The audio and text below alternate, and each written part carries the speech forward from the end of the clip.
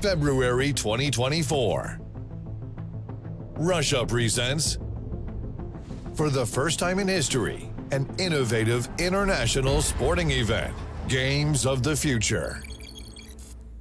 A cross-border tournament that combines physical and digital dimensions, bringing together sports, esports, and advanced technologies. Teams from every corner of the world will gather to compete across physical and digital challenges, each seeking glory and the chance to take home a portion of the impressive prize pool.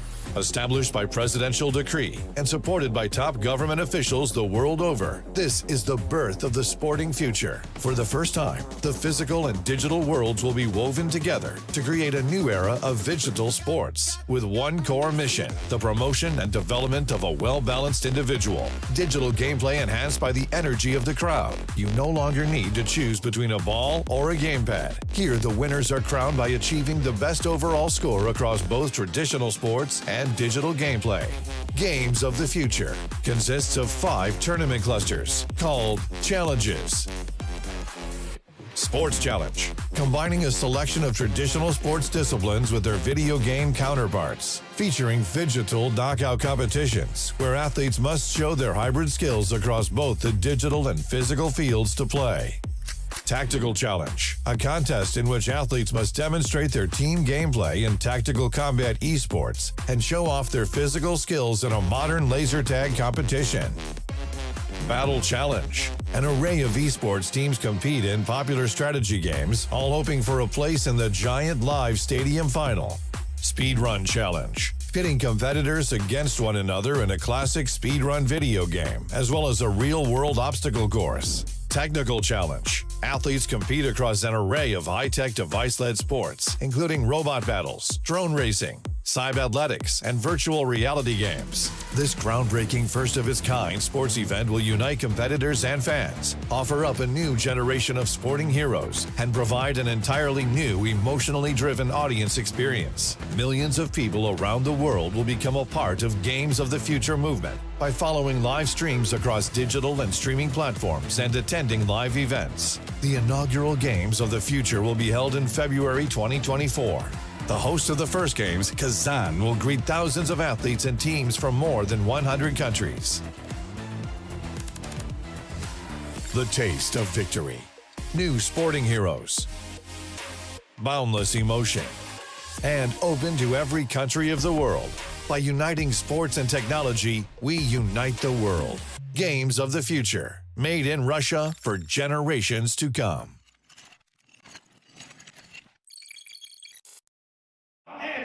Phygital игры в Казани.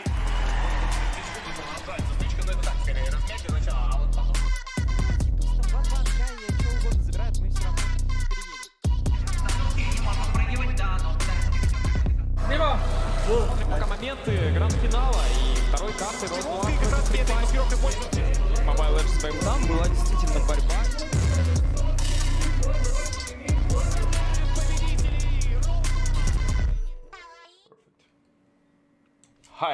Hi, and welcome to Phygital Games.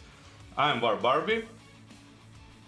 And also I'm gonna be with you today, Yasu, and we are going to have a really huge tournament with multiple professional players and also well-known teams. What do you think about the tournament today? We're going to have a lot of games that I don't expect an exact outcome. I think that it will be like it's a best of 3, so I think that every game we're going to go to the 3rd game. What do you think about that? I think it's going to be like classic thing, which who can handle the nerves better is going to win. Like again, there are 8 teams divided into groups into group stage. The teams play matches in GSL format without the deceptive match, and the teams that finish places from 1 to 3rd place advance to playoffs. Okay, today we're gonna have 4 matches, best of 3, and I don't know about outcomes, I don't want to judge, but I think first game is going to be Deus Vult. Well, Deus Vult against Team Max. Team Max is an uprising team, and I think that today's game is gonna be so hard on both teams. But then we have Team Lilgun against Flux Impunity. Flux Impunity have a lot of experience. They played in more than one international stage. And there we have Axe Team and Okami, which is a pure MENA game between two Arabian teams. And then we're gonna have to conclude with Team Hawk against Falcon Esports. I think that today matches are going to be so intense on any player, actually. Even though if you have the experience, you might not handle the pressure on stage. Okay, I'm gonna pick my favorites. Okay. Okay. I think for the first match is Deus Vult. For Okay. the second match, it's going to be Turkish team, Flux Impunity. Then Axe Team and Okami Esports. I'm pretty much familiar with MENA region, of course, since it's gonna be a tough one. I think Okami Esports gonna win this. And last one is the hardest one. I don't even know. I'm gonna bet on Falcon Esports. Well, for me personally, the last match is pretty much the toughest one we can talk about. Team Hawk against Falcon Esports. If I have to put my bet also, I might go with Falcon because I saw their gameplays in the M4, and if we went from like the beginning, as you all gave your guesses, I think that Deus Vult today have like they have my vote. Let's say it's just like it's votes or like it's expectations, not wish. I don't wish for someone exactly to win, but this is only my estimation or my expectation. And the second game, I will tend to go with Flux Impunity, but in terms of Axe MENA and Okami Esports, I cannot actually give one of them my vote because both of them are my friends and like they are from my region. So if I said that this one will win, I think the other one will be upset about it. But I'm gonna make sure, and the players also will make sure that this game will not be forgettable. Absolutely agree. But I think I don't know. I'm gonna still go with Deus Vult, but the Team Max, I don't even know what to expect. If we're talking about, I think Turkish players, just why I'm betting on the Flux Impunity on the second match, because Turkish players are more aggressive, having more aggressive approach in my view, in my point of view, and this is always better for me. I think the aggressive approach is the way to go every game. You play defensive only when you don't play aggressive very good. Yeah, that's for sure. And Flux Impunity, due to their experience on multiple, not just like a single one time, they faced national teams, but multiple times they have got the experience. So yeah, I think they have the aggressive gameplay that you are talking about, and I think also you favor that aggressive gameplay. You tend to the aggressive gameplay, and I think that your bet today will be proven right or wrong by the Flux Impunity. And if you went for the other matches, again, I'm gonna say Deus Vult due to their experience also. Like all my bets today are due to experience. But the third match between Axe MENA and Team Okami Esports, I'm not gonna bet on experience because in terms of experience, Axe MENA or Axe Team, they had the first MPL as a champ. They got the championship, the first championship in MPL MENA. But after that, they didn't get the championship once again. They finished off as second in the second MPL, and on the third MPL they finished fourth. But in terms of Okami, they just participated one time only, and in this one time they took the last MPL MENA edition to the seventh match. It was a best of 7, and they managed to go 4-3 against Team Occupy. But the last match, which is the hardest to expect, Team Hawk against Falcon, I'm not sure if we can speak about experience or anything, because I think that both of them are equal. I'm pretty sure. I'm agree with you, because like I actually was thinking about the first match, and Team Max, I don't even know what to expect. I think it's going to be again, like as I said, the game of the who can handle the nerves better, and the team who can show their maximum potential, or what they capable of, and that team gonna win, in my opinion. It's pretty hard to judge right now. The team's gonna play from the homes, right? It's not yet in the stadium. In the stage, yeah.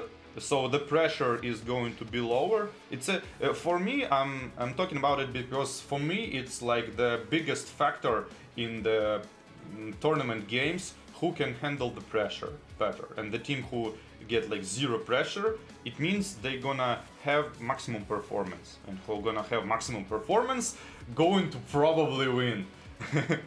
Yeah, I think like you have a really solid point there, and in terms of them not playing again in front of the audience, yeah, it will give them a little bit of boost. But when the audience also attend, and you have this majority, you know, like right now the tournament is in Russia, right? So I think that there will be a lot of people who are rooting for Deus Vult once they are on stage. So the other team have to handle that. They have to play against the sixth player. We say that in Arabic. I don't know if that term is also applicable in English, but the audience can be the sixth player. They play a really high role in pressuring the team that you are playing against. So since you are right now, we are going to have the first match for Deus Vult. Can you speak a little bit about Deus Vult, what they have done, and also what to expect from them?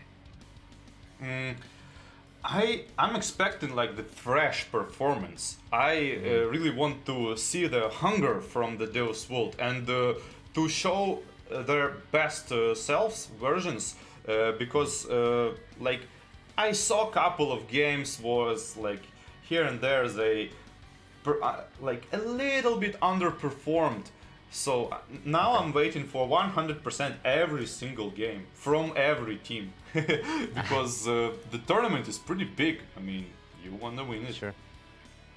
Sure. They indeed want to win that, and especially it's like now they have the homeland. Like if we spoke a little bit about the last tournaments, like especially just recently we finished the MSC, right? It was in Cambodia. So the team, the Burn X Flash, the local team, got to finish as the fourth, and it was against multiple tough enemies. We had Echo, we had Blacklist International, we had Onyx, we had a lot of teams. We cannot name all of them, but they managed to do something really good in front of their audience. So I think that this will also play a huge role in the favor of Deus Vult.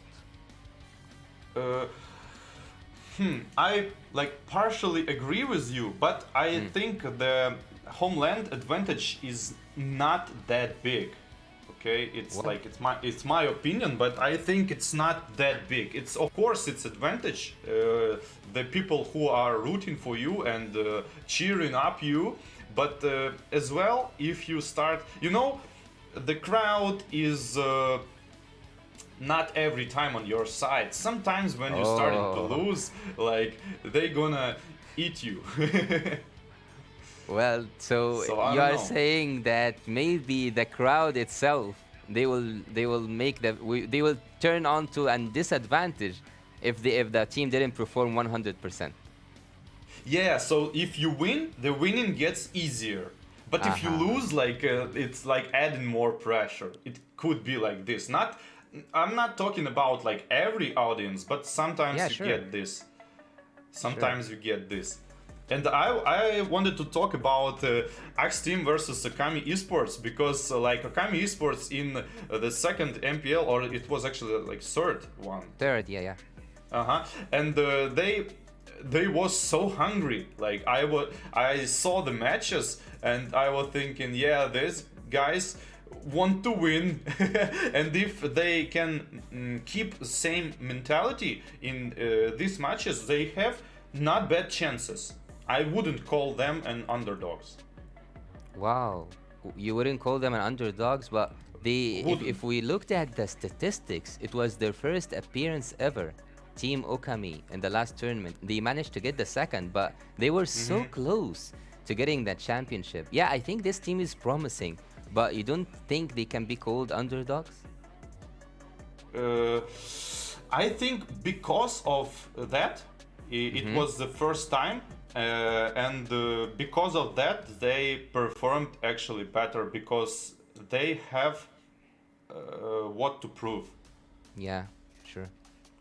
They have the like now they have to prove themselves at their first appearance. That's what you mean. Like at the first appearance, they had something to show off for people, to gain their trust, to gain some support.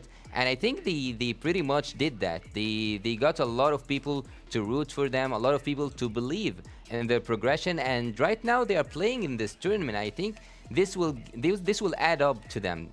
This will add up more experience. This will add up more strategies and mindset. I think that right now everyone is ready, right?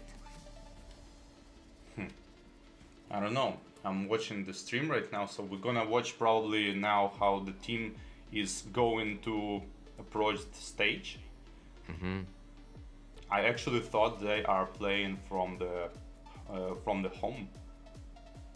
No, I think that right now they are look at the funny entrance coming out from the team Deus Vult. They are like a train. I think they want to form a train to little bit to cheer a little bit the audience, even in the stadium or like in the stage or behind the monitors, let's say, because somebody watch on mobile, some of them watch on TV or something else. And now we are going to see Team Max, the team that's going to play against Deus Vult. This team has a new player coming from Outplay team from North America. Urishi will be on the XP lane, and there is someone that I think that you will be familiar with, WarBarbie.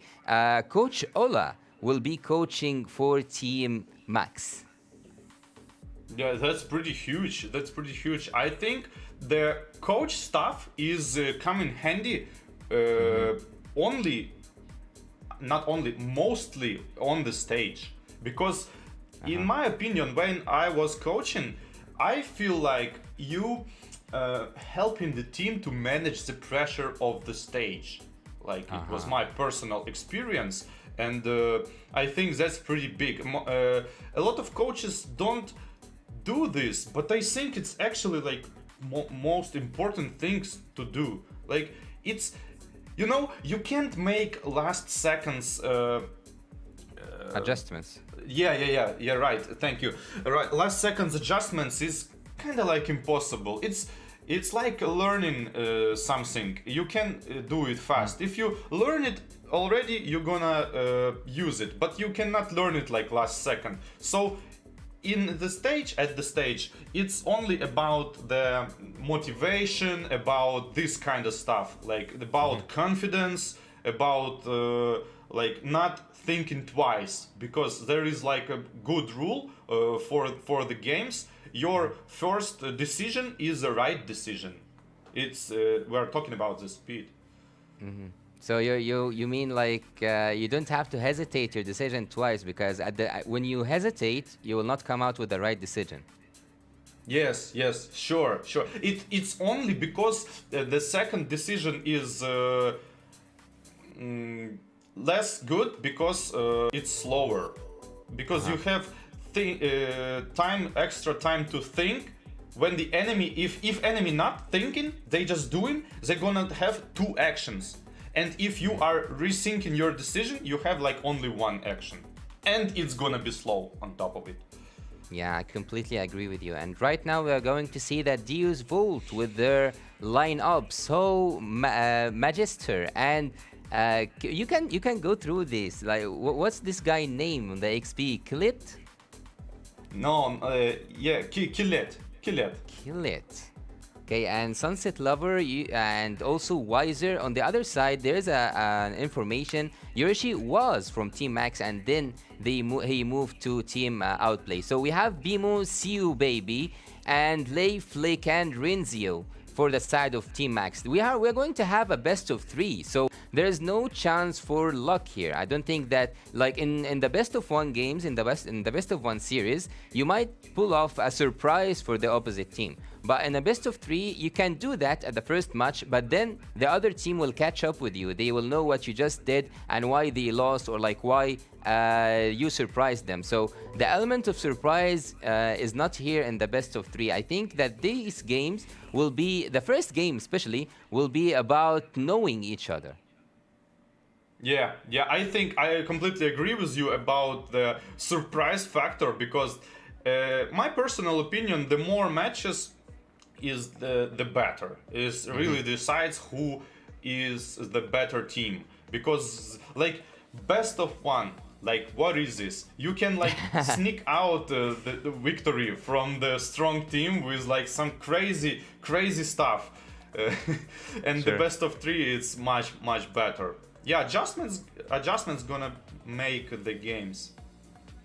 Well, and at the best of three, you can show off your real, like your real strategy. You can apply things to the opponent that you can adjust to their meta or like adjust to their draft. From the first game, you will see something that you are not familiar with, because today we are not having people from the same country. Right now, we have a team coming from Cambodia against a team from Russia, and then we're going to have other countries playing against each other. So they are not familiar with the draft. They are not familiar with the strategies. So I think even with a best of three, and even if it was a best of five, the surprises will still be coming out from any side of the teams against the other team. Like if I'm now playing for Team Max and I am used to a certain meta, I'm 100% sure, even if I studied the opponent team, even if I studied Deus Vult, I will get surprised by them in the draft, because also Deus Vult have studied me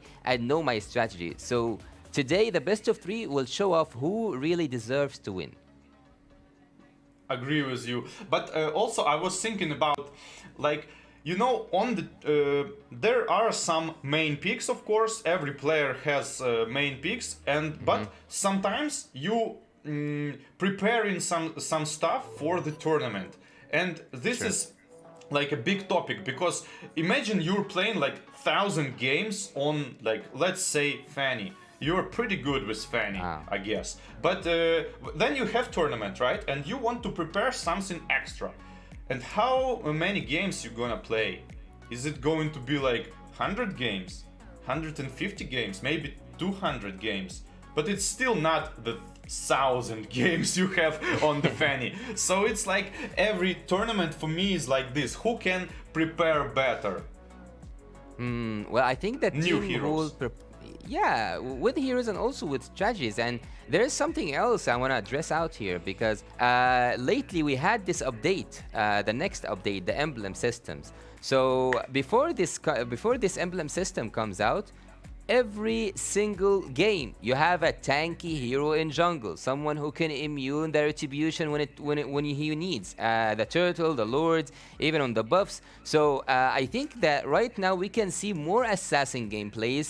Some players even play marksman on the jungle, which is something I don't prefer myself, but it is doable. You can have Yisun Shin and Granger and other heroes. Roger also is back, and Alpha. You can also speak about Alpha and Bane. They got a huge amount of domination on the current meta. So I think that the players who can have a huge draft pool are the most players who are appreciated in the professional team. So right now, yeah, maybe I have a hero with 1,000 games. Maybe I have a hero with 3,000 games, and I used to be a mono champion. That's the term. But today I'm a professional player. I cannot have this anymore. I have to adjust myself to what's coming up new every single time. Like right now, even if I am a tank jungler player or a fighter jungler player, I have to also adjust myself to the assassins. Maybe I'll play something simple. Maybe I will apply 100 to 150 games. So I totally agree with you, but the players have to adjust themselves to the current meta. Yeah, I agree with you, but you was mentioning the tanks in the jungle. So my personal opinion, tanks are good not because they are fat. I think tanks are good was good in the jungle because they are clearing jungle fast. So they have much higher tempo, and because of that they have more level, more damage, and it snowballs like this. But that's because of the jungle emblem. Now it's not available anymore. Yeah, but you still have plus 15% damage, so it's kind of usable, kind of still usable. Oh, we finally have the draft. Okay. So since you are like so experienced in the draft, what would you think we will see at the first phase of ban list in both teams, like the meta for you? Oh, look, it's target bans for sure. Like Link for the first ban. Like I couldn't predict that. I couldn't see that coming.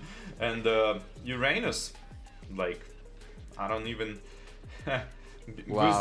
With the new emblems, you get like extra 15% healing, and I guess Uranus. But let's let the teams do the draft, because I can say like I don't agree with this like Uranus ban, because Uranus, it's in my opinion, you can counter him in lane and pretty hard.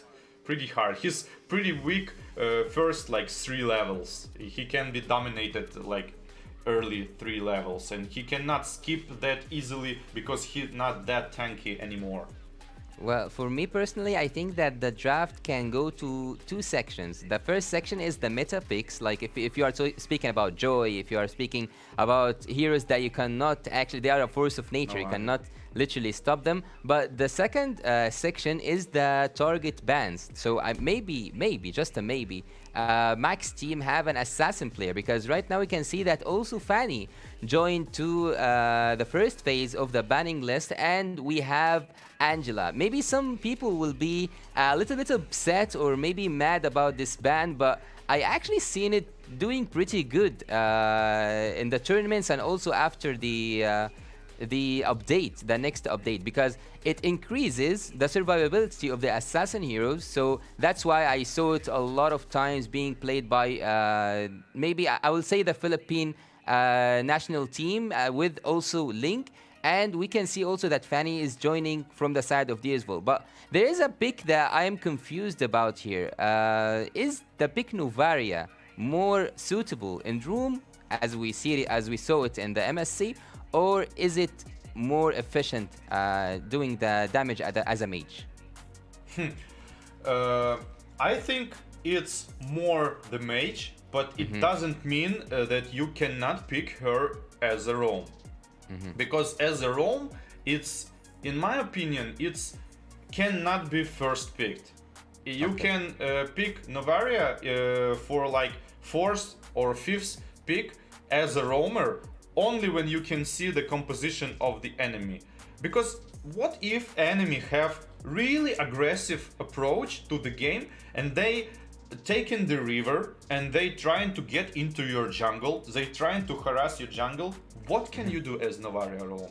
Pretty much nothing, yeah. So if you see the draft and draft is kind of slow from the opponent, you can go Novaria roam, I think. Yeah, it's gonna be more like mid to late game approach. And she's going to be pretty big when she get her items, when she get this all vision, all slows, where Novaria shines. But like mage, as a mage, I also think, like, in my opinion, she's like more mid-game hero because of the vision. You need to get good ultimate, good position, and then surprise, kills. But if you go like head-to-head clash, and Novaria is not that good, you need to play smart. It's kind of like Yusunshin on M3. If you remember, it was like super meta. But why? We realized it only during the matches. He actually ults, and because of that, team can get the extra positions because of it. Yeah, better vision because of the ultimate.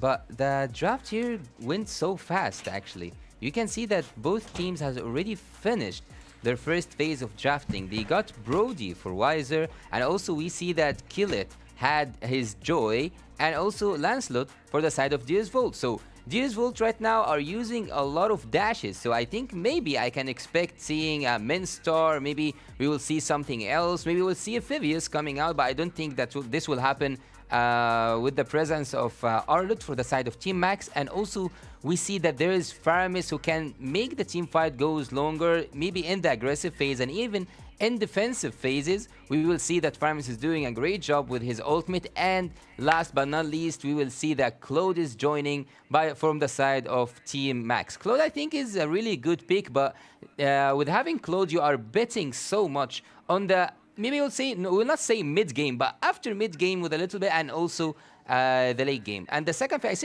I think that both teams are maybe more prepared than I can expect, because the draft is going so fast. And you can talk us through the second phase right now.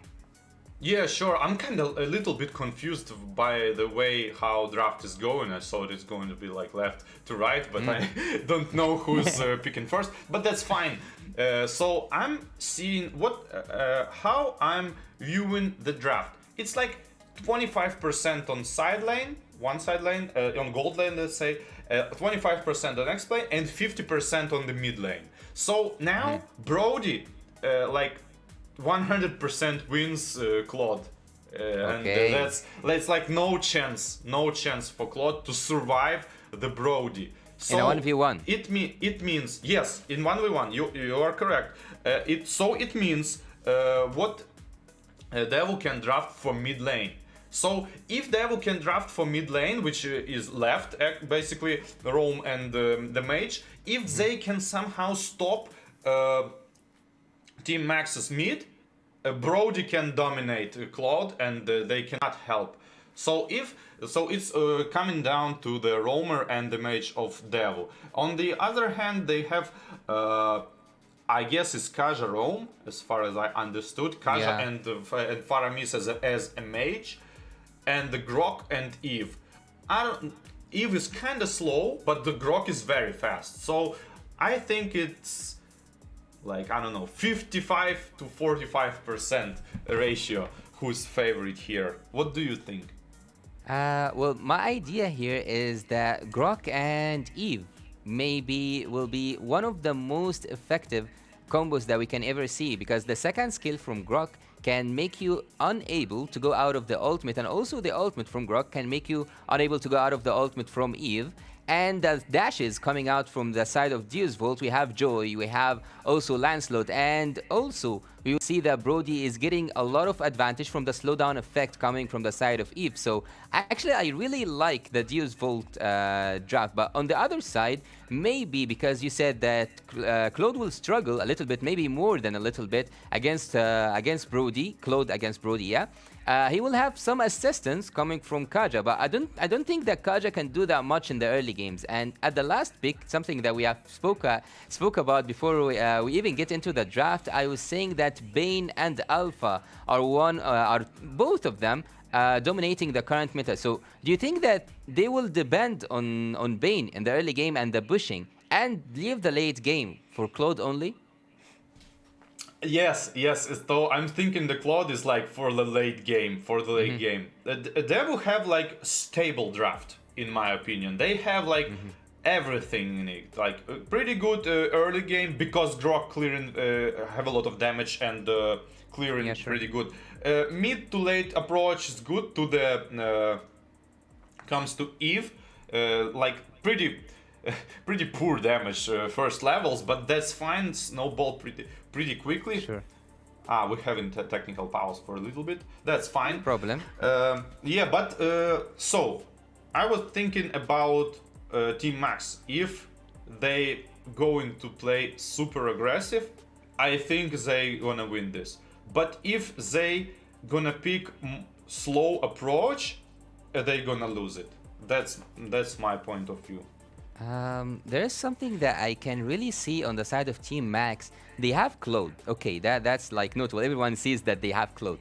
But That's what not will good. you do? Yeah, what will you do with Claude without area crowd control? Like you don't have anyone to freeze the enemy so that Claude goes in and finds his own approach. Maybe it will depend on the ultimate from Bane, but that's like, I don't think that this will happen maybe just once in a lifetime. Not gonna happen all the time. So if they depended on Kaja and Claude, I don't see the team fight going really good for the side of Team Max. But they will target, for sure, they will target the turrets, because they have Bane, and they have also maybe Claude in the late games. He can do some split bushing, as we have seen in some tournaments. But again, I don't think that Team Max draft can out-draft Team Devo, because not just like my it's also my opinion, like it's just my opinion, but I think that Devo have a really solid draft compared to the Team Max. Yeah, I completely agree with you. But also, the thing you probably didn't know, they T-Max banned Selena. You know that Savo has like 3,000 games on Selena and dominated some matches on M3 with it absolutely solo. But as well, Magister is playing Lancelot. It's his main as well. He shines very bright with this hero. So I'm expecting not tanks a lot. Oh no, I'm going to like full damage build and like beautiful gameplay. Second skill dodge, Kaja ult, something like this. Like I don't know.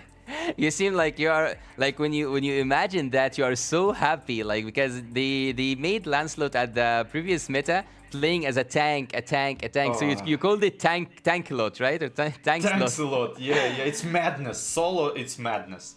So does he play it as a, like before even the previous meta? The jungler from Team Devo, he knows how to play Lancelot with damage. He knows like, of course, like he's a professional player. I'm not doubting his ability, but I'm just like saying, is he going to have the same efficiency as the tank slot, as you said, or it will be just about the damage?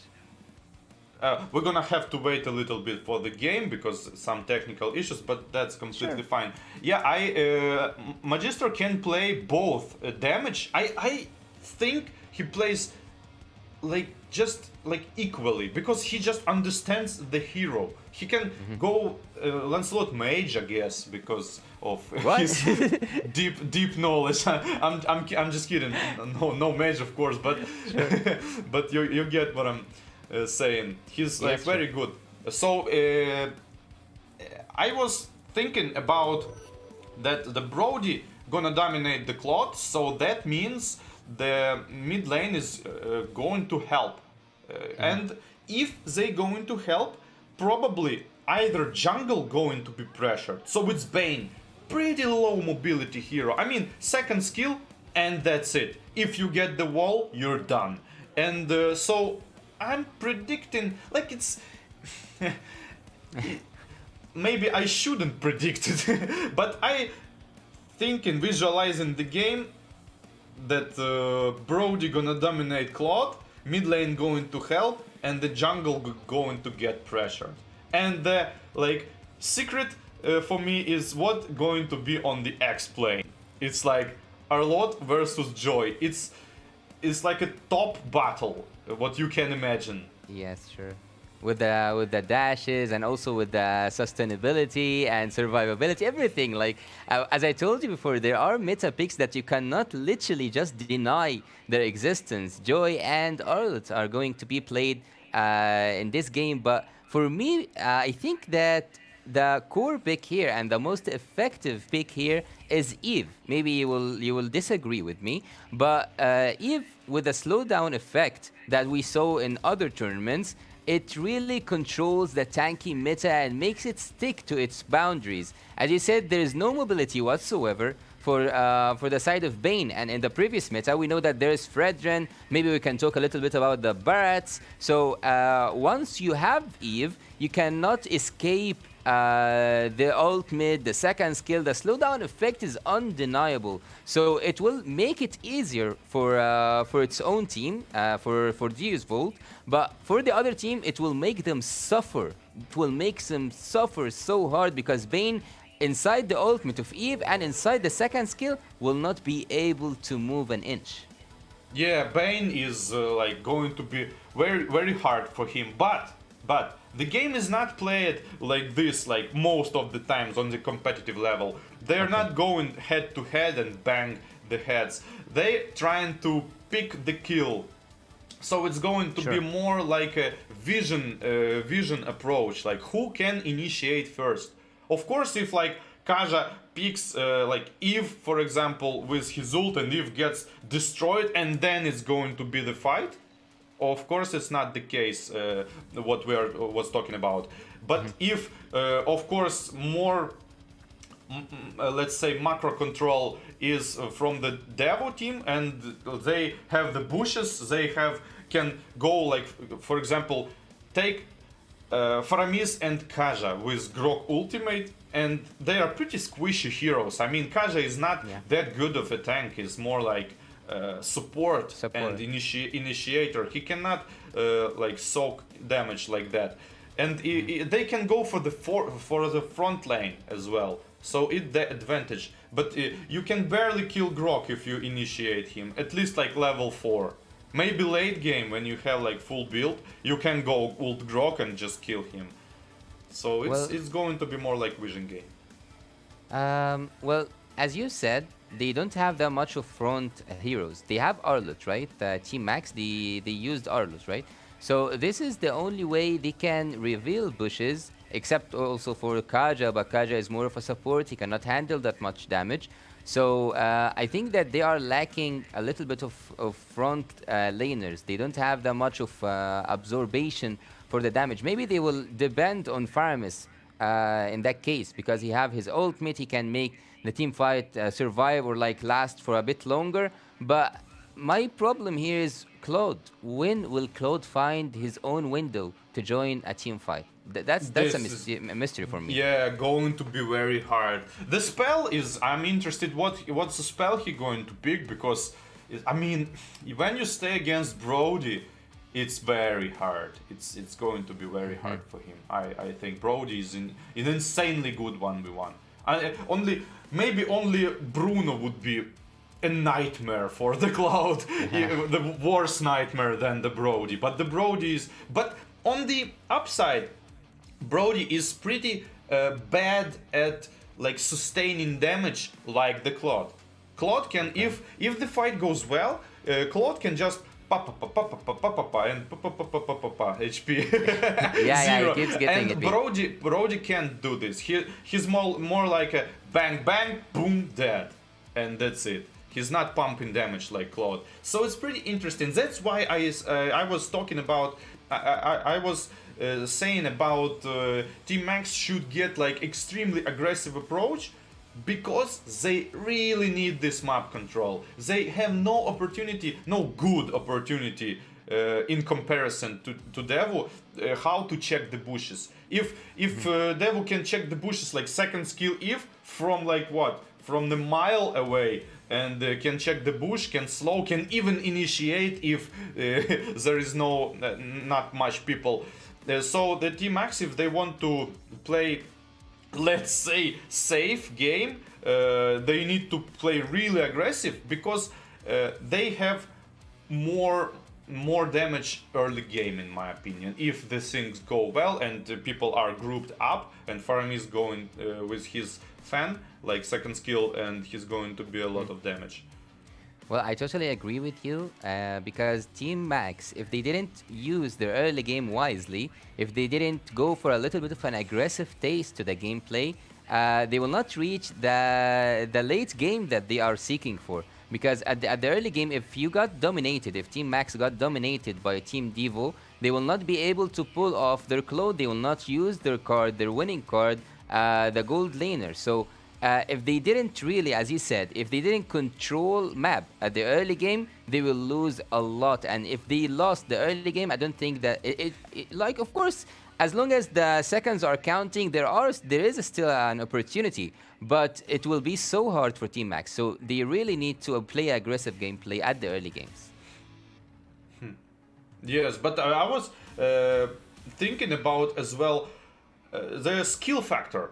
I don't really know how the Claude player gonna play, because Claude, at least for me, is extremely hard hero. It's like a lot of people saying he's bad, but I don't think he's bad. He's just very, very hard to play. Very, very hard to play, because you need to find these windows for the damage. You can't just go and damage. You need to damage here, damage there, ultimate there. He need to play like ultra good. And if he gonna play like this, actually they have more chances. So it's more like a personal hero skill gameplay we're going to see, in my opinion. Because if we're gonna judge just from the I mean, what we are judging for, we are assuming every hero going to play perfectly, right? Yeah. And we don't actually know them. I only know the Magister really good at Lancelot, and Savo really good with Grog, and I can say about Khaled that he's very good with Joy. And about Team Max, I don't have such information. So it's Well, going to be interesting. well, like we are not judging, so we are not judging the gameplay. We are just like giving our expectations due to the draft that we saw, and also as you said, we are imagining that every single hero will be played as the book says. Like if we are talking about Claude, we are expecting a perfect Claude gameplay. If we're talking about Joy, we are expecting also a perfect Joy gameplay. So yeah, there's a lot of expectations here, but it will be left to the side of both teams to decide who will get this victory and who will apply his own approach or like apply his own strategy to win the games. Is it gonna be Team Max or is gonna be Team Deus Vult? For me, yeah, I think that Deus Vult have won the draft, but as you said, there's still a huge chance for the side of Team Max if they manage to pull off the Claude, if they manage to make him fat and to give him form, and also if he played as the book says, he clears and he goes to the mid lane. Maybe if there's a neglected wave, he gets that wave with an ultimate, he goes back to the gold lane. Like, we are expecting too much from the players, but that's what you should expect on the international levels. You have to expect the best from your team. Yeah, completely agree. I also was thinking we have like technical pause, so we have time to speculate how the game will go. And so I was thinking about Faramis stacks actually. I was thinking about when you play Faramis mage, you won't actually don't want to die because you want to have all these 40 stacks, which gives like 2 spell power per stack, which is like 80 spell power. So it's like extra item out of nowhere. So it's if he managed to gather up these stacks pretty fast, and then they have like team fights with a lot and a good second skills every time, he gonna have a lot of damage on that. Well, when you spoke numbers, you made me excited, to be honest. Like when you said like, okay, 40 stacks and he will be having like an extra item, so he have to maintain his life, not just like die and come back faster. So yeah, you have reached a very far point, but it's a really fair point as well, because yeah, I didn't think of that. If Faramis got his stacks, yeah, when he have his its maximum, of course, he will come back faster, but while he maintains those stacks, while he's still alive, he can deal a ridiculous amount of damage. So I think, yeah, something like that with the Claude ultimate can be deadly for Team Devo. It's pretty hard to say actually. Like, I see that Claude can actually, if he, okay, let's say like this, if he not pick his moment right, he can jump with the ultimate and just straight up die. So it's really hard to tell. He need to pick really hard moment. It's really hard to pick moment like this. So yeah, as you said, on the international level, I expecting only like top-notch performance, only that. Well, there is something that we missed on the ban phase. I can see here that there is a Valentina from the side of Team Max. So they didn't want Team Devo to have, instead of their Eve, they didn't want to see that Team Evo have the ultimate of Kaja and also the ultimate of Faramis, which is a really fair point. So right now we have landed in the land of Dawn and we see that Devo team is trying to dominate the XP lane, unlike what we have expected. The early game, we will see a little bit of domination on the XP, on the gold lane, and as we can see here, they are getting their stacks pretty safely. So yeah, they are taking an aggressive approach here, as you have advised. We can see that Team Max is already invading the jungle. Yeah, that's pretty good. Retribution is down already, so the Lancelot is going for the blue buff. That means he's not going for the river minion, and is safe for the Bane, but as you know, the rotation now for the Bane is kind of slower, but with extra minion. Bane right now is a force of nature, as I've told you. He have a lot of damage, and having him is an advantage in terms of the pushing phase. If you are talking about the game, I'm not gonna just like exclude it on the turrets, but it is a huge factor. If you are playing on the turrets, if you are taking a lot of turrets, it's gonna give you a huge advantage that you cannot deny. But again, once again, you cannot also deny the team fights. You cannot also deny the composition, the team draft in whole. But you can see here that there is some help coming from the side of Team Max. The rumor is helping a little bit Super Lay on the gold lane, and I think that this is what he needs. In terms, you said that Brody is a huge opponent against Claude. So yeah, he is getting some help from Team Max, and Claude is getting some help from the side of Kaja. Yeah, I was paying attention actually to the experience bar of the Claude and the Brody, and it seems like the Claude is actually 1 minion ahead of the Brody. Ooh. And he was holding the lane. And it's, by the way, it's safe turtle for the Team Max.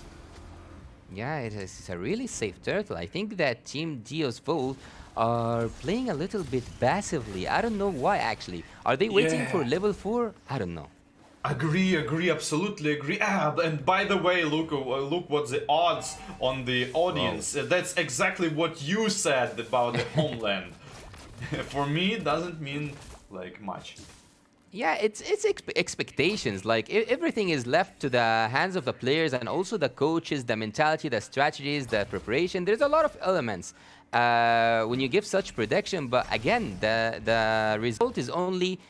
You can only see the result by one side of the teams, and this side will even if you have a 5% expectation. But we can see here that there's a first blood, and Team Max already having their first blood. And again, Bane on the turrets is a force of nature. He got most of the gold in the mid lane, and we can all know what will Bane do when he have such great lead in terms of gold. Oh man, I'm gonna call it right now. They will need to crank up because Team Max getting their tempo. The first ultimate of Kaja, first flicker used perfectly because the 3 minions going into the tower and the Bane get like, what, 200 gold out of tower? It's too much. But the gold lead is not that big, it's more of the tempo lead. Oh, look at the ultimate coming here from the Eve, and as I told you, he will be paralyzed. Bane can't do anything, and the ultimate coming from So is still dealing some damage, but again, Lancelot is also dealing some damage, So in the backline, but there is also some damage coming from Sunset Lover. So goes back, and there is a tie in terms of the kills, 1 kill for each side, but Bane falls down for the side of Team Max. Wow, it seems like side lanes are actually losing a little bit. Team Max win the side lanes. Look, this Cloud, I'm calling it right now. He need to be shut down immediately because he getting his tempo. And you don't want to get Cloud get his tempo because he's a slow hero. He's a slow hero against fast hero, and he's already ahead. This is very big for Team Max. We can also see that Team Deus Vult. Look at Lancelot here in the map before it disappears. Of course, we have some. We have to delay the game a little bit to give the best experience for both teams to troubleshoot the problem. But look at Lancelot. He's so far from the turtle. He will give this turtle for free, mostly to the side of Team Max. Like, so far, it's surprising for me. Team Max are doing so good with the picks, and Claude, late game, is just about the corner. We can see that Claude is getting fed already. We can see that Claude is like, I'm not gonna I don't know how to say that, but there is a strategy called Protect the King, and the King here is the gold laner, and I think the King here is Super Lay for the side of Team Max, and they are able to give him the full potential of the picks. Look at here, we have some ultimate coming from Kaja, but Kaja goes back once again, and maybe here we will see the second turtle goes for the side of Team Max. Yeah, probably gonna go for Team Max. But heading back to what you said, protect the king. I'm not really agree with this. I'm more like, you don't put all the eggs in one basket. Yeah, So yeah. what if Claude gets picked? What if Macro? What if Faramis couldn't reach? What if Faramis gets stunned by the Grok? And Claude, he's not getting his Purify, he having only Flicker. So, you know, it's super risky. It's super risky. Oh, talking about super risky, Lancelot was trying to def the tower, and also Kaja ultimate is used once again. And look at this smart tanking. Wow. They're getting the objective. Wow, Team Max are in their element. Team Max are giving their best, and so far their best is paying off. We see that they are controlling the map, and we can see that they have the gold lead. They are now like ahead with 1k, maybe 1.5k, and maybe even here we can see a blue buff steal coming from the side of Team Max, but it's so hard, but it's not hard for Lancelot to get the ultimate. Look at here, we can see that there is an ultimate coming down from Eve, and Eve with the real world manipulation giving some damage, but still there's some chase happening here behind Team Max, and Team Max are trying to find a window out of this, and they do find that window. They are trying, and they will try to clear the mid lane, and I think it will be an easy clear. But again, is Deus Vult capable of pulling off one fight to go ahead in this in the game? That's a huge question that I will leave for the players to answer. Yeah, I'm gonna try to answer it myself. Go ahead. I think, look, don't get fooled by the tempo. So the picture of the game, at least for me, looks like Team Max is cranking up the tempo for the maximum. But look at the gold. It's not that big of a snowball. So for me, at least, it seems like Team Max should have at this point 2 or like 4k. Yeah, nice try, double flicker usage. No Eve pickup. He tried to get Eve, and I think that Eve is playing a huge role in this game. But look at here, we can see that also Grok is getting picked off, and the damage is so high, and I think it's more than enough. A double kill coming from the side of Team Max. He's trying right now, Lancelot, to get the kill, and he manages to get the kill, but he's the last one surviving from Team Deus Vult, and right now it's the first wiped out at the first game, coming for the favor of Team Max. They are unexpectable at all so far, WarBarbie. Yeah, pretty good. And the Bane ultimate was so good. He was actually CC chained against Kaja ultimate. Grok is trying to defend this tower really badly, and he actually succeeded in it. I was talking about so Kaja hook the Grok, and after ultimate expires, Grok probably would cast his own ultimate. But at the end of the Kaja ultimate, Bane actually like airborne him with his own ultimate, so Grok cannot use his ultimate to die without using it. And that's big. As we have spoken before the game starts, the 1 in a million percentage to see a Claude successful ultimate actually happened in front of us. Having the airborne, the ultimate coming from the side of Bane, Claude used it to its maximum. He used this ultimate to get a double kill for himself, and 4-1-2 is the score for Claude. So I think that Claude is right now unstoppable, and also the Lord here is so easy coming from the side of Team Max, and also maybe a kill will happen. Ultimate coming from the side of Faramis, and also ultimate coming from the side of Eve, and they are still chasing the kill. Team Max is trying to get the double kill, and he gets the double kill. Maybe also there is another kill here. There's another kill indeed happening on Joy, and Team Max are completely raging out on the land of Dundee. Got the kills, and maybe, just a maybe, they will make Team Deus Vult defend for their base turrets. Wow. So before that fight, situation was kinda acceptable. Like you can play with this, but now situation is going slow ball out of control because the tier 2 tower on top, tier 2 tower on bot gonna fall, and Deus Vult gonna be locked on their base, and that's very, very bad. Exactly what we're talking about before the game starts. If Team Max going map control very good, and like don't let the devil come out, and it's going to be very hard. We see that there is a chance still coming from the side of Deus Vult, but I don't know actually.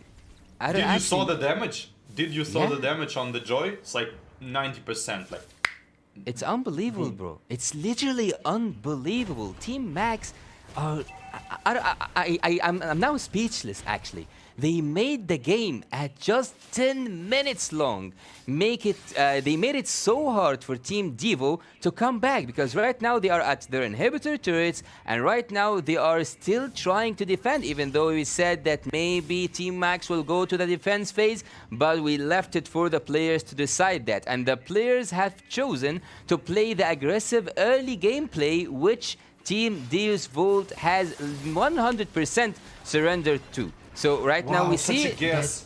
Did you saw that? That's such a good guess by the Arlot. He just checked the bush with his ultimate, and that's Lancelot pops out and forced to go back. I was thinking about how good we predicted this. Like remember, I was talking about like if Team Max going aggressive and they have pretty big chances, and this is exactly what are they doing. And also we was talking about like why is slow approach passive, let's say, is worse than aggressive, like textbook right now. Why is that so? Well, I think that a lot of that goes for the efforts that Team Max are pulling off right now. They are making this game look like a life and death competition. They are handling everything just with the sufficient amount enough. We see that maybe the next Lord also will go for the side of Team Max, but look at Lancelot, he's just so far, but I think he will be near just like close enough to get the retribution, but no. He just gives that up, and there's a conceal coming from the side of Team Max, and also a second skill here. We see that only Saul is the one who's going to get captured. Look, he's just like recalling. He's saying like, yeah, I just surrendered. Just kill me. I'm here. Oh man, and the panic flicker from the Brody, yeah, too early used. Yeah. Oh wow, they're making their Deus Vult, Team Max making Deus Vult suffer. At this point, I see like very low chances, I mean, Deus Vult need to have biggest ultimates of their lives to make it happen. Well, So yeah, but let's say it's first game, yeah, warm-up game, but the Team Max looks like they warm up on the way, not in the game. Well, there is something that I haven't seen so far, and that's the ultimate flicker from Arlot, which have actually made a lot of impossible games possible for the teams who picked that pick. Let's see here if this is gonna happen. The Lord is getting melted down, and also the first turret in the inhibitor turret phase, but there's an ultimate coming from the side of Claude. Claude is getting Sunset Lover out. He got Sunset Lover out, and there is 3 down from the side of Deus Vult. Team Max got game 1, 100% deserved first game. And also, what an opening for such tournament. What an unbelievable beginning from the side of Team Max. Indeed, we'll just give them a round of applause. They did a really great job with the draft and also with the gameplay. Yeah. Mostly with the gameplay, I would say, because on the paper, it looked like Deus Vult had much better draft, but the performance. We just spoke about it, like the performance.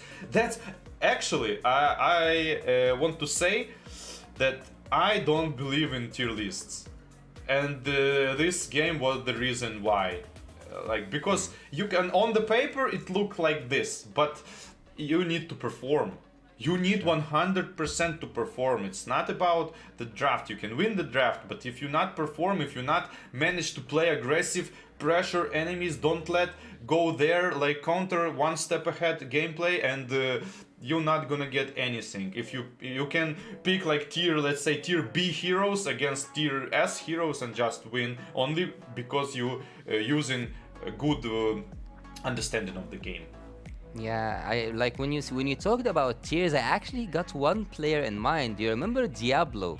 He plays Badang and he plays Khaled on the XP lane, yet he does a really great job. So I think, yeah, it's not about tiers here. It's about how you apply the gameplay itself. But I don't know, when did Deus Vult lose their temper? They just like literally gave up on the game. I think it was a one-sided game at one point.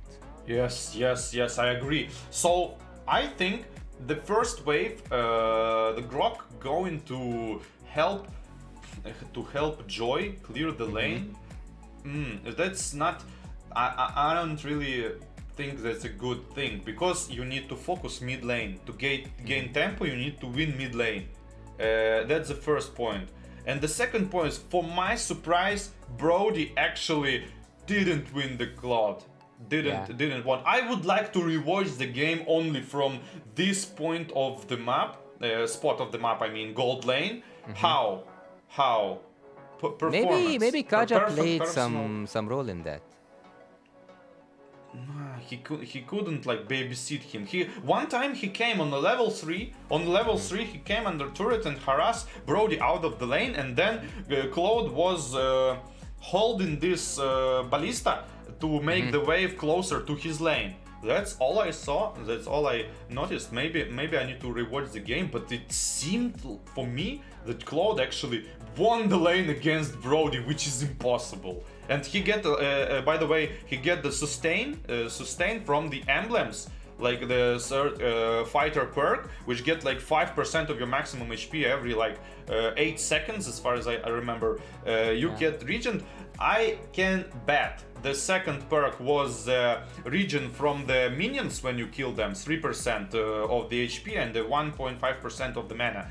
And the first skill, I don't know, maybe cooldown reduction. I would actually like to see all the emblems of the players somehow in the draft phase, because I can judge about the idea. I mean, I can talk about the idea of what of they each emblem. want to, how they want to use. Well, you said before that just like Claude, just like do this, you said like that, bow, bow, bow, bow. He keeps on getting HP and stuff like that. So yeah, maybe in the emblems he got that same idea. He got the HP regen from killing minions and also getting some HP every once in a while. But I don't think that getting HP was just enough to beat the Brody. You said that Brody's gonna show him hell. He's gonna make him suffer in 1v1s. So maybe just Brody didn't perform well this game. Yes, look at Claude, MLBB. That's what I'm thinking. Oh, he got the boot. Look at the boot. Like, what is this attack speed? Full YOLO damage. Like, nice. I like this mentality. When full damage. I would like to see the execute. Wow. But he's so squishy nice. though. It's 31%. It doesn't matter. It doesn't matter because team attacking.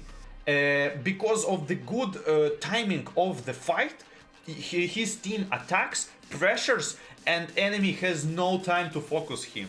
Enemy are fleeing. They only need to run. That's why he can go full damage.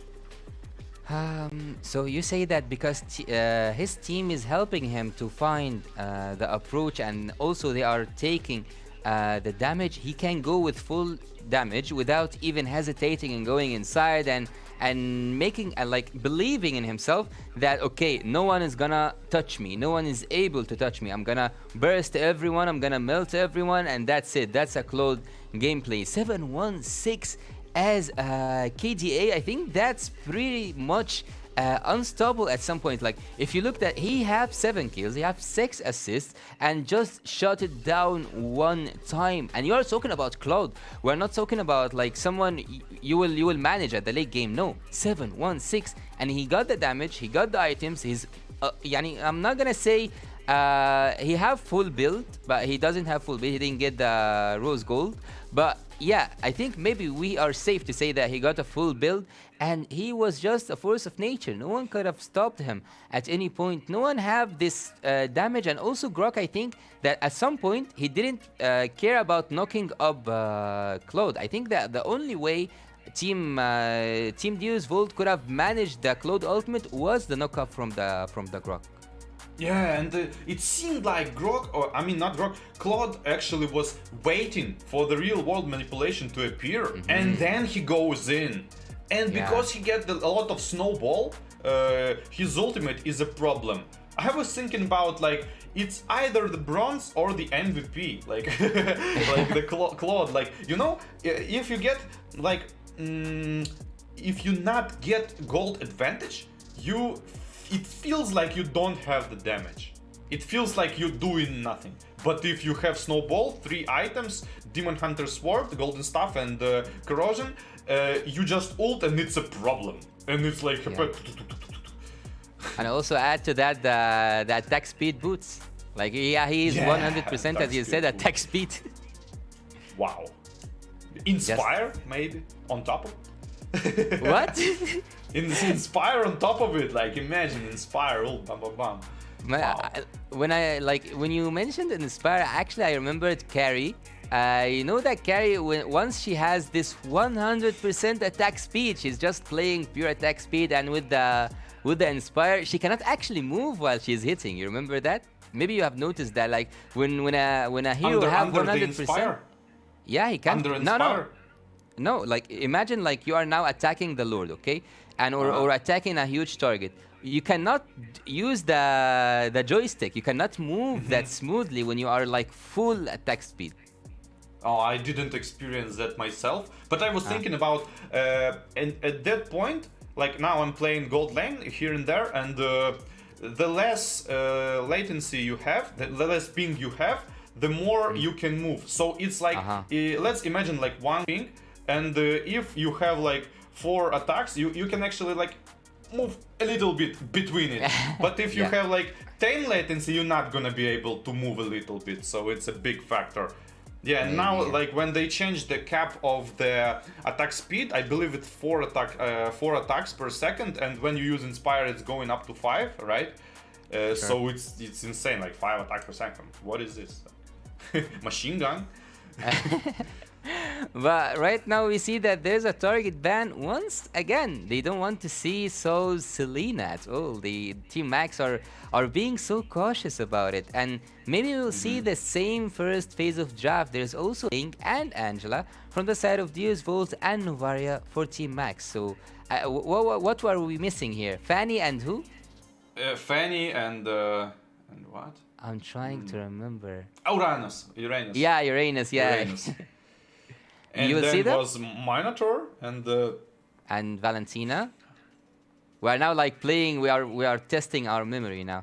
So there was Minotaur and Valentina.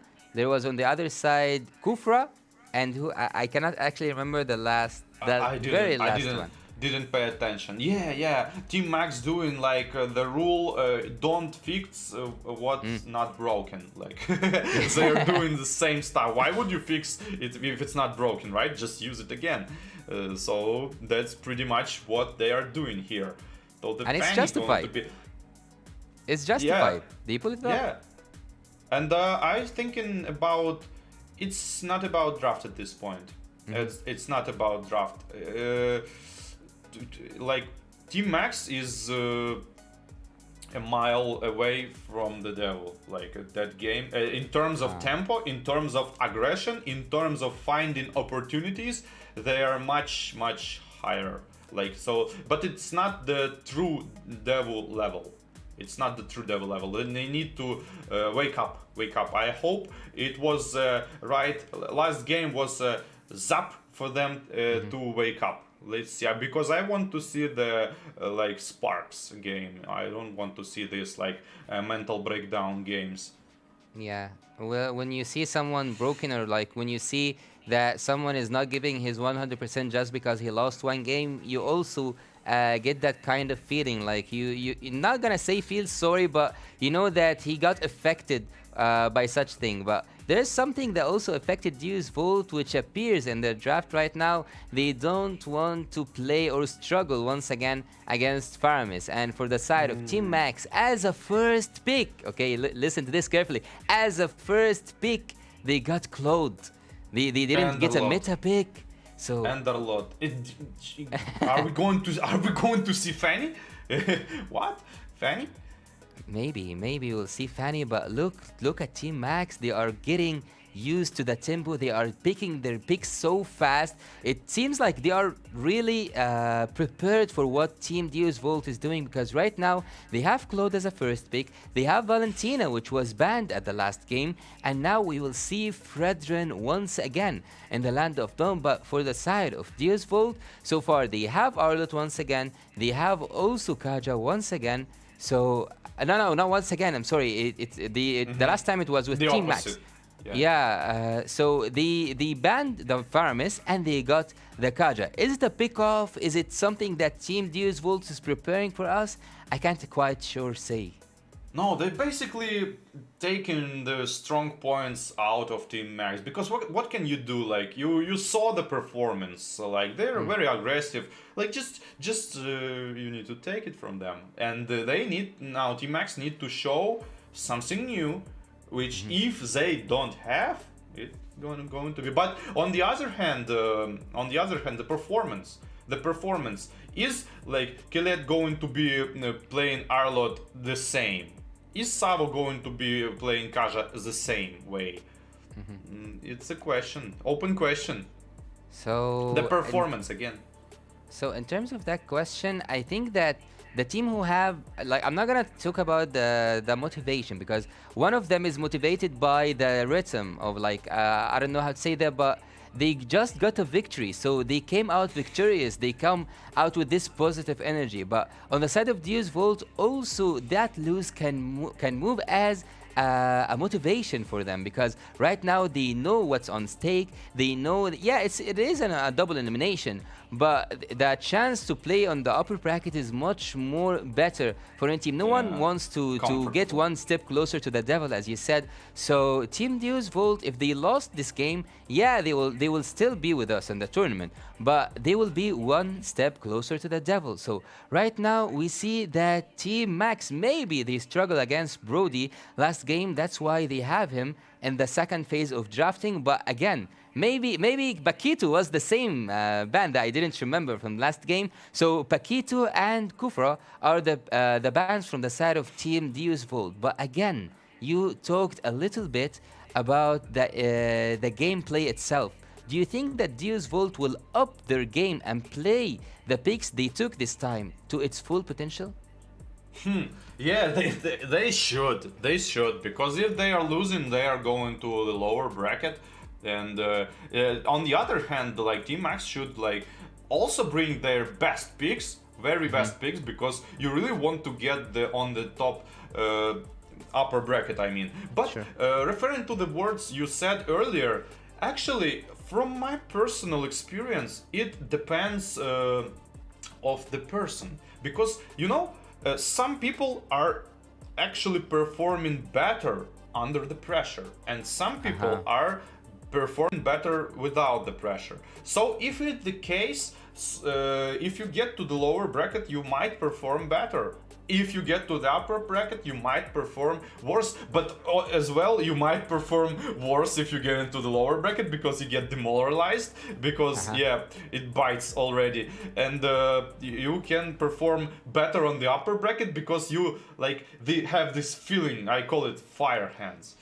Well, you are not a magician, but you have expected to see Fanny, and there's a Fanny on the side of Team Max, because Yeah, I last think game. it's mental games, like mental games. Devu ban Fanny. They think Team Max thinking like, okay, you are scared of my Fanny. We pick Fanny. They get demoralized. What about Leslie and Idura though? I'm surprised. I'm surprised. Wow. I'm not really surprised about Leslie, but I'm surprised about Idora. Why do you think they got And they that? actually, Lancelot again, second time, didn't quite perform. But also, I wanted to say that's bad that we didn't saw the statistics. I'm judging about the gameplay, about when I'm watching the statistics, percentage, damage percentage exactly. I want to see. To judge who perform how. So if Lancelot have like what, 12% damage, 15% damage, he performed bad. But if he got like 25, 30% damage, he performed good. Well, yeah, we might see the statistics later on, but so far the Claude is maybe a key to victory for the side of Team Max. So far, they are still giving him the attention he needs. They are still trying to snowball his his gold and his also gameplay itself. So yeah, I think that Team Max will play on the late game on the Claude once again, but on the early game this time they have this Fanny pick. Imagine you have an early game pick that's really effective, and you have a late game pick which is really also effective. So right now I think the odds in terms of the drafting phase is better for the side of Team Max. We can see that there was some cables coming from the side of Fanny, but he didn't manage to get the kill on Leslie, and we will see one more defense on the top lane for the side of Team Max. Yeah, cables are checked. Now we need to check like the puncture, the first skill of the Lancelot as well, because he's like the mirror of the Fanny. Like he's like Fanny without cables, like, you know. Yeah. So So you think I want next to see Lord the will be game free? from Lancelot. You mean Turtle? Turtle, yeah, sorry. I want to see the competition for the Turtle. Really, it's not even because like what teams are better on the Turtle. It's more like a confidence thing. Like, you know, it's one thing if you give the Turtle and then kill the gold lane and push the gold. Give the Turtle to do some pressure on the other hand. Side of the map. But if you just give the Turtle and do nothing, you cannot do this. Look at top lane, look at top lane. There is a first blood happening for the side of Fanny and also Claude. Claude got the kill actually. And we will see that Claude once again have the advantage of the early game, which is really annoying actually, because we all know that Claude cannot be allowed to have such early game. But so far, 2 games in a row, he does have this early game. And you have spoke a little bit about the trades. You said that if I'm gonna give you a turtle, well then give me a kill on the gold lane, give me a turtle on the gold lane, give me something in return.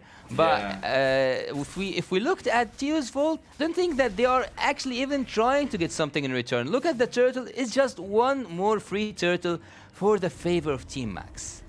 Yeah, I was thinking about, first of all, there was a reason to ban Fanny, it appears. And the second one, the Fanny has a really good reaction.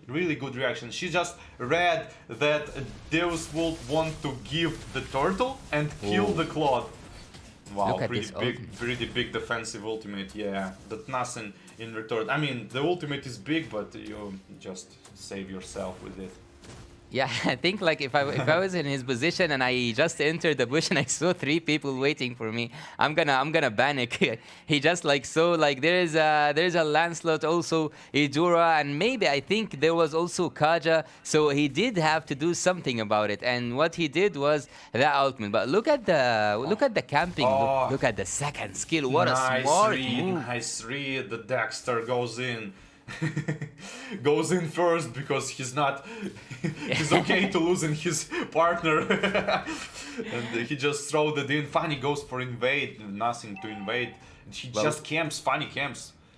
But we can say that good job Dexter actually. Like he managed to reveal a bush, a death bush I call it, for Claude. He was so close to dying from that wave. Just like wanting that wave, almost nearly got him killed for the favor of Leslie. Leslie so far have died 1 time, which is the first blood, and 5 minutes into the game, and we didn't see any more team fights. I just think that top lane will witness a lot from both sides. Look at Fanny. That's why she was banned. He is trying his best, and he got the kill for the favor of Team Max once again. Okay, I was thinking about why Eudora is here. It's just maybe, because try to lock down the Fanny, because now stuns are getting her off of the cables, right? And maybe it's the way to counter it. But completely out of position Eudora and getting picked up, which leads to the turtle. Which not guarantees the turtle, by the way, because there is like a lot of pressure from the Leslie. Look at this. Look at this. Why did he leave? Why did he leave? don't know, because he don't have retribution probably, and he was like 5 seconds out of the retribution. Probably he called out, but he didn't expect. Like Leslie did a lot of damage to Fanny. Leslie, actually, am I correct? Leslie used her ultimate only to proc her passive. That's what I saw, right? Did you saw that as well? I think I saw a second skill, but I didn't see the ultimate. Look at I saw the tap. I saw the tap of the ultimate. Oh, counter attack! There's coming out, and the second skill, oh, suppression on the Valentina gets picked off by Eidora, and team Deus Vult trying to pick off the skills, but it's really hard for them to actually slow down someone. Gets stunned by the Arlet and follow up by the Eidora. Now maybe counter attack by the Fanny Troll. The cable is missed, but still get the kill on Eidora. The Eidora is suffering so hard from Fanny. There is no mobility at all for Eidora, and also for Leslie. Like, just the first skill can immune her from the ultimate if Fanny used it. But I think, and I've seen, that Leslie, as you said in the draft, she's not so much of a surprise, because we saw Leslie doing really good on the international levels and on also the national levels. So yeah, Leslie, if she also got fed, it's the same case as Claude. She will do so much that you cannot stop at some point. The ultimate here coming from Grok, and the kill is secured to Team Max. They got Arlut the first time in the game, just only. So, and Lancelot are the only ones who didn't go back to the base as did Bodies, and we can see that the first turret at the bot lane will be took off by the side of Team Max. The miss buttons by the Eidora, like stun and first kill in one target and get Fredrin. So I was thinking actually about, in my opinion, what I'm seeing, Team Max are actually prioritizing the fights, and sometimes they are losing minions on the lanes. Whoa. I'm thinking, wow, That was it was wild guess, but they actually trade off. It turns out the trade off, so that's something, I guess. So I was talking about Team Max prioritizing the fights, and they are winning fights. But actually, if you look at the gold last game as well, they not have big lead. The lead is pretty small, so the tempo is very high, the initiative is high, but the gold lead is not that high. And I think it's because they have slightly bad macro game. Wow. We will see right here that there Completely is shut Lancelot down. coming, and he wants to get the Lord. The first retribution goes for Lancelot. The flicker ultimate coming also from Grok. There's still damage happening in the Land of Dawn, and maybe we'll see a kill here happening for the side of Devo. Devo is getting a kill. They are punishing Team Max to the limits right now.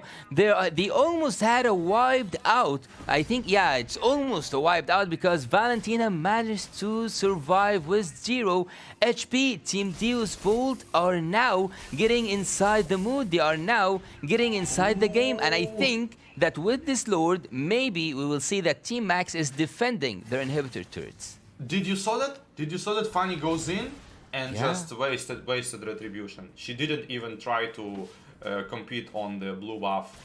What does it mean? Is it nerves? Well, I think that Fanny at the previous team fight, maybe it was a wrong call from the side of Team Max, because I saw that Claude left the Lord duty. He went to do some stacks or something on the bot lane, but Fanny gave the call of like, yeah, we will just like keep on pressuring the Lord. And once she did that, Lancelot just came and popped off his second skill with the ultimate, which is something you cannot actually stop if we are talking about Lancelot, and especially if it's Lancelot damage. So are we right now about to see and first inhibitor turret go down? Look at the ultimate coming from Grok, and also there is still ultimates coming from the side of Team Max, but they cannot handle the pressure, they cannot handle the damage, and there's 4 cables happening here. He's trying to survive, and maybe he will survive. He did survive, and the first inhibitor turret also survived from the side of Team Max. Yeah, pushing needs to continue. I believe the Devon can't go mid lane because Fanny funny on the defense. He always with latest patch, I believe she get her energy. Not the latest, but one of the patches. She got buff. And she got more energy regen faster on the fountain. And because of that, she can just like that, just as we saw, she just flies in, damage, get back to base. Flies in, damage, get back to base. Well, oh, look at this nasty ultimate from Arlott. He got the kill so easily just by sweeping Grok out of the bush. The damage is so high, and I think it's more than enough to get a kill, and it gets a double kill. There might be also a kill coming in from Sunset Lover. Look at the ultimates from Arlott. It's insane for Team Deus Vult. They have everything to just finish the game, and we are just about to see, is Fanny going to handle 4-5 players, but it's a wiped out for Team Devo, and it's just the end for Team Max. Game 2 goes for the side and for the favor of Team Deus Vult. Can we call this an awakening? Yeah, we can. Let's see in the third game. But actually, Fanny all the time, like, she gets her cable concealed, right? When she gets stunned, but every time she managed to throw this cable, right when she gets concealed, cable flies in and she still flies in. Yeah. And this is like super timing. Arlott tried to conceal the cable, she still outplayed it, and the Eudora stun as well. But it's not enough. Cloud didn't work like that. Yeah, it didn't work.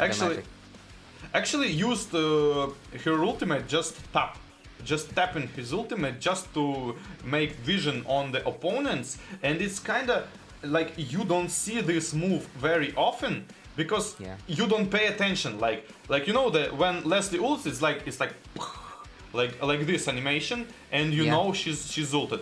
But he tap it and then conceal, and it's like pretty fast. Flash for your team. Yes, and what my point is that enemy team didn't pay attention to this, so it's like kind of small outplay. But what did Deus Vult change that caused this awakening, in your opinion? More aggressiveness. They're actually trying to kill people instead of AFK farming. But in the early game, Team Max made the same opening. They managed to get the first blood on Leslie. They managed to make some help for Claude and also give some of the time to get a turtle, maybe a 2. So it was a really good early game for Team Max. But at some point, and I don't quite remember what point was it, but Team Deus Vult just woke up. They just like came out of nowhere and started doing such an aggressive and amazing gameplay, which made them win this. What was the breaking point, in your opinion? It became like from 1 to 10 in like matters of the seconds. Like when you like what you saw, it was a calm game. Like everybody farms, and then like boom under tier 3 tower already.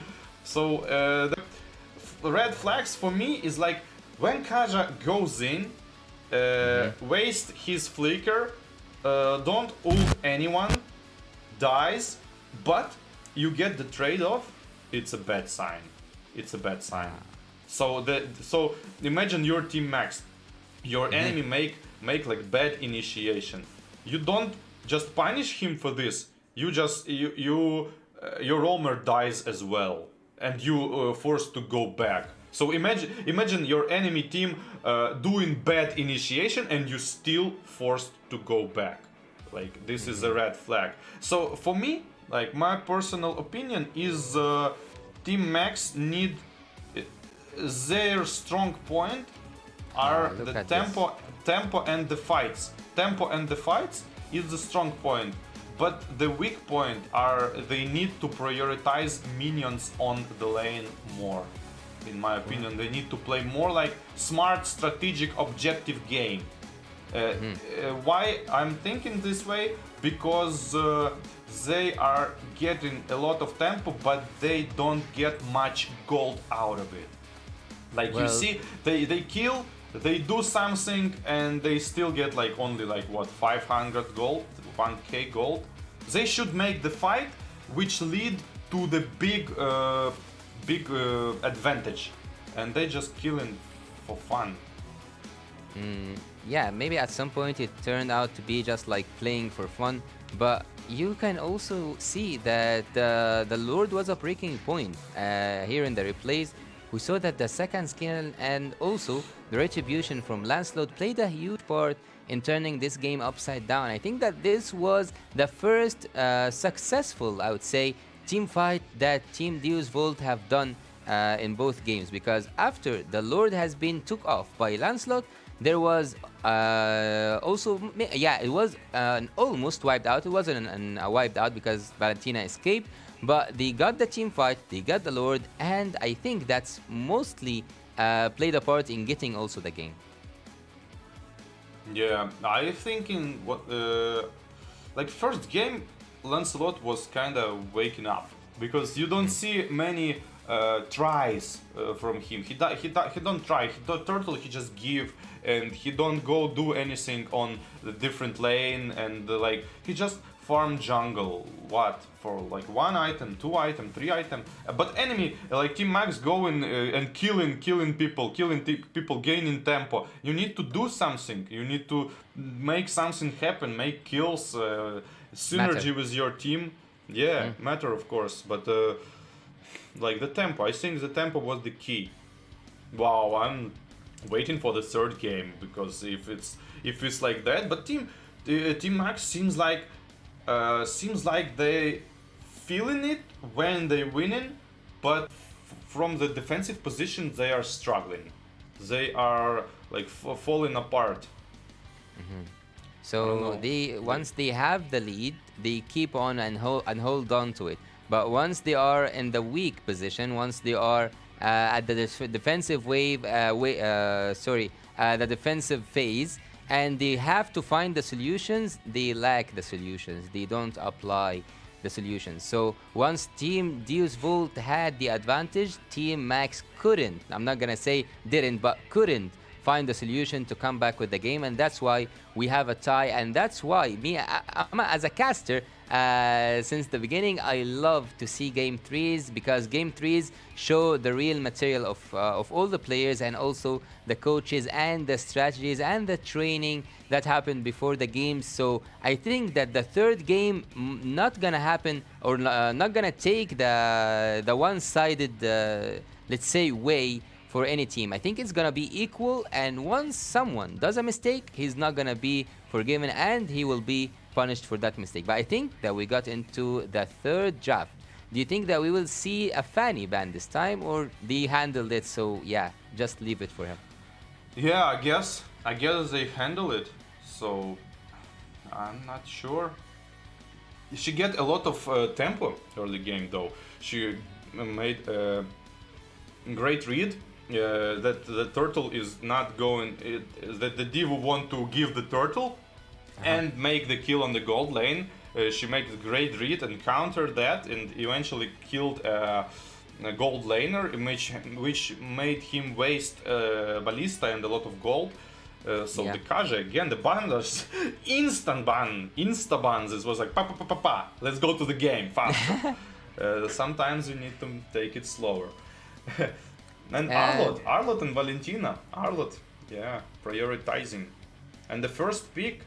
By the way, sorry, do you know with the rules what team choose? How they choose the side? What again? I didn't quite. What team chooses the side? Who won or who lost? Maybe at the third game it goes for the toss coin, I think. Maybe. Because it's so sometimes it depends on the rules. So pretty much the same draft going on. I wanted to say that Team Max Brody ban was a mistake. I really don't think the Brody applied that much pressure. The thing, but the thing Team Max doesn't know that Brody is not best performed by the Wizard, and he have much more much better heroes to play. Brody is kind of like not the best. He's picked, so they basically ban not the best hero. You don't want to do this kind of stuff. Khufra again. Yeah, Khufra Khufra, and again. also there is Eve. Does it mean like you dare pick Fanny? We ban Khufra for you. Pick the Fanny. But they got the Kaja though. They got the Kaja. So if they picked Fanny, they will not gonna be able to pull that off because. And also right now, which is a really like mysterious for me. Why would you ban a Khufra? Maybe there's someone who's really that good from the side of Team Max because this is the third time we see Khufra banned. So after we are much more, I'm not gonna say confident, that Bane is going to be the jungler. Even though he is the jungler, there is a ban for Khufra. So maybe it's a target for the rumor, not just the Fanny pick. So far, we saw Clint the last game in the ban phase, and right now we see him once again. And Eve is going to be a ban from the side of Team Max. Team Max draft is really good actually, but Team Deus Vult is as good as Team Max's draft. But the first phase was exactly the same. There's Link, Angela, Faramis. At the other side, there's Selena for Soul. There's also Novaria and Uranus. So there is no much of a change in the draft phase so far. And also in the picks, we are familiar with Kaja, Lancelot, Bane, Arlott, Valentina. We have seen these picks over the last 2 games. So maybe right now you'll see just a Claude in the ban list, or maybe in the pick list for Team Max. It's so predictable so far for both teams, the draft. Wouldn't you agree? Yeah, I agree with that. I don't know about Claude. Like, you know, it's the confidence thing. Like it's why would you change something if you winning, right? You just pick Claude again, but he didn't work quite well at the last game, so that's why Team Max don't go for it again. But Akai, by the way, ban. I'm agree with you. It's probably the target bans most likely to get the least out of the opponent. And I notice the insta pick of Trizla when Arlott popping out. Are we going to see a hard counter on lane? There is something that I just saw before we see the hard counter on lane. We see that Valor and Ruby, both of the picks, we are not familiar to see that in the tournaments. What was exactly happening now? I'm not quite sure. Is Ruby is roam? I'm sure about this one, but the Valir mage, like he's pretty hard with clearing waves. Yeah, he got new buff. He get half of his fireball cooldown if he just hit the minion, and if he last hit minion, he get full fireball back. But it's still not enough. He's like forced to spam fireballs on the lane and kind of slow. We'll see. On the other hand, it's Bane. Bane is kind of stationary hero, which has like only one skill, which speeds him up, and Valir is good against this kind of heroes. Actually, right now, I think that why Team Max didn't get something like Minotaur, something with the area crowd control. They have Arlott, they have Bane, and maybe, just perhaps, they will have Claude. So why we didn't see Minotaur? I think that the area crowd control Minotaur, Lolita, Atlas would have made a really good job for the side of Team Max. But the choice was for Ruby to be the rumor. And right now you'll see that Brody is at the side of Team Max. What do you think? I'm thinking you are right about Lolita. Lolita is pretty much good with every composition, every team composition. Like, she get this shield.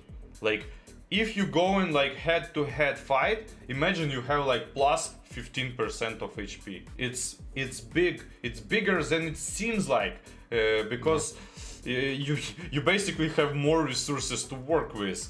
And why not Lolita? But personal performance is the answer, I believe. If Team Max pick Ruby for the roam, it's because of good performance only. It's, in my eyes, it's the only reason you pick this way. And the Brody, maybe at this time we're going to see the counter on the lane with the Brody. But there is something here. Both teams have so much crowd control. Like, it's undeniable how much crowd control both teams possess. You have Arlet, you have also the ultimate of Bane, you have Valentina and the Horrifying, and you have Ruby with the ultimate second skills, and also yeah, like every single one of Team Max has a crowd control movement.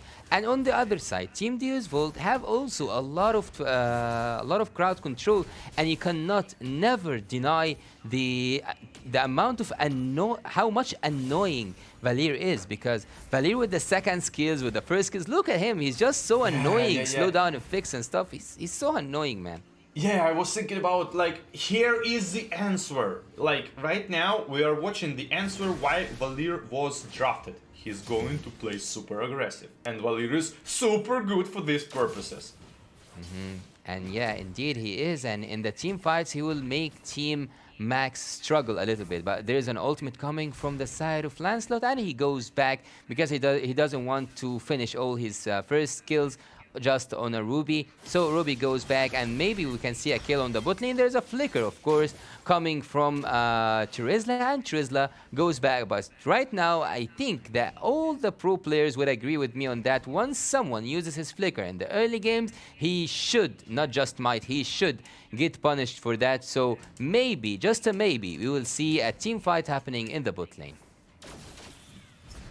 I don't even know, but the Kaja is probably going for level 4. Yeah, Valir going to X-Plane to get level 4 with the Arlot and Kaja going to top. Wow, the tower hit. Managed to get it, but Brody might lose the lane, might lose the wave, and a lot of gold going to be farmed from the tower. Oh, did you saw, like, Leslie wanted to kill him, finish on. Good ultimate by Terizla, 2 people gets, wow, ultimate gets stealed and reversed, and actually it's a trade. Wow. Yeah, that's a really good gameplay on the bot lane, but is it worth it though? Dying for just getting some gold from the turret on the top lane? No, because he didn't get any of it. Oh, wow, turns out now, because he went in under the turret, wanted to ult and finish off the Brody, but they get a lot of damage from the turret and decided to go back. Yeah, I think that Leslie could have did better, like got more gold. Bad call. Valentina goes straight up for the clock. Wow, that's a kind of late build. But it's their decision though. Maybe she will pull off something that we are not familiar with. And as you can see here, the audience prediction, it got a little bit higher on the side of Team Max. It's just what we talked about. Like, first game, 99% Deus Vult. Deus Vult lost, 95% Team Max. Deus Vult win, 90%. Wow. Nice pick up. Actually, Valir get the stun out of Ruby and managed to trade off with the Lancelot health. And on bot lane, it's Terizla kill with Valentina. Valentina goes in and out. Potentially a lot of gold going to be farmed on bot lane, which is super bad. Bad timing to die for Terizla.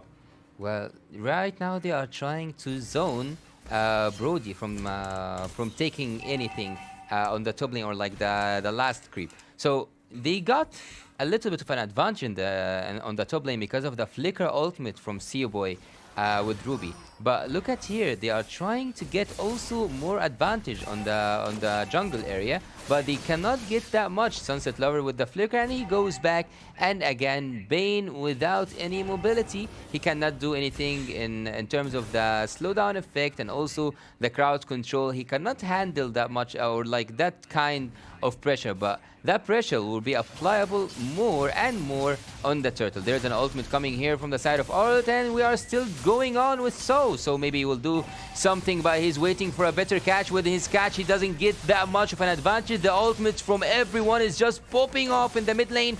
Team Max are trying to go back, but they cannot save the Ruby after a team fight that lasted for half a minute.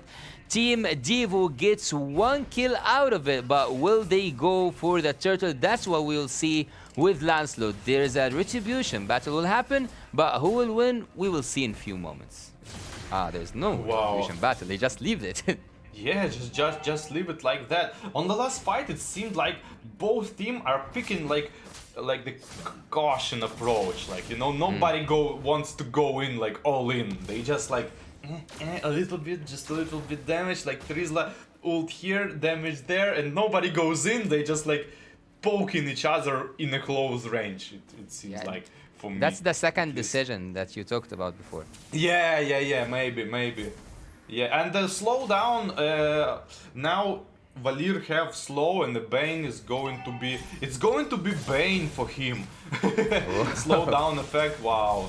Oh, Flicker ultimate coming from Kaja, and he's trying to get the catch, but he doesn't get that. Look at Valentina and also Brody, they are escaping with 0 HP, and Ruby is trying to do the defense, and she does pull up that defense in a weird way, and Team Max maintains the top lane once again. I'm actually surprised how many times Team Max survives hard and tough situations. It's really hard to imagine how much or how many times does Team Max get out with what they did wrong and they don't lose anything in return. I think Team Devo, unlike the last game, they are not taking advantage of Team Max's mistakes. Yeah, that's true. Both teams seem like to understand the cost of the mistakes. Big cost. I actually noticed that Arlott is almost level 9 and the Trizla is level 7, so does it mean like Arlott going to be the big deal in this game? Well, I think that Arlott is pretty formed, and with his Flicker ultimate, I think that he can flip things around and he can change things around, and if he does that, he will get the game for the favor of his team, of course. But Arlott is also an engaged player, so having that much of experience inside or XP for Arlott, I think will be very harmful for Team Devo. He's now trying to get some dashes and he tries to sustain some damage, but the ultimate from Devo coming here from the Trizla, but it's not sufficient or it's not enough to get all the kills at once. He just gets Israel from the side of Team Max, and right now they have to fall back. They have to defend that turret from the mid lane. Yeah, now I saw it. Now I saw what you meant by the ultimate, the flash ultimate that Leslie does. She did do the ultimate very quickly and cancelled it so that her team sees the map better. And Team Deus Vult right now got the turtle for their side. Yeah, but I guess this is the way how you should play fights with Valir, because he's not a nuker, like, you know, he doesn't have a lot of damage in 1 second, but he have a lot of damage like consistently. He just pokes, he just leaves and deals damage, and for this kind of things Arlott, I believe, should focus him, and the problem is going to be solved. There's a conceal coming here from Team Max. Maybe they will go for a team fight. Maybe they will get their pick off, but they don't have the sufficient damage. Now, there's no gold difference also, which is really strange. Look at the gold, WarBarbie. There's literally no difference between both teams. And also the kills is a 4 for 4, and the turrets is 1 for 1. I think everything is equal in a really strange way. Yeah, but you know, I think it's more like it's adding up. Like, you know, it seems like it equalized, but if some team makes mistakes, it's going to be snowball very fast. Like, it's going to be plus 5k instantly, or like 4. Because a lot of towers going to fall, like just melt down. Like, imagine one of the team loses like 3 players and what, like 3 towers? Yeah, I think it just takes one mistake. Yeah, I mean the medium-sized mistake, not the big one. And I think that anyone who will do that will pay the cost, and the cost will be so high because right now we are playing at the final game of this round. Team Max and Team Deus Vult, the winner from this, goes to the upper bracket and continues in a, like we will say, a better place, but the other team will not get out. They will just be given a second opportunity in their group. We will see now if the Lord will go for the side of Devo without any competition from Team Max. Team Max right now are trying to find an opening with the goal difference, which is now getting increased a little bit by a little bit for the favor of Team Deus Vult. Unlike what we see right now, Team Max still want to go in, they still want to find an opening, and they still want to see the Lord. Look at them, they are just like 4 of them here, and Arlut is trying to join from the mid lane. 4 of the team Devo are like scrambling around, and the ultimates coming from the side of Arlut still happening so fast. Everything is happening so fast. The ultimate from Lancelot and the kill happens on the Ruby. Still there is damage happening to Team Max and UIT. Wiser is getting a ridiculous amount of damage. He's still doing his best, and I think at this point his best is more than enough. Look at Wiser is out. Wiser is out, and 3-2 trade happens in the mid lane. What a massive gameplay happening from both teams. Wow, I don't know. It's just, it seems like jump from the Arlot was good. He managed to ult a lot, like 2 or 3 people. Ruby follow up with the second skill and the ultimate, but the other team did not damage at this point of time. And then Terizla ult 3 people, and then like Leslie couldn't. I mean, she dealt a lot of damage, but then she should just shoot into the Arlot, just kill him, and Arlot just flying around, healing with his second skill, and now, wow, next fight coming out. Team Devo just solo kill Lord, and with second skill and retribution, Lancelot is unbeatable, I guess, and one death from the roamer, it's the bad. And as we just talked about it seconds earlier, it's going to be snowball fast. Yeah, they did the mistake, Team Max, and now they are paying the price. Look at Team Devo, look at the personality they are showing in Game 3. And I will say that the first game is super unlike the second and the third game. There's a totally different phase that we see here from Team Devo. They are doing really good, and they are so confident in their gameplay. I think right now it's so hard to judge anything. The first and second skills coming from Valer, and the stun here, and the mega kill with the participation of all the members of Team Devo. 4,000 HP points on the Lord, and I don't think that this is the finishing Lord, but at least they got the inhibitor turret, and Team Max will struggle so hard in the defensive phase because they don't have such thing as Beatrix. They don't also have a wave clearance hero, so they will struggle so hard in terms of defense. Once Team Devo gets to handle or like to control the game, or let's say when they push or they force a team fight, this is a better way to put it. It will be so hard for Team Max to respond to that. So yeah, so far Team Deus Vult have the higher percentage to win this game. Yeah, I agree. It comes out of Ruby, in my opinion, because at this point, I mean, if Ruby snowballs, she's unkillable. But if Ruby 0.5 without farm, like on the bottom turret, she gets picked off with the ultimate of Kaja and just front lane. So in this position, Devo can just solo kill targets. Look at the flicker ultimate coming from Terizla, the ultimate also from Bane. There is still a lot of amount of damage happening in the bot lane, and maybe, just a maybe, we'll see that Team Max is coming out from their cage. Look at them, they are now going in with the ultimates, and Israel is still managing to get some damage, but that damage wasn't enough. And look here, he is doing so much damage, dealing so much damage, triple kill happening for Leslie, but Team Max got the kills, and still we will say that Bane was the man of this shot. He got a lot, and I think that Team Max still have an opportunity. Yeah, that's for sure. Lancelot gets punished so hard for this bold invasions, I guess, on the blue buff, but there's surprise 5 people, second skill Ruby into the ultimate and just nuke him down. Good ultimate by Terizla on 3 people to try to counter, kinda slow down enemy from killing Lancelot, but it won't happen.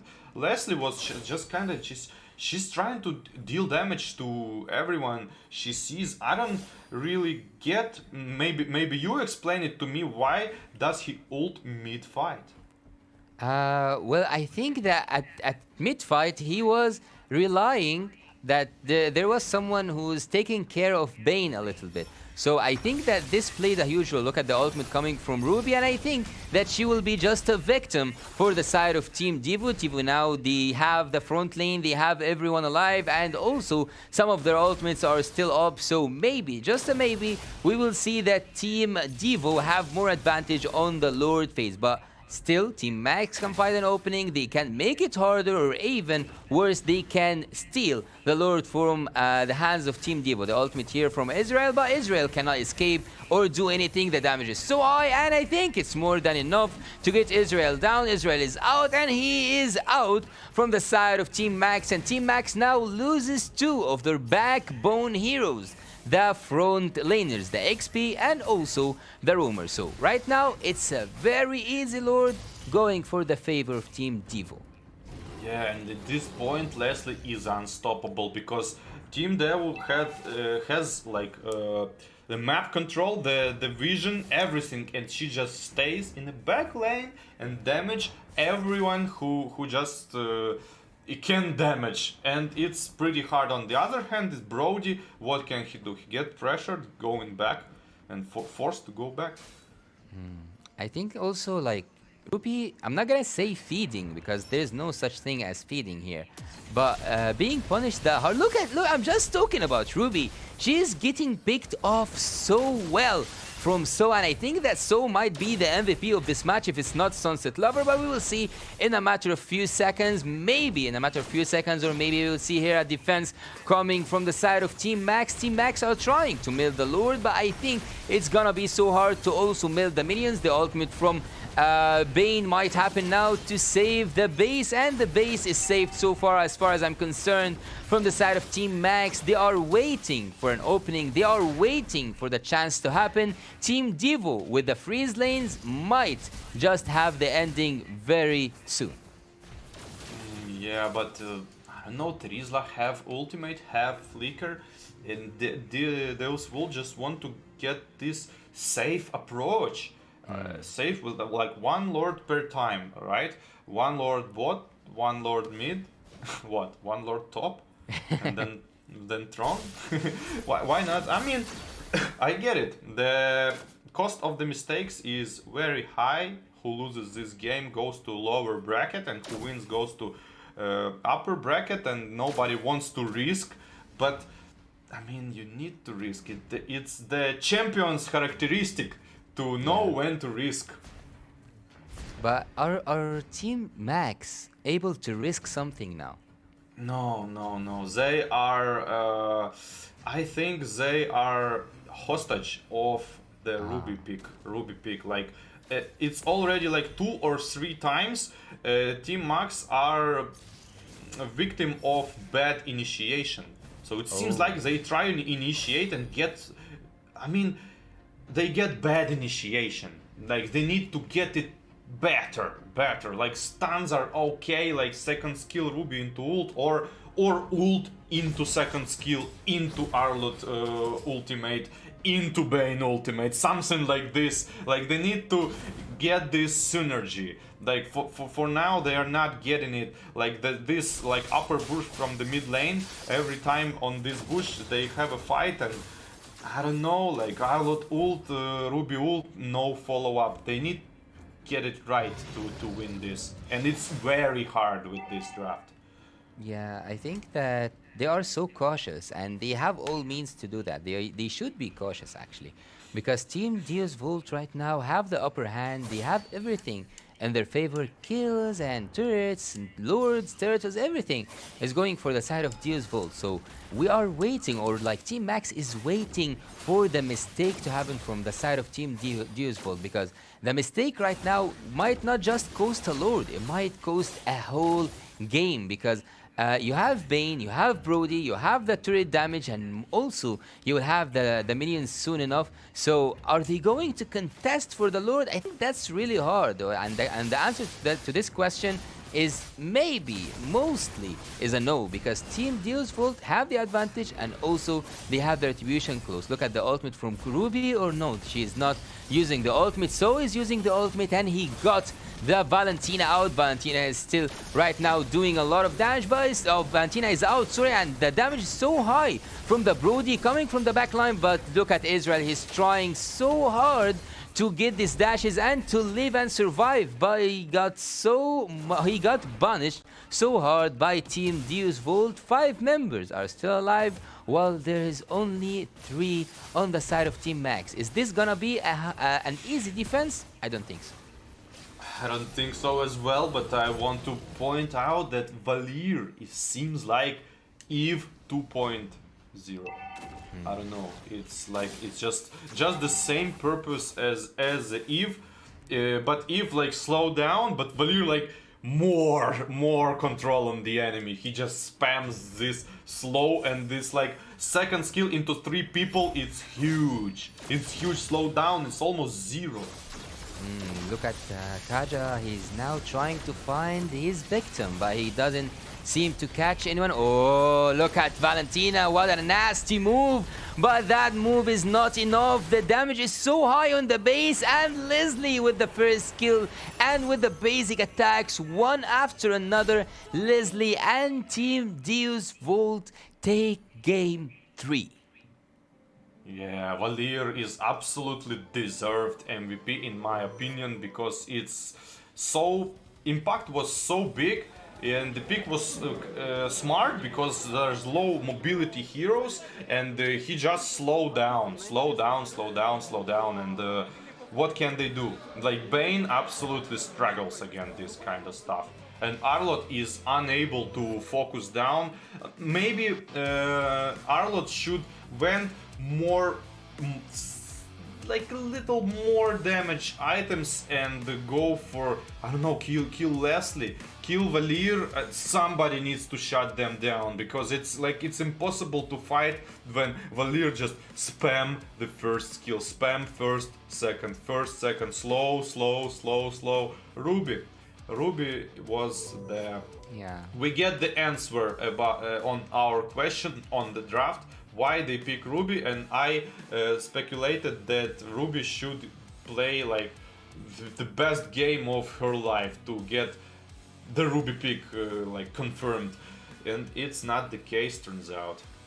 And also, So didn't make that mission quite easy for Ruby. Every time he sees Ruby out, it's just like candy for him. He just flicker ultimate her and take her in the arms, let's say, of his teams, and they just take that gift and embrace it and take that kill easily. So Ruby was bigger, like more of a disadvantage than an advantage for the side of Team Max.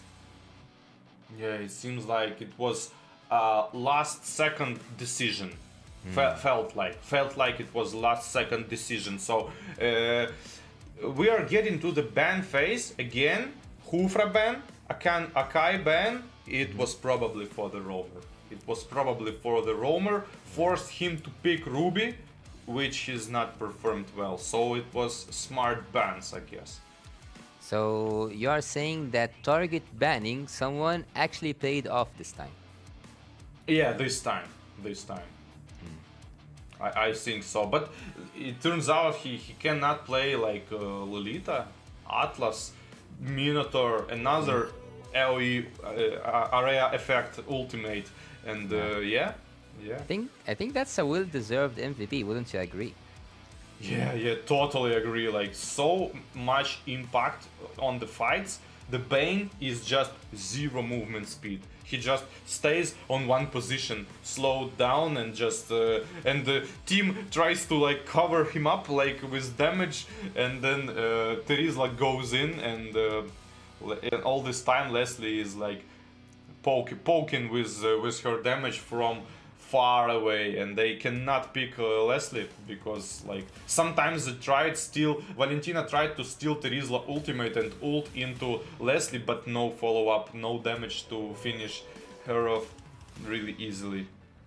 Well, adding up to his crowd control and his annoying gameplay, actually, Valor and Sunset Lover, He did manage to put some slowdown effect items such as the Ice Queen 1 and stuff like that, but most importantly, in my opinion, he played it semi. He played a semi-tank. He went for a semi-tank approach, which is really good because we might see Valor as a rumor. A lot of us saw Valor as a rumor before, playing maybe full damage, full tank, but with one item for the slowdown, which is the Ice Queen 1. But right now, we see that he played a semi-tank and he found his comfort zone in playing Valor. Also, I will give high credit for for the team of Deus Vult because he made the job much more simpler for them to get the picks off, to get everything they ever wanted. He went for Valentina more than once. He went for Ruby more than once. He used Ruby as a factor, as a sixth player, as we said, to his team, a free gold bag. And also, I think that Team Deus Vult have raged after the first game. Yeah, completely agree. And the anti-Keras, it was against the situation when they just assassinate you and you not dealing your constant damage. Because like ADC, Valir is like the more you live, the more damage you deal. You just constantly throwing fireballs and make sure you hit them. Because if you're not, they're not getting cooldown and you like just hanging around waiting to fireball to cool down again. Well, today's games, after we saw Team Deus Vult and also we saw Team Max, Team Deus Vult will now wait for the winner from let's see what, we have the next game, Lilgun and Team Fire Flux Impunity. So the winner meets the winner, the loser meets the loser. So still we have a second chance for Team Max. Team Max showed really good confidence and they showed really good gameplay at the first game. So I think that it's just a test for them, and also they gained more experience after playing against Team Deus Vult. But do you think that Team Max, after they got this lesson, will improve their gameplay, or will they just fall and it will play a part in their, like as you said, their emotions or like in their motivation? It depends from the loser of third. They are dropping against, so they are basically going to play against. I don't know. It depends. Fire Flux or Lilgun? It depends. I don't really know. I was thinking about what to expect about from the team Lilgun. I don't know about like Mongolian region very much, so I'm really interested to see the performance, and I really hope it's going to be like quality. We're gonna see quality games because like, let's be honest, some regions are stronger than other.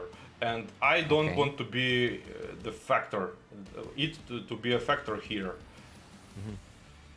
So look, there are some regions that they took much more care compared to other regions in terms of Mobile Legends. So if we spoke about the Asian teams, I think they get more training than other regions. That's what you mean. Like they are much stronger because they have much more focus on their players. So yeah, Team Mongolia right now is going to be up for the test against Team Fire Flux Impunity. Fire Flux Impunity got the experience from national and international games, but Team Mongolia right now have to prove themselves as a first time. For me personally, like maybe they have played games in the past, maybe individually, maybe as a team. But again, they have to prove themselves in this tournament. They have to go up against the Team Deus Vult, who just won the last game. And now we're heading to 10-minute pause, and then we're going to come back to witness this great tournament. Let's go.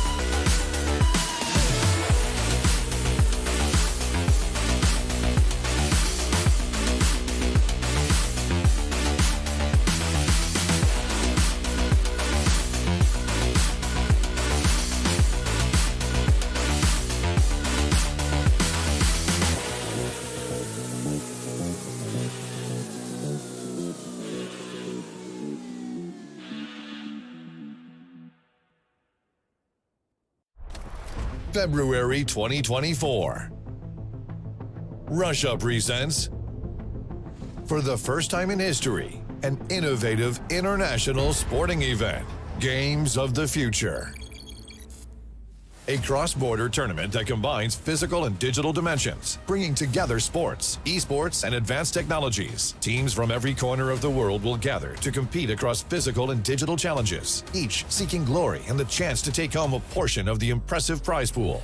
Established by presidential decree and supported by top government officials the world over, this is the birth of the sporting future. For the first time, the physical and digital worlds will be woven together to create a new era of Phygital sports, with one core mission: the promotion and development of a well-balanced individual. Digital gameplay enhanced by the energy of the crowd. You no longer need to choose between a ball or a gamepad. Here, the winners are crowned by achieving the best overall score across both traditional sports and digital gameplay.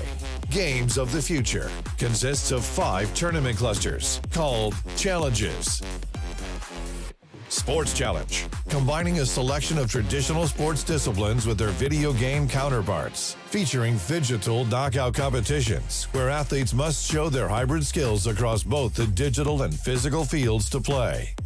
Tactical Challenge, a contest in which athletes must demonstrate their team gameplay in tactical combat esports and show off their physical skills in a modern laser tag competition. Battle Challenge, an array of esports teams compete in popular strategy games, all hoping for a place in the giant live stadium final. Speedrun Challenge, pitting competitors against one another in a classic speedrun video game, as well as a real-world obstacle course. Technical Challenge, athletes compete across an array of high-tech device-led sports, including robot battles, drone racing, cyber-athletics, and virtual reality games. This groundbreaking first-of-its-kind sports event will unite competitors and fans, offer up a new generation of sporting heroes, and provide an entirely new, emotionally driven audience experience. Millions of people around the world will become a part of Games of the Future movement by following live streams across digital and streaming platforms and attending live events. The inaugural Games of the Future will be held in February 2024. The host of the first games, Kazan, will greet thousands of athletes and teams from more than 100 countries. The taste of victory. New sporting heroes. Boundless emotion. And open to every country of the world. By uniting sports and technology, we unite the world. Games of the Future. Made in Russia for generations to come. Это Phygital игры в Казани.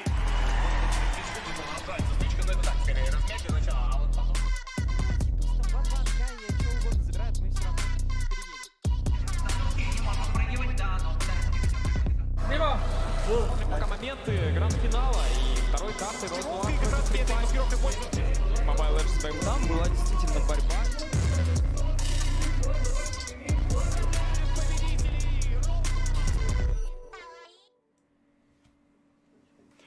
We are back. We are back, and we are heading straight to the second pair of games. It's going to be again Team Lilgun from Mongolia and Flux Impunity from the Turkey. I'm kinda stoked about this game because I'm familiar with like, let's say, Turkish play style of the games.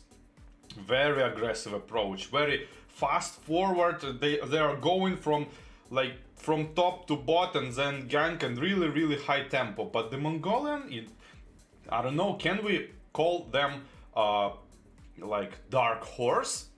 I don't know, shall see in a few moments. I don't even know about the meta in that region. I'm not familiar with the players, and I don't even know what to expect. But Flux Impunity, yeah, I remember the times when they like pick Gossen. Gossen, it's really strong hero in their performance. When they perform, they likely to pick a hero who is really dependent on personal skills. So if a hero needs to be click fast, like jump around, jump a lot of damage, like Lancelot, again Gossen, maybe funny. Turkish players are very good in my point of view. It's of course just my point of view, but the Mongolian I don't even know.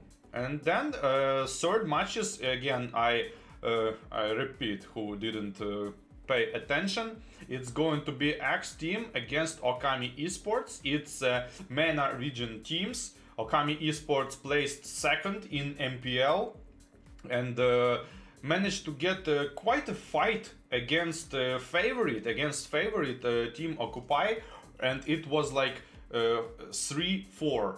It was 3-4. I watched that games. It was like 2-0 into Okami Esports favor, then 2-2 Occupy Esports, then Okami won one game, then again but it doesn't matter. We're gonna have now team lineup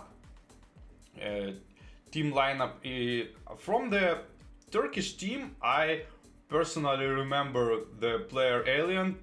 He playing for like ages of this game, and a lot of different players as well. I don't even know. Mains. Are they going to bring something new on the table, or I don't know. Meta quite changed a little bit. I mean, of course it changed because of the emblems switch and the nerfs and buffs, but most likely it remains not the same, but the shape is kinda similar. What I mean by this is like, for example, let's take heroes like Lunox and Fasha. They're effective everywhere. Like I mean every patch Lunox is good. Like, what can you do? She never get nerfed like a lot. Even if she get nerfed, but like what? She nerfed early game and still good at the late game. He just still can just tunnel down first target, and that's it. Well, you have spoke a little bit about Lunox, and actually she's one of the picks that I admire the most, because if she plays against a tanky hero, she can melt that tanky hero so fast. If she played against a squishy hero, which is a hero who cannot sustain much damage, she can just do the light and dark combo and takes that enemy out. Also, in terms of the objectives, she can melt out the lords, the turtles, and so on. So yeah, she's one of the best picks I can ever imagine in mid lane. But right now we are going to be witnessing the second game, which is between Team Lilgun and Team Flux Impunity, the Mongolian team and the Turkish team. And we went back to speak a little bit about the experience, right, War? We saw that Flux Impunity have more experience, but as you saw in the last game, I don't think that experience means a lot to the challengers this year. Yeah, agree. But we mentioned this earlier. What really matters is the confidence, what you can bring with you, and the nerve control. And that's it. Because in the last 3 games, we witnessed what can I see? Deus Vult cannot wake up, low confidence, nerves. Then they overcome it and make kinda equal games. Second game, in my opinion, the best out of 3. And the third game, it reversed, and the Team Max getting this frustrated a little bit, playing a little bit slower. So, in my point of view, it's all about this aspect. And yes, which proves your point. And I agree with that. It doesn't matter. What really matters is what can you show right now, right here and now. Example, we talk about the MENA region, that the newcomer actually made almost won the favorite. Team who participate first time almost won the team who won 3 tournaments. It was open, and it didn't matter the experience that much. So yeah, I agree with you. So at the challenger phase, when we talk about challengers, also one of the most successful challengers of all time are Echo. Echo at their first appearance got the M series. They got the victory. They got the championship. Out of whom? Out of the previous champions, which were Blacklist International. So I think that challengers lately are showing what are they made of. They are showing what they can offer to us as audience and as fans to the game, and I don't think that any time they let anyone down, because when you spoke about Okami team, the team who joined for the first time, and they managed to go and make and pull up a really insane fight against the previous champions, which were Team Occupy, they showed that even though it's the first time to appear, but they made sure that it's not the last, and they made sure that we will remember it. So today there are teams that want to make people not forget their performance, not forget that they are coming once and again and again and again. Yeah, prove their self basically. You know what? When I'm coaching, I'm actually saying that I mean, in a good way, not in a disrespectful way. In a good way, you need not to respect your opponents. I mean, in a gameplay. So what does it mean? It means not to fear the figure of your opponent. Like, it's the champion, it's the dominant champion. Like, it's the best jungler, it's the best mage.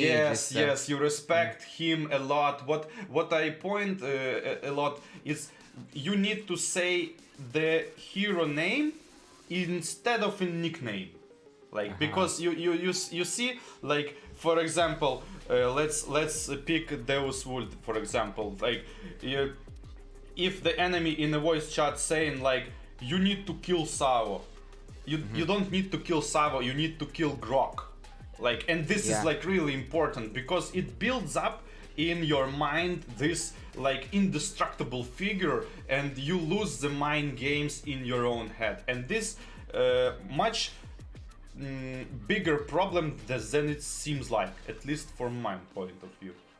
Well, the mental games are, I 100% agree with you, and you actually added something to me that I've never interfered with, and that's that if you named the hero, not the person, you will not fear the achievements, you will not fear how many times he was crowned as a king or whatever. Like, if we speak, okay, you are playing against Kyrie, for example. Gary is a really great assassin player, a great jungler, but once you think of it as, okay, I'm playing against Fanny, or I'm playing against Bane, we both start with the same amount of gold, we both start from level 1, it's just about us and our movements and our training, will it pay off or not? That's the question, not, okay, I'm playing against that guy, I'm 100% losing, or I'm playing against that team, I'm 100% losing. So yeah, you got a really solid point there, and I totally agree with it.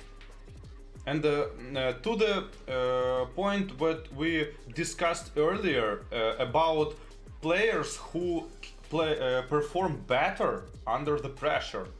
For those kind of players, maybe it would be good to name actually nicknames instead of heroes, because they are like fire up, they want to win better, they think faster, they are more playing sharper, like, so it kind of like depends on the player. But what do you think, if we get like all the players, what percent of the players, of the people, let's say, gonna perform better under pressure, and what percent going to play bad under pressure, worse? Well, the first timers will play bad under pressure, because you can see them melt on stage if they saw that cheering. Like, imagine you are playing against X, I'm not gonna say a certain country, but you're playing against X team or like whatever, and they have this amount of cheering, they have drums, they have signs, they have everything. So it's not that, like, I'm saying, okay, you're an underdog, or you are a rookie still making your way up, there is no that much fans on the stage for you, but imagine the pressure that the other side will apply on you as a first timer, as a first time to be on stage and to handle that pressure. So a majority of that confidence will go for the favor of those who have the experience one and more than one time. But if you went for the freshers, for the people who are this is the first time to get on stage, I think the pressure will play a really huge factor in them losing, not winning the game. Yeah, I agree. Like, but if you like, for me, if we get percentage, I would say like 90 to 95% of the people going to play worse under the pressure. But there is actually like unique kind of persons who, like, I would say it's like 5 to 10% who actually for absolutely no reason going to play better under the pressure because it's like, you know, self-confidence. They just believe and they actually perform better. It's a rare breed of players, I would say, but it's like can be champions out of it very fast. So you think that they feed on the crowd? Yeah. I saw that. I saw the examples. It's rarely you rarely can see this, but it's possible. It's possible. But I think I in always this matter, fascinated by this. I think in this matter it depends on passion also. Like if you are that passionate, maybe you will be this 5 to 10% that you're talking about. Yeah. So we are heading to this match, and was mentioned it because of the Mongolians, and maybe they are able to catch this kind of feeling and like perform the best performance they could and even more. Like, sure. You know, I remember my personal experience, and actually I came up with new strategies like in the middle of the game, not in the preparation state when you are preparing for the tournament and you like, let's do this, let's do that. I remember myself inventing new strategies right in the middle of the game by catching this kind of feeling like, wow, I see stuff which I didn't saw like when I was before. preparing. Yeah. Well, that depends on your experience though. If you saw this like situation before, like let's imagine that you are playing a really hard game and you see an opening in the bot lane or like a way to steal the game because you had this situation before in a tournament, not in ranked games. We're not talking about normal games. We are talking about sorry, I'm not talking about normal games. I'm talking about tournament games. So if you have this experience and you see things clear at some point, suddenly you see that, okay, the team is here. You have everything calculated in your mind. There is 5 people on the Lord. I can see them with the vision. I can go now and make the split push. Okay, I'm using Haya. I'm not going to show up. I'm going to use my ultimate. And they will just like see me come out of nowhere at their base. Like this kind of thinking is the thinking that a pro player can get, not a first timer. Maybe a first timer have the gift, or like maybe he have the talent to see such thing. But I think that practice makes perfect, and people who play more than one time in tournaments get to do these decisions or get to see these decisions much more clearer. Yeah, I agree with you. You're totally right. It's coming from the experience, at least in my case. In my case. But you know, you on the other hand, you probably, just like me, saw a lot of players who are like promising super good in ranked, but cannot perform on tournament. Sure. It's like it's here and there it happens, and yeah, this is a problem for them. This pressure, like they losing to themselves in their head. Yeah, And that's the first game you have to win. The game between you and your mind. Yeah. If you want that game, you will do things, and these things might be great. So, talking about Mongolians, are they able to do this? I'm waiting. Low chance, yeah.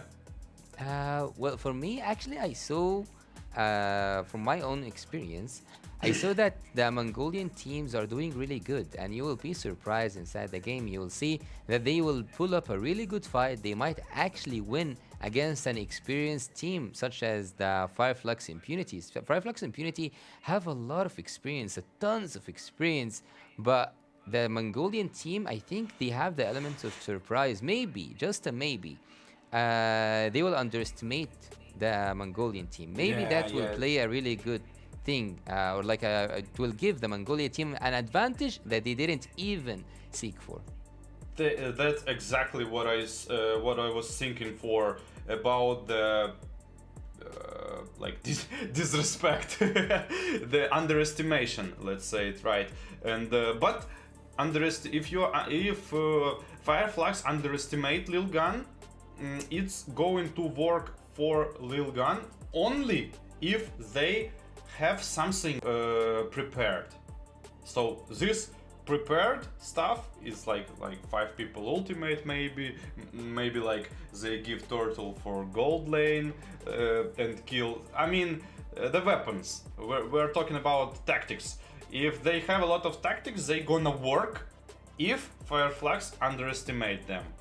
If we are assuming Fireflux is higher experience and kinda like favorite in this matchup. But if they are not managed to use their own weapons, due to the pressure, it's they gonna underestimate opponent and still win. Like, you know, no fire back, no backfire. I mean. So we are kinda waiting for this matchup yet again, and I don't know. It's 2 more matches, and we're going to see Team Hack against Falcon Esports. And for me, this is going to be the most like the matchup which shines the most for me, because like yet these teams are the most experienced teams out of the whole tournament, I think, because both teams participating in the like highest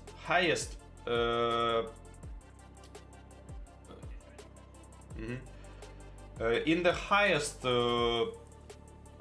echelons of the cybersport, because Myanmar and Malaysia are like pretty solid regions. It's basically Asian regions, but when we are talking about Asian regions, we have some technical difficulties with Yasu. He gonna come back soon. And so when we are mentioning Asian region, we most likely, at least in my opinion, in my eyes, we are referring to actually Indonesia or Philippines.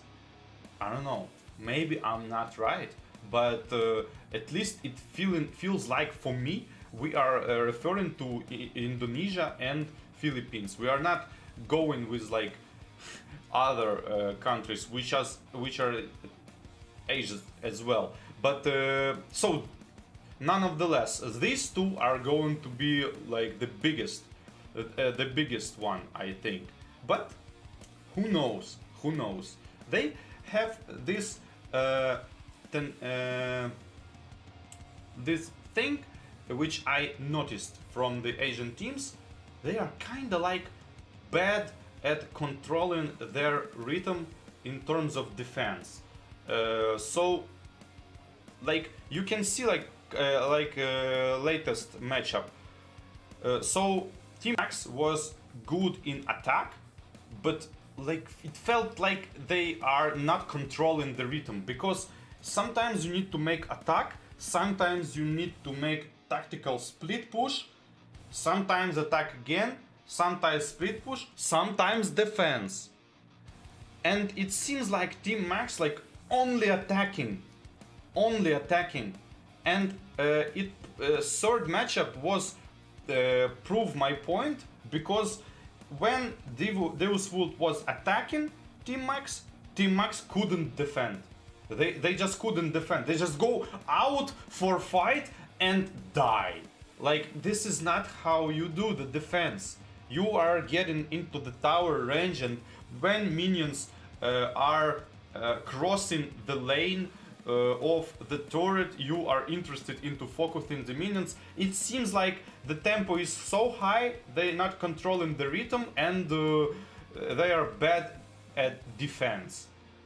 I don't know, maybe it's just a coincidence, but I can see this from the Asian team all the times.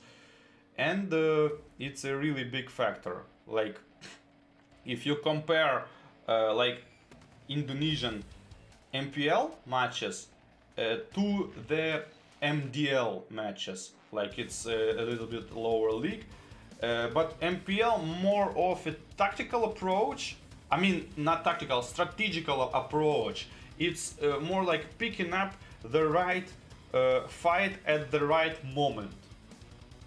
And on the other hand, on MDL matches, you have this like fight matches. So from my perspective, it means that strategical thinking is lower, but the personal skills are higher. So they are more reliable on the micro game instead of the macro game. It's just what I saw. And sometimes even on MPL, teams are doing this approach as well. They fighting, yet like Team Max did, like fight. As I mentioned, they won a lot of fights, like for example first game, but they didn't have much advantage out of it, and like it seems like they won one fight, second fight, third fight, and then they only have like 1k advantage, 1.5k advantage. It only means couple of things. First, the fight didn't had an idea behind it. So why are you fighting? You need to have answer for this. We are fighting to get the enemy blue buff. We are fighting to get the turret. We are fighting to like clear like bot side of a map and invade gold laner under the turret to make him lose minions and push turret. So this is the idea behind the fight. And it seemed like they just fight. Most likely, not most likely, mostly you can pick my point when you see the matchup in the first game when Team Max had wipe out. They did wipe out, and four people survived out of Team Max. And they like two of them was just heading mid lane, standing there, waiting for the minions. And so imagine killing enemies. You have 25 seconds enemy respawning, and out of those, let's say 30 seconds respawning enemy, you cannot do anything for 15 seconds. You just stand and wait, and it means you have no idea what you going to do after you win the team fight. And you always need to do this. When you win the team fight, you need immediately go to the next objective. And so in that case, we are going to watch how the team goes out. So I wanted to finish my point. They needed to go immediately bot lane, immediately top lane, somebody push mid. So they need to separate and take out maximum out of this team fight, which they won. And it seemed like, for me, Team Max keep getting this, like imagine you can get like 100%. You won team fight and then you get something out of it. And it felt like they won team fight and they take like only 25% out what they could have. So this is my point. This is the weak point of Team Max. And sometimes you see this lacking of understanding from the Asian teams. On the other hand, the strong side of the Asian teams is micro games. Like nobody press the keys, the skills so good as an Asian teams. Like they are just so good at skills. Like micro skills is insanely good. So yeah, that was my point. And if you want to compare this to, for example, Deus Vult, you can see the strategical approach, understanding of all what happens on map is much higher, but the personal skills sometimes are lower than it should. So yeah, and I was talking about this because we're gonna have like fourth match with two strong teams, and I'm fascinated. I don't even know what to expect out of them, but yet I shared with you my expectations. Yeah, so the teams are already on the stage and preparing for the matchup, and I don't know, let's have a wild guesses. I guess let's have a wild guesses what we are going to see in this matchup. Okay, I'm gonna guess, like, this guess is based off of nothing, yet I'm just guessing. Akai, I want to see Akai or Baksha jungle from the Mongolians. Yeah, why not? Why not? Let's see. Ah, okay, there is no need to guess. Finally, we're gonna just witness it. So the first ban coming up. What is this going to be? Joy? I don't even know. Or is target bans. Target bans against Turkish. I think you need to ban Fanny, because it's like it's too much. It's too much. But Lancelot also can be quite annoying. So we'll see. We'll see. So the first ban is no ban. Yeah. Super strategy with no ban from Mongolia. I'm just kidding. Yeah, Joy, I get it, Joy. Imagine like having no ban in the tournament, and this is like solid strategy. Like no ban, we're getting no ban to leave more heroes open. Yeah, I wanna see that. Joy, yeah, somehow I predicted that. If on the other hand, seems like a target ban. Joy, it seems like a basic ban. You go to the solo rank, you always see this ban. Fanny, I'm getting good at it. Yeah. So if Navaria, Fanny, okay, seems like we're not getting bans as they going, and we're getting both at the same time. I'm fine with that. So, okay. What we're going to get? Uranus. Yet again, Uranus. Like, seems like you cannot counter pick him. I mean, why? Whatever. It's just me. It's just my point of view. Uranus not seeming that strong. I mean, it's you preferably should draft on the mid lane.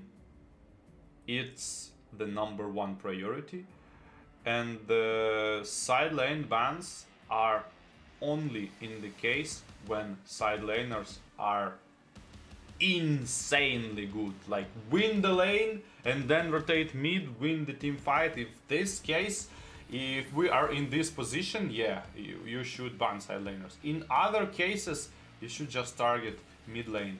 What I'm meaning about mid lane is a trio of roamer, mage and a jungler. So yeah, but that's just my school of this. It's in my book. It's in my book. There is no rules. The perfect thing about this game is there is no rules. You can do whatever you want. As long as you winning, you are right. So keep that in mind when you're going to play next time. There is no rules, no tier lists, nothing. If you can play good, if you can go Mia and make 40% damage and split push, hold them up, a lot of kills, not dying, you can go with Mia. I mean, yeah. So Fredrin for the first pick for the team Lilgun, and the answer is Valentina and Grok. Yeah, just as I said, strong, solid mid lane. And actually, it's not that easy as I'm talking about it. It's much more complicated. We just don't have time for this kind of like philosophical discussions about the nature of the game. It's just the tip of an iceberg. Okay, Valentina and Grok, and the answer is going to be, so Fredrin is most likely jungle. Yeah, most likely jungle. At least it's shown like this, you know, it's jungle, but these days you can even go on side lane with Fredrin. I don't mind, I'm okay with this kind of stuff. So Terizla and Faramis, yeah, Mongolians are already surprising me with the amount of actually team fight resources, let's call it this way. So maybe they are going to bet all on this turtle clash. We won't call it turtle fight, it's like turtle clash. It's like, and yeah, whole game decided by that very moment. Claude, on the other hand, yeah, I saw a lot of I was just mentioning about personal skills, high personal skills of Turkish players. So they are good with hard heroes. Like the harder hero, the better they play. So that's why the Claude. We're talking about Claude like here and there, all 3 matches, Claude, and what? Again, who missed that conversation, I can repeat, the Claude is extremely hard hero. Extremely hard. 19% of the players would call him bad. He's not bad. He's just very hard. And you cannot perform with it and you think he's bad. No, he's not bad. It's just you cannot perform it, okay? So, extra bans are Link, Leslie, like it seems like Team Fireflux was watching latest matches and Leslie was picked against Claude and kind of like dominated him. I mean, easy time against Claude at least, and it seems like this ban coming out of the last games, but who knows, maybe not. Maybe it's just a personal experience, too hard to play against Leslie. And Beatrix, on the other hand, pretty strong ban. Because they have, Team Lilgun, have this kinda like dream wombo combo. Just imagine, just let your fantasy work. Like imagine Faramis catching like all 5 people into his first skill, drag them in, and then Terizla comes in, bang, 5 people, and then Beatrix, poo, double ult, grenades, Uzi, dead. Like, Turkish player understand this, and they just ban her. Like, deep, they sink in this game very deep. Okay. Arlot, extra ban, nice, and Glue coming out, nice, you dare to pick Glue against Faramis, wow, a lot of people would just straight up chicken, and not doing that, like, okay, you ult, Faramis, what, second skill, a lot of ricochets, and you're dead. Not this guy. He just went in. It seems like it's shown like a jungler. Okay, I would like to see glue jungle though. Whatever. It's Mage Faramis, Roam Minotaur, carry. Solid one. It's like carry. If you want to pick good ADC, you go with carry. Like basic attack, dead. Tank goes in, dead. Like everybody is dead. It's just a matter of how you are able to use your own damage. Like whatever. Okay, so we are heading to the last pick. It's going to be the jungler. So the experienced line on the other. Okay, I didn't finish. Fredrin jungle. Obviously, I didn't finish because I thought it's obvious. So Fredrin jungle and the Terizla is explained. Like the glue went after Terizla, as far as I remember, and it means that Terizla is. I mean, the glue going to counter Terizla, because, like, imagine picking explainer after you see the enemy explainer and losing lane to him. Okay, whatever. It was kind of like Devu against Team Max third match. Like Terizla was picked after Arlott. It seems like a counter pick, but yet he still lose. Yet he still lost the lane. I mean not lost. I mean not lost, but he was struggling against. Yeah, that's the right word. So the Marty's coming in jungle from the alien, and oh, we're going straight up into the game. Nice.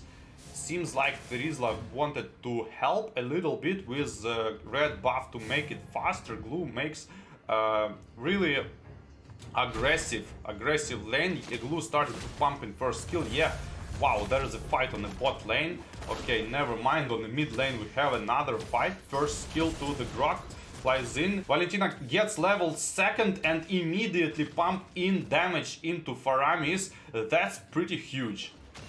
That's actually pretty huge, because now Impunity can Flux can make a fight on the river minion, and Faramis is forced to go back, and this is just what happened. I just couldn't say it in the right moment. So Mart is going for fast rotation instead of by the way, he's going like for the X-plane rotation, so the first clash is going to be an X-plane immediately. This is exactly what you want to do with fast jungler. Pick level 4 very fast and immediately get use out of it. This is perfect, and potentially can farm a lot of gold on the bot lane. No, Martis just helped to clean the lane. Actually, Martis had nothing to do, and that's why he cleaned the lane. 15 seconds for the turtle. Teams are ready. Martis is like, I mean, imagine yourself a melee range hero playing against Martis. It's a nightmare. He stacked his passive immediately into first skill, stacked 4 stacks, didn't use fully his first skill. Initiation on the mid lane, Minotaur trying to get level 4 and immediately gets countered by the Turkish and forced to use his ultimate, probably in panic, and now he's not having ultimate.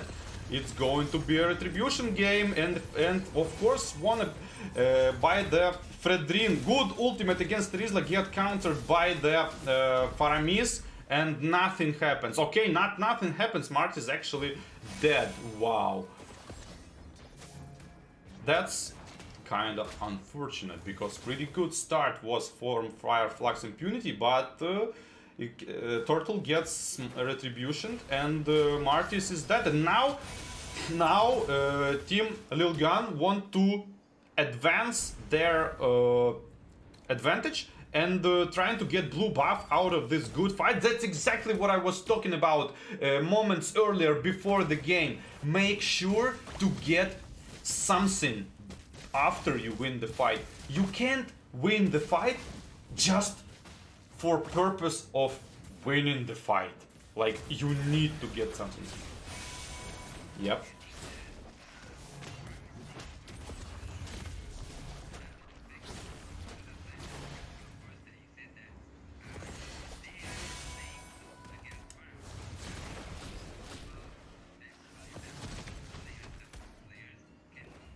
Yeah.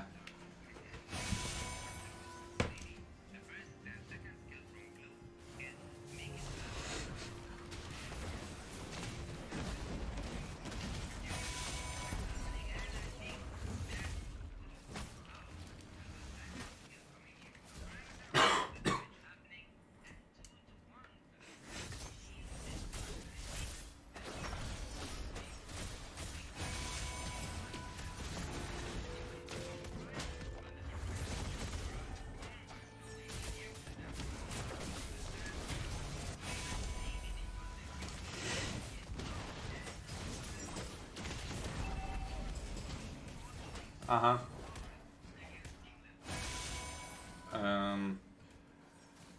Okay, there's voice issues, I guess, in our second caster, but never mind. We have an action here, and Team Lilgun are actually ahead. Like, comparison to what I said about the first game, look at this one. Couple of fights won, and there's 2k advantage of gold right now, right here. And you can see that the difference, what I was talking about. In the first games, Team Max was winning fights, yet they didn't have advantage. And in this case, Lilgun won a couple of fights and already like 3k gold. This is what Snowball is about. And Martis is very good hero with very good hero in terms of early game aggression, and this time he gets a little bit behind. He was trying to ult and Minotaur good can seal his first skill. Cloud goes in, no damage, absolutely no damage for Minotaur. Like Cloud is going to be, I guess, like the last resort thing, and so I don't know. But 3k advantage turns out to 1k. Wow, perfect ultimate with the flicker from the Terizla, immediately gets countered by the Faramis ultimate, and ultimate from Fredrin killed him as well. I mean Terizla, and bot lane is free to push. So, I mean not Terizla, sorry, Valentina. It's getting tricky here, it's getting tricky. So the turtle is 30 seconds, top lane get pushed, I mean the gold lane carries on, and the farm is already on the side of Team Lilgun, and the carry is going to be the main factor, because like you know, Martis has this low I mean the damage in the first skill is reduced. Meanwhile there's the good ultimate from the Grok covered on with ultimate of the Cloud, and there is no damage. Again, this is going to be the problem. Valentina and Claude need items. Team Flux Impunity was relying so much of the snowball potential. By the way, Marty's going damage. I respect that. He's not going tank. Nice. Maybe we can see the Savage 5-man kill spam ultimates. Who knows? Who knows? And so Flux Impunity at this point need to basically defense, waiting for their mistake. They cannot go out like carry. What can you do? Ultimate Faramis saves again, but this time he saves carry. Minotaur ult into Faramis ult did nothing. Carry dies though because she decided to go out of the Faramis ultimate. And Potato is jumping, and in the I just call him his because he looked like this. And the first skill didn't quite goes in. Whole ultimate is finished. Faramis dragged Glue back, and Glue tried to make something out of it. He can't do. Seems like disengage is a wise option here. First skill connects actually, but the flicker done and low HP, and in last second barely he can escape. And first skill region with emblems. By the way, Claude with first skill used on the jungle minion, just region 5% HP. Emblems at its best. Wow, 3 people cashed with the first skill. Second skill though, they used defensively. Team Lilgun diving here for the Marty skill. It's always a bad idea. If only he got the kills for region HP 8%. HP not here, and gets this tower as well. This is called snowball. When you can go under the turret, dive for the Martis, which I say it again, have immunity for a long duration of frames, and sorry, and still kill him and get the turret, you are in a good position. This is a green flag for you. You can work with that. Okay, so Glue goes in, immediately with Grok immediately gets killed. Glue making a good ultimate though on Faramis. Faramis used first skill, just marching under his turret, making Glue completely out of the position. Ultimate on top of it to save his teammate, but mostly save himself. Valentina gets copying ultimate of the Faramis, and on top of it she ults and trying to save her team, but not. Wow, just perfect dodge from the Minotaur. Just Martis wanted to get this kill so bad. Seems like he just auto-cast his ultimate right at the very moment when Minotaur used his flicker, and he used his ultimate, Martis used his ultimate on the full HP target, and it's not going to be resulting anything. Carry comes in, marching down to the Lord. Lord is already dead. Cloud trying to get at least something out of this, I would say, pretty nightmare position.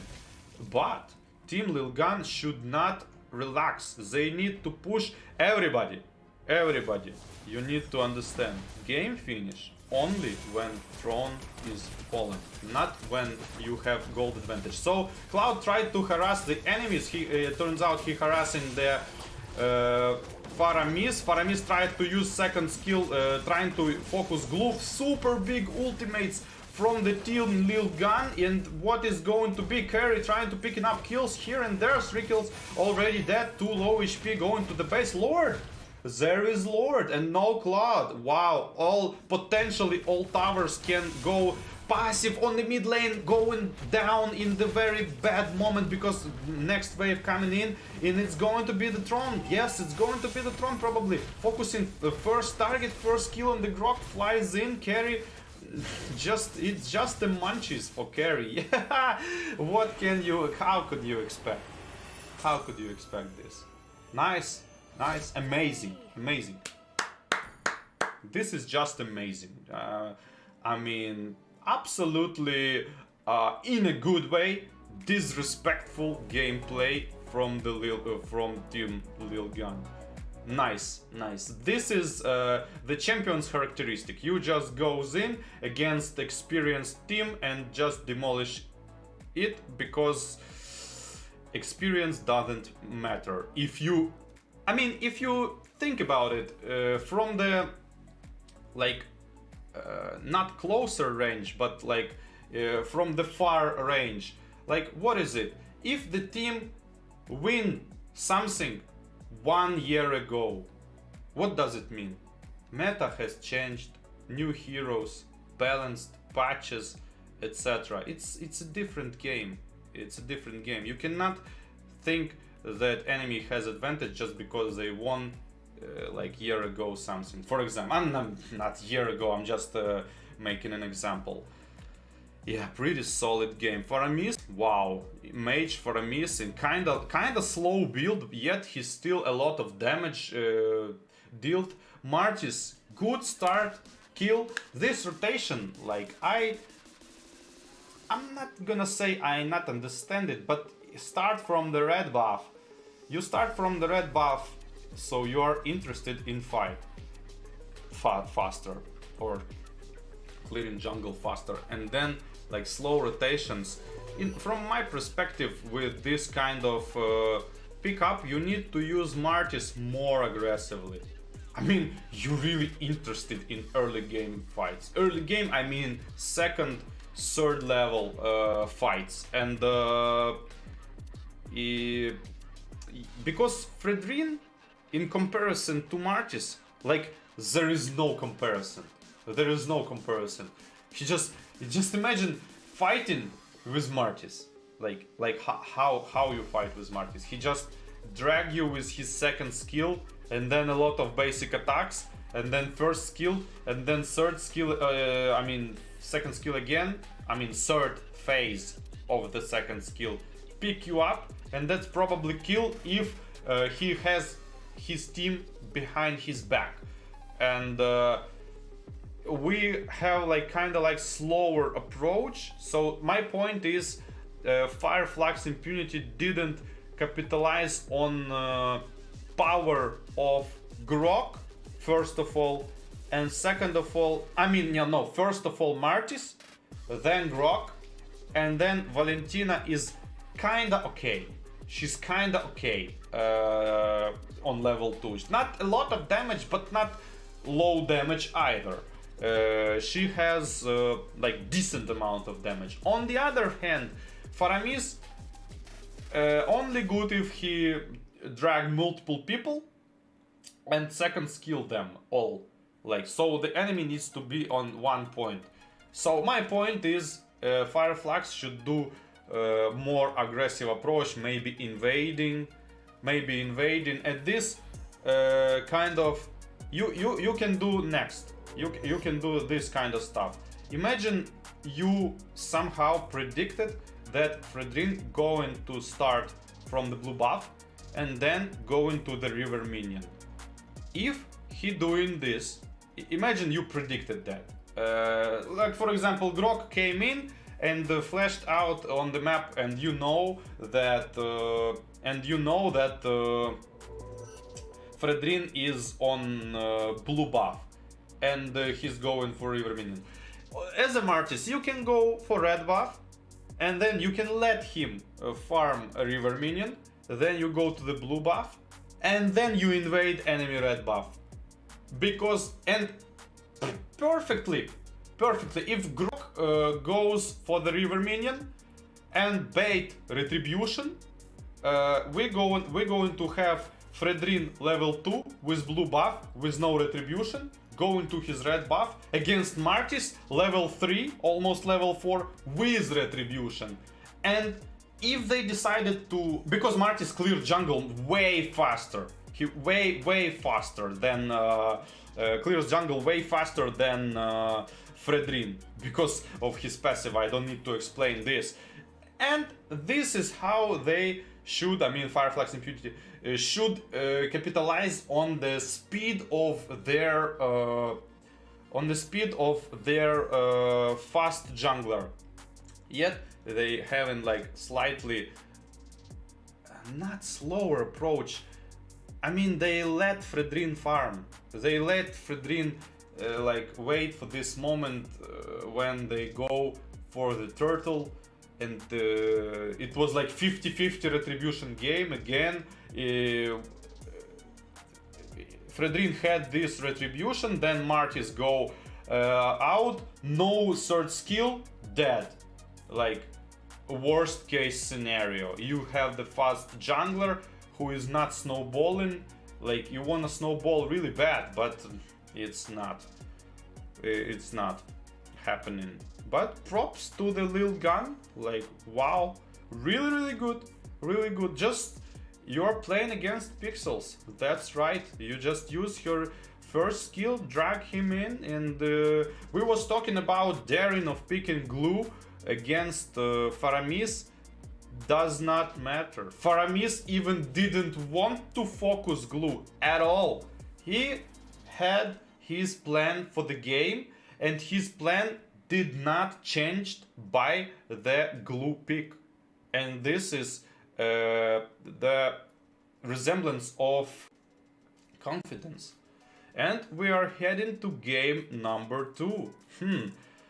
I don't even know. Let's see. Maybe the frustration is going to be the case here. I don't even know. Let's see. Turkish players though, I can bet they are not feeling this kind of stuff. So Fanny goes first ban right here, right now. Navaria, from the other hand. I would like to hear your thoughts about Navaria. I don't really believe she's that competitive to get banned from the first ban, but that's just my opinion. I mean, I get it, it's new hero, I get the vision stuff, yes, but what if you don't use her ultimate? Like, what if you don't get any advantage out of her ultimate? This is my point.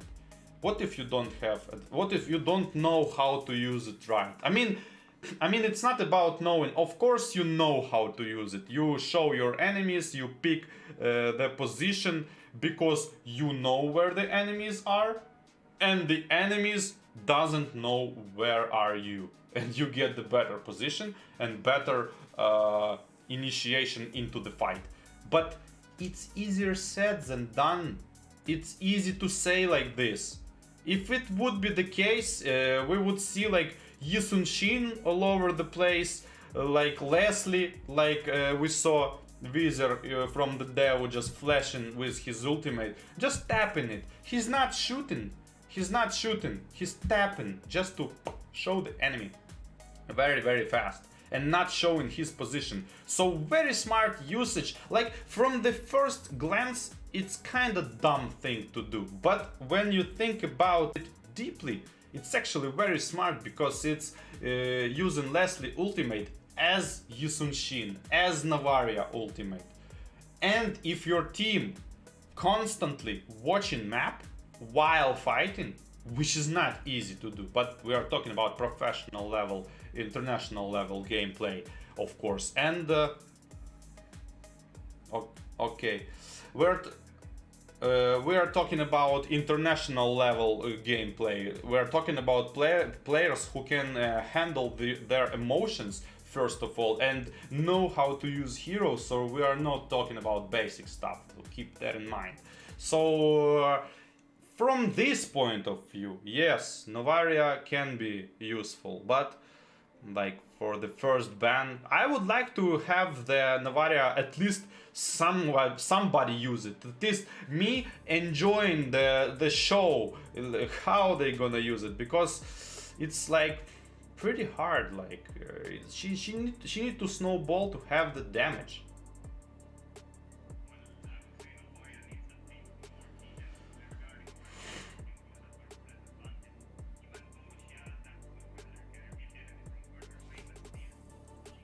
Against the Ling or even so a Joy, she has like that so many dashes, 5 dashes apparently. She can just get cancelled out by many mages, Kadita, a lot of alternative mages like Farsas as well. Yeah, so I completely agree with you. This is like more positioning gameplay. So the idea is you need to reveal your enemies, so you need to have vision. Because of that vision, you need to have good position. And that's how you play Novaria. If you just don't play good vision, you're gonna be getting picked off by the assassins, or like you mentioned Kagura as well, and that's it. But still, I want to see her at least one time. Right, should be rather interesting to see, but a Xavier would be more OP, in my opinion. Xavier, yeah, I think he would be OP if he had more damage early. I think the only problem with Xavier is like he is waiting to at least 3 items, which is way too much to wait.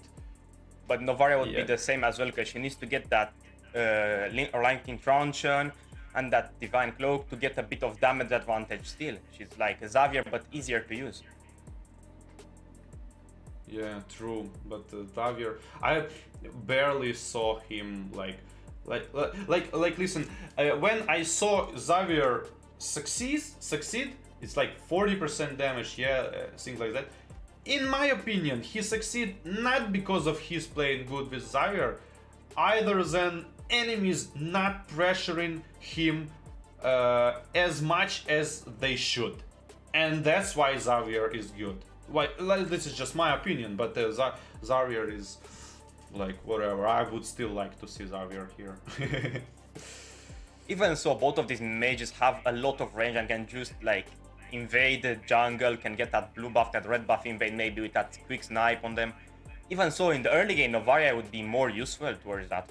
She has a bit more damage than the Retribution, if I'm not mistaken, and she can claim that blue buff and get that rotation faster. She can get that movement speed and that 5% cooldown reduction from that blue buff, and she's gonna be easier to play around with. Yeah, maybe. I didn't saw her though. No, always banned. Nobody picks her. I was thinking about, is it a valid strategy? Like, imagine Novaria's second skill, like snipe plus flame shot into the buff still. Is it a valid strategy? I was thinking about damage output. It might be much higher than retribution. It would be around 1,300 and something in the early game. Level 2 speaking, maybe you clear that level, the first wave to get a level 2 advantage. Maybe the jungler started out on red for the rotation. But yeah, it could be possible. Yeah, I would like to see that. When we was playing M3 with the team, Lil had pretty good strategy with Phobius. Phobius plays with Flame Shot, so he knew what jungler, how fast clearing blue buff.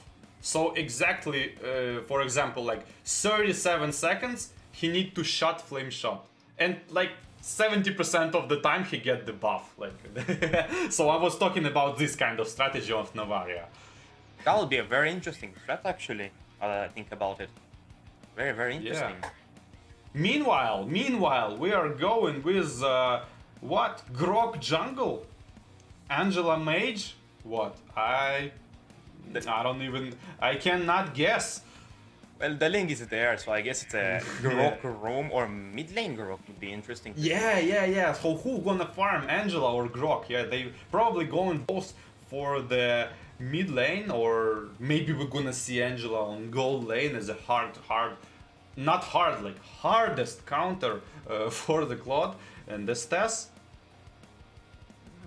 Wow. I mean, personally, I would have picked an Esmeralda in the jungle positioning instead of that Bane because of that shield that Angela gives by using hard guard. So that would be a bit more extra damage going towards the Esmeralda. And she's going to be a bit more intense to counter, seeing it's a Ling. But still, they have a Lunox picked out in the gold lane, and that would be a big counter towards her still. Wow, I don't get it.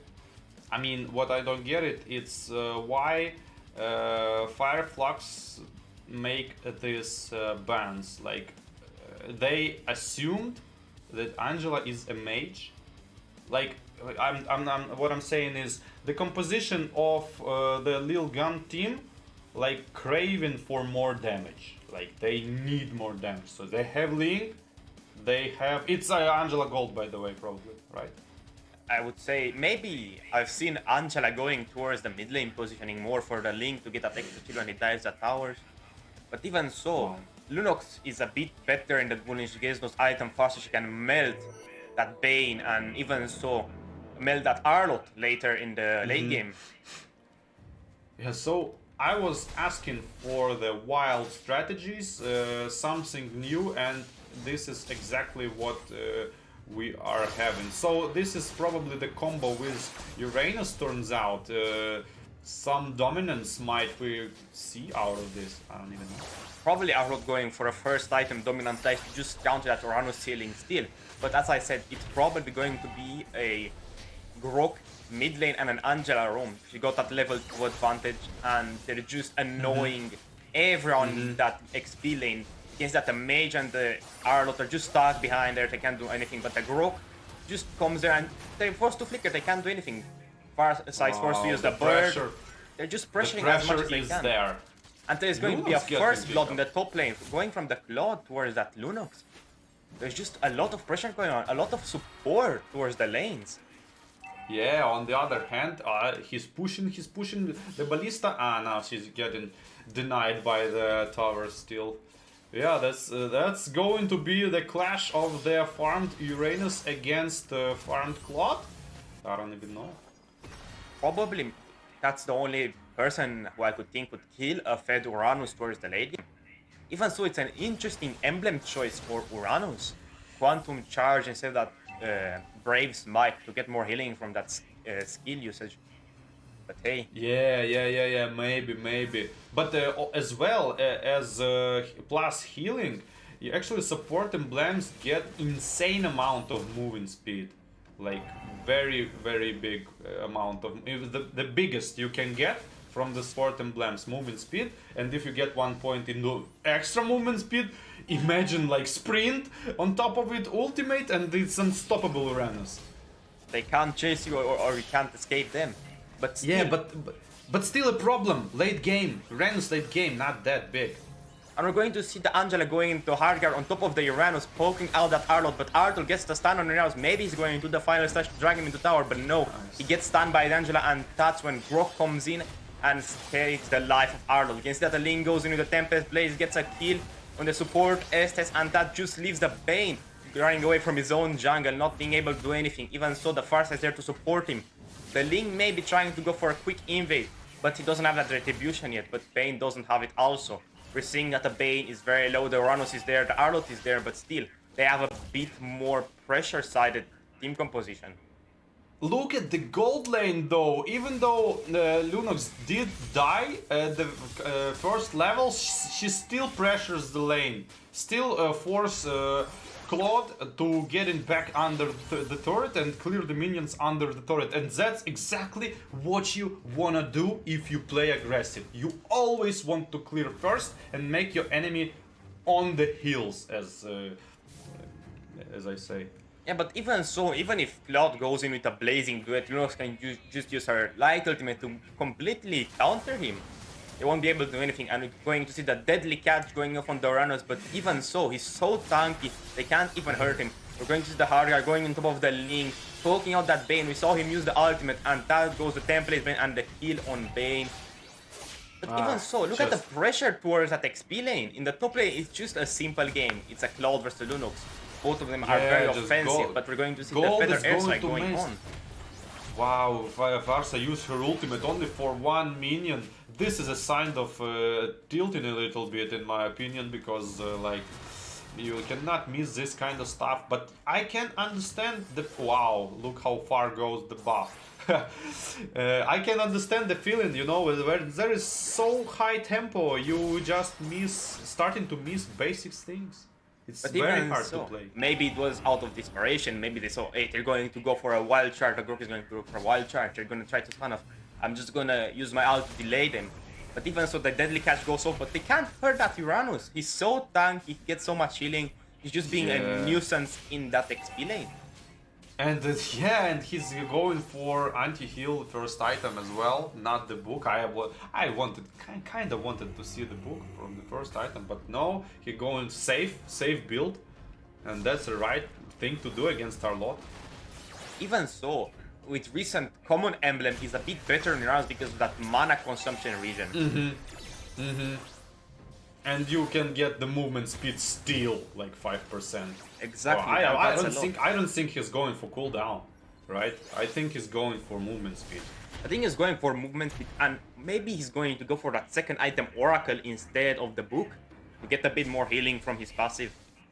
Oh yeah, and because they have Talking about we're going to see the Grok going into Vulture, and there's going to be a double kill going towards the Ling.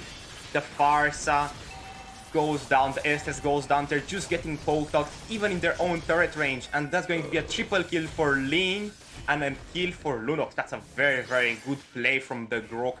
Just going into that wall charge, getting a double stunt, and Ling just pushing the turret, pressuring as much as it can. Even so, the Uranus still applying pressure towards that experience, cutting very high. Gets a lot of support from his team, but still, should be killed sometimes now and then, but they don't have that much burst damage yet. Oh, I don't think they're gonna have this much burst damage to kill the Uranus though, because he can easily tank like 4 heroes at this point. But maybe, speaking of the devil, we're going to see him going down the cloud, goes there with the blazing blood, but no, he's gonna activate that, I'll get that instantly regen. But still, he's just going in, they're not letting them back out. The Ling goes in with the Tempest Blades, get a lot of damage poking. We see him trying to escape, he's very low HP, but the Lunox is making her way over there. Maybe she's going to go in with a Ruby. Didi trying to get a kill on the low HP heroes, enemies, but still, it was a very interesting fight. We saw how fast Uranus was going with the ultimate active, with the quantum charge active, even so with the sprint active. Yeah, he's pretty much unstoppable because, like, yeah, the quantum charge seems like worked for him. Yeah, I've seen it even so on Paquito, but just seeing him going around, he has a lot of fast rotation. They can't do anything about him. He can just go out of any fight if he seems it unfit for him. He can get a bit of backup either way, but they can't kill him. Even so, with a Cloud, with a Demon Hunter Soul, they couldn't do anything to him. He was just tanking it. Absolutely. If he buys Oracle, it's going to be plus 30% off of healing, and if he, let's assume he don't have like basic emblems for the mana, maybe he have like support emblems with 15% healing, it is going to be what, 45% healing? Even the quantum charge is profitable out of it. That's correct. But we're seeing that the pressure from Team Lilgun is just putting pressure on the lanes as much as they can. The Arrot is there under tower versus 3, and it's going to get killed by the Lunox, just doing an insane amount of damage with that Dark Ultimate. That leaves them so vulnerable. The Arrot, the final side, can just reposition in 2-3 maybe of the enemies, pushing them towards their own towers. But we're going to see the Farsa ultimate and the Wild Charge going in. The Lunox going with the Ruby DD, getting a lot of damage, and we can see the Blazing Duet also going on the Ling, just going for those blades, getting a triple kill again. And they're just putting pressure and pushing all those towers. They can't do much about it. Yeah, they can do not much. They can do anything. It seems like the only one who's doing damage is the tower. Right. The Uranus is just sitting there for a German cut, and they can't do anything about him. German cut. Yeah, I mean he could probably do this like 2 minutes ago and still succeed. Like at this point they're just waiting, like Team Lilgun just waiting for the Lord to spawn and probably finish the game. But from my perspective, they should push like even without Lord like this, because the advantage is just ridiculous. You can't even call this a dominance. It's like something more. 0 towers pushed, 0 objectives claimed, almost a 10k. No, it's actually a 10k gold lead, but still, they're just going to put as much pressure as they can. They're not letting them breathe, but still, they can just turn around. The Cloud can get that Blazing Duet ultimate in, can just go in and melt everyone at some point. Yeah, probably should go, I don't know, carry. Only carry maybe can kill this Uranus. But actually, okay, Cloud, if get like 4 items, like Demon Hunter Sword, Golden Staff, Corrosion, and the pistol, he going to do, yeah, pretty much damage. He going to, like, first half of HP going to go pretty easy. Right, but still, the Uranus is getting that dominant size and that bladed armor. The Cloud won't be able to hurt him. Or nevertheless, the Bane wouldn't be able to hurt him. Yeah, it's no one actually. This is insane. Like Lord marching towards the tower, and what can no passive, by the way. Passive at all, but still, it's a level 1 Lord. But the Uranus is there. He's a bit more tankier than that Lord, you could say. They can't even do anything about him. If he had the stun right now, Uranus would be at the top of the peaks in the XP lane. But we're talking about, and Gro goes in with the Vulture, but he misses it still. The Farsa goes in with a Feather Airstrike. They're trying to poke out from the base, but the Lord is still there. We're seeing the Link trying to escape, but the Uranus is still there, up and alive, just roaming about, and they're pushing that turret. Even so, now they're forced to back out a little.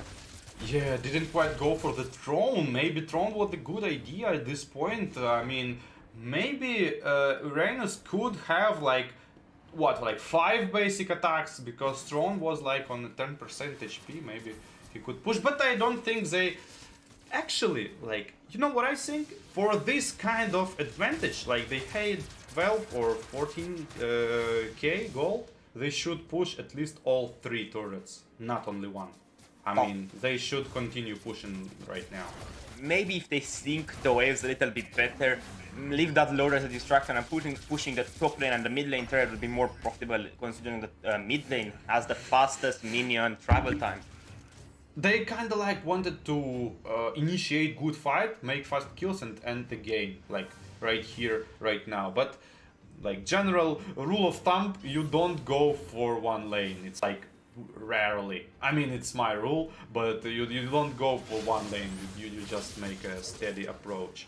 No, I agree with you. It would be a waste. Those minions are a bit tankier, and you can just push the turrets even if the enemies are trying to kill him. You can get the 2-3 turrets down. Even so, the Ling has a very fast push potential. He has that corrosion side, and he has that endless battle. He can just push a bit more.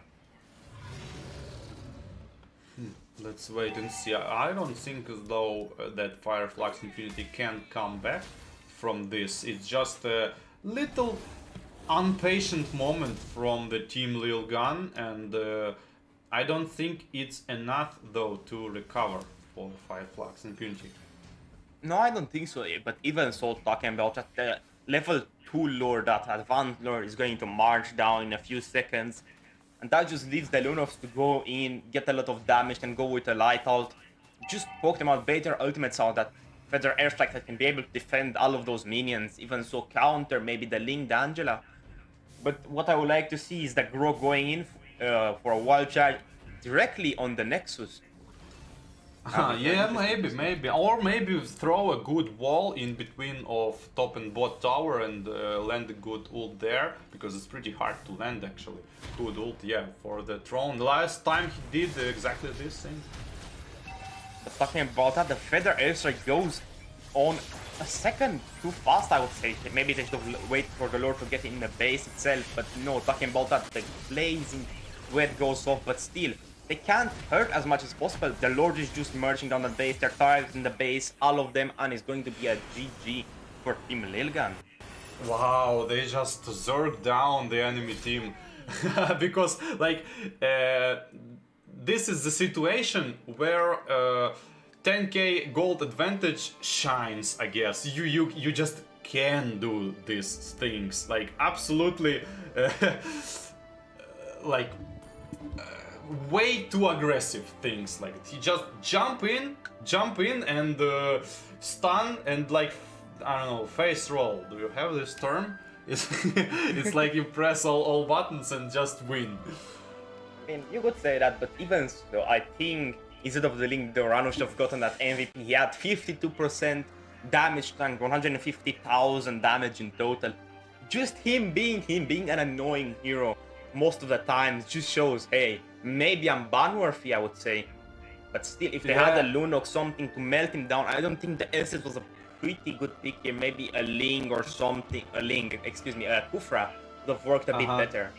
Yeah, I don't see either with who going to synergize Estes. Maybe, okay, how about this? Maybe Estes was picked as a counter for Uranus to not get Estes picked by the enemy team. Like, well, I don't know. Seems like a weird strategy for me. I mean, maybe if they went for the Esmeralda, it would have been a bit better. Esmeralda having a lot of sustain could synergize with that Estes ultimate, that huge amount of healing. Still, I mean, maybe they were testing the water, who knows? Wow. I just want to refresh my memory and watch when exactly get picked. Whatever. Yeah. Estes was picked after the Angela, so it's not the case what I was saying. Wow, what a game! What a game! It was a very interesting game.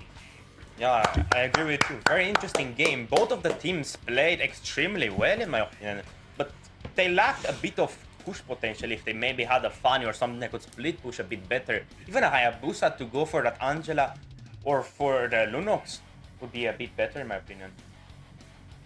Yeah, I don't even know what you. It's just the game was won on the draft.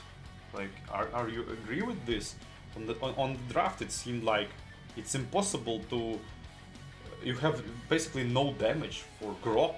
We're not talking even about Uranus, like the final boss. You're not having damage for Grok, like, because the draft is too slow. Yeah, if they picked the Lunox earlier, even in the mid lane instead of the Farsa or something, the Farsa just wasn't synergizing as much as she possibly could. A Kadita would have worked a bit better to burst down maybe the Grok or the Uranus, but that's all left to bots and bees, but we can't say for sure. Yeah, meanwhile, getting MVP, the Link. No boots, by the way. He's not a coward. Yeah, maybe after the lore he said, hey, I don't need those boots, I'm just going to build a BOD or something, just going a lot more damage on the turrets. Still, just poking and poking and poking. The Link was just doing an excellent job. Even those blades, or Tempest Blade, he was getting triple kill after triple kill. Yeah, and the Estus ultimate won't help at that point.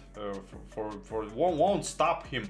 Maybe he's going for probably the Blade of Despair. I was thinking about physical anti-heal, but Yeah, that you would don't. work. You don't need that still, because Grok good initiation 2 times, just as you said, jump right into the Nexus with the flicker, wild charge, and a lot of he didn't stun a lot of people though, but he forced to go back enemy team while turrets are being pushed. But as I said, at first I used the ultimate a bit too early on. She could have had a bit more advantage. She had that lightning crunch and she could have gotten a bit more AoE damage on those minions, maybe for wave control. But still, the Cloud went in very late and he went after the enemies, not the minions themselves. Yeah. But they trying to like kill all the enemies and then clean up. This is not going to happen. A 0.01% chance they would pull this off. It would be Insane. interesting to see them with a better draft, I would say, because they was outdrafted. But right now we're going to head into the pause. We'll see you guys after it.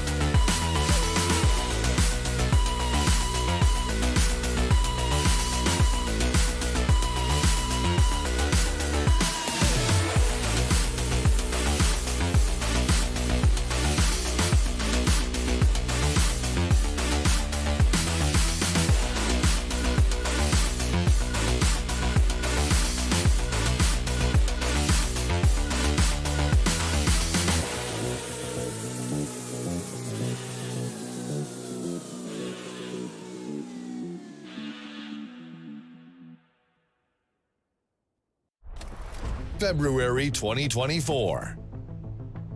Russia presents, for the first time in history, an innovative international sporting event, Games of the Future. A cross-border tournament that combines physical and digital dimensions, bringing together sports, esports, and advanced technologies. Teams from every corner of the world will gather to compete across physical and digital challenges, each seeking glory and the chance to take home a portion of the impressive prize pool. Established by presidential decree and supported by top government officials the world over, this is the birth of the sporting future. For the first time, the physical and digital worlds will be woven together to create a new era of Phygital sports, with one core mission: the promotion and development of a well-balanced individual. Digital gameplay enhanced by the energy of the crowd. You no longer need to choose between a ball or a gamepad. Here, the winners are crowned by achieving the best overall score across both traditional sports and digital gameplay. Games of the Future consists of 5 tournament clusters called Challenges.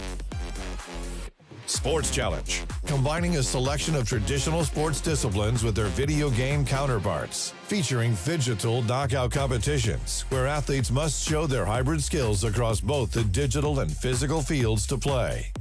Tactical Challenge, a contest in which athletes must demonstrate their team gameplay in tactical combat esports and show off their physical skills in a modern laser tag competition. Battle Challenge, an array of esports teams compete in popular strategy games, all hoping for a place in the giant live stadium final.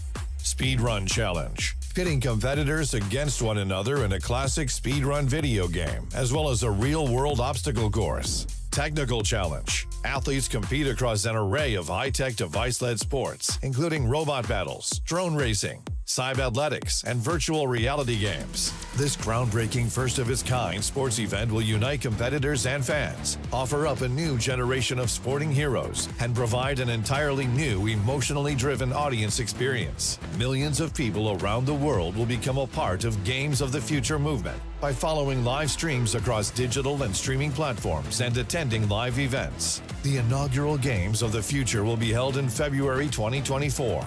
The host of the first games, Kazan, will greet thousands of athletes and teams from more than 100 countries. The taste of victory. New sporting heroes. Boundless emotion. And open to every country of the world. By uniting sports and technology, we unite the world. Games of the Future. Made in Russia for generations to come. Это Phygital игры в Казани.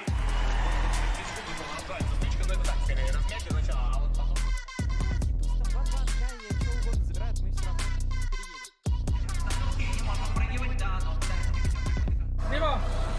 Пока моменты гранд-финала и второй карты Mobile Legends прямо там была действительно борьба.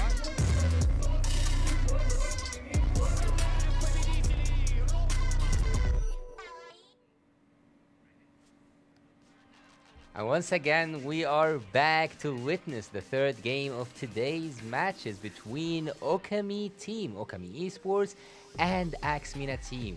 We should mention that Axmina has represented the MENA region at its first MPL. They got the first spot and they got the championship, and then they went for M3 and they got some international experience. But again, Okami team, as we have said and mentioned before, WarBarbie, we said that at their first appearance in the last edition of MPL MENA, they pulled up a really good fight against the previous champions Team Occupy. So today's match is actually unpredictable, even for those who know these teams right good. Yeah, I totally agree. But it's like interesting coincidence we're having here, like two teams from the, I mean 4 teams, I mean 2 clashes of the teams are from the same region, and they kind of know each other, so it's going to be a fireworks, I hope so. And the next one is the same as well. It's going to be like from the region with like, what I'm trying to say, it's the level of the competition is the same, so the game should be close, but as last matches shows, you cannot predict this kind of stuff. Yeah, you actually cannot predict that at all because at the first game of the first round today, we have predicted that okay, Deus Vult draft is really good, but again, Team Max made a surprise for us and they made a really good first game, yet they lost the best of three. And the second game between the Mongolian team and the Turkish team, the Mongolian team didn't care that much about the experience. They played super aggressive and they got the game and the best of three to their favor. So maybe, just a maybe, we are about to see a champion who's unpredictable, someone that you cannot expect. Okay, like if you saw a tournament with Echo name on it, okay, Echo, they have this huge crowd appearance and everything, but again, there are more players, there are more challengers who appear, who want to get this victory. And we are showing the team setups. We see that there is on the side of Okami team Rise Criminal and Kenji Senzi, which are the same roster that we have seen, which we have seen on the MPL. Snap. Yeah, these two are new, Snap and Okinawa. Well, for the side of Axe team, they are the same. They have the same roster: Jed Hamdan, Buaz, and also Nanos and Aizen on the jungle. Well, I want to tell you something about Aizen actually, and also for Kenji, but let's start with Aizen. Aizen is a really good jungler. He plays the assassin meta before the tank meta comes up, so his draft pool is very wide. So I think after this update, he will do really good with Fanny, Ling, Hayabusa. Probably today we will see more Angelas than we expected. We saw it on the ban list and even in the pick list. So what do you expect? What do you have in mind for these teams? If I'm not mistaken, Aizen is a very good funny player, right? Or Yeah. is there any like similar nickname player from the MENA region who's playing Fanny as well? No? Well, the most people who are known with the Fanny pick are Leo from Team Occupy and Aizen from Team Axmina. Yeah. So it's him. Yeah. Yeah. Leo is very good with like solo pickups and split pushing, and Aizen is better with like team fight potential on Fanny. Yeah. And how did you pronounce the second guy nickname? It was like 7M Padman. How are I supposed to know this?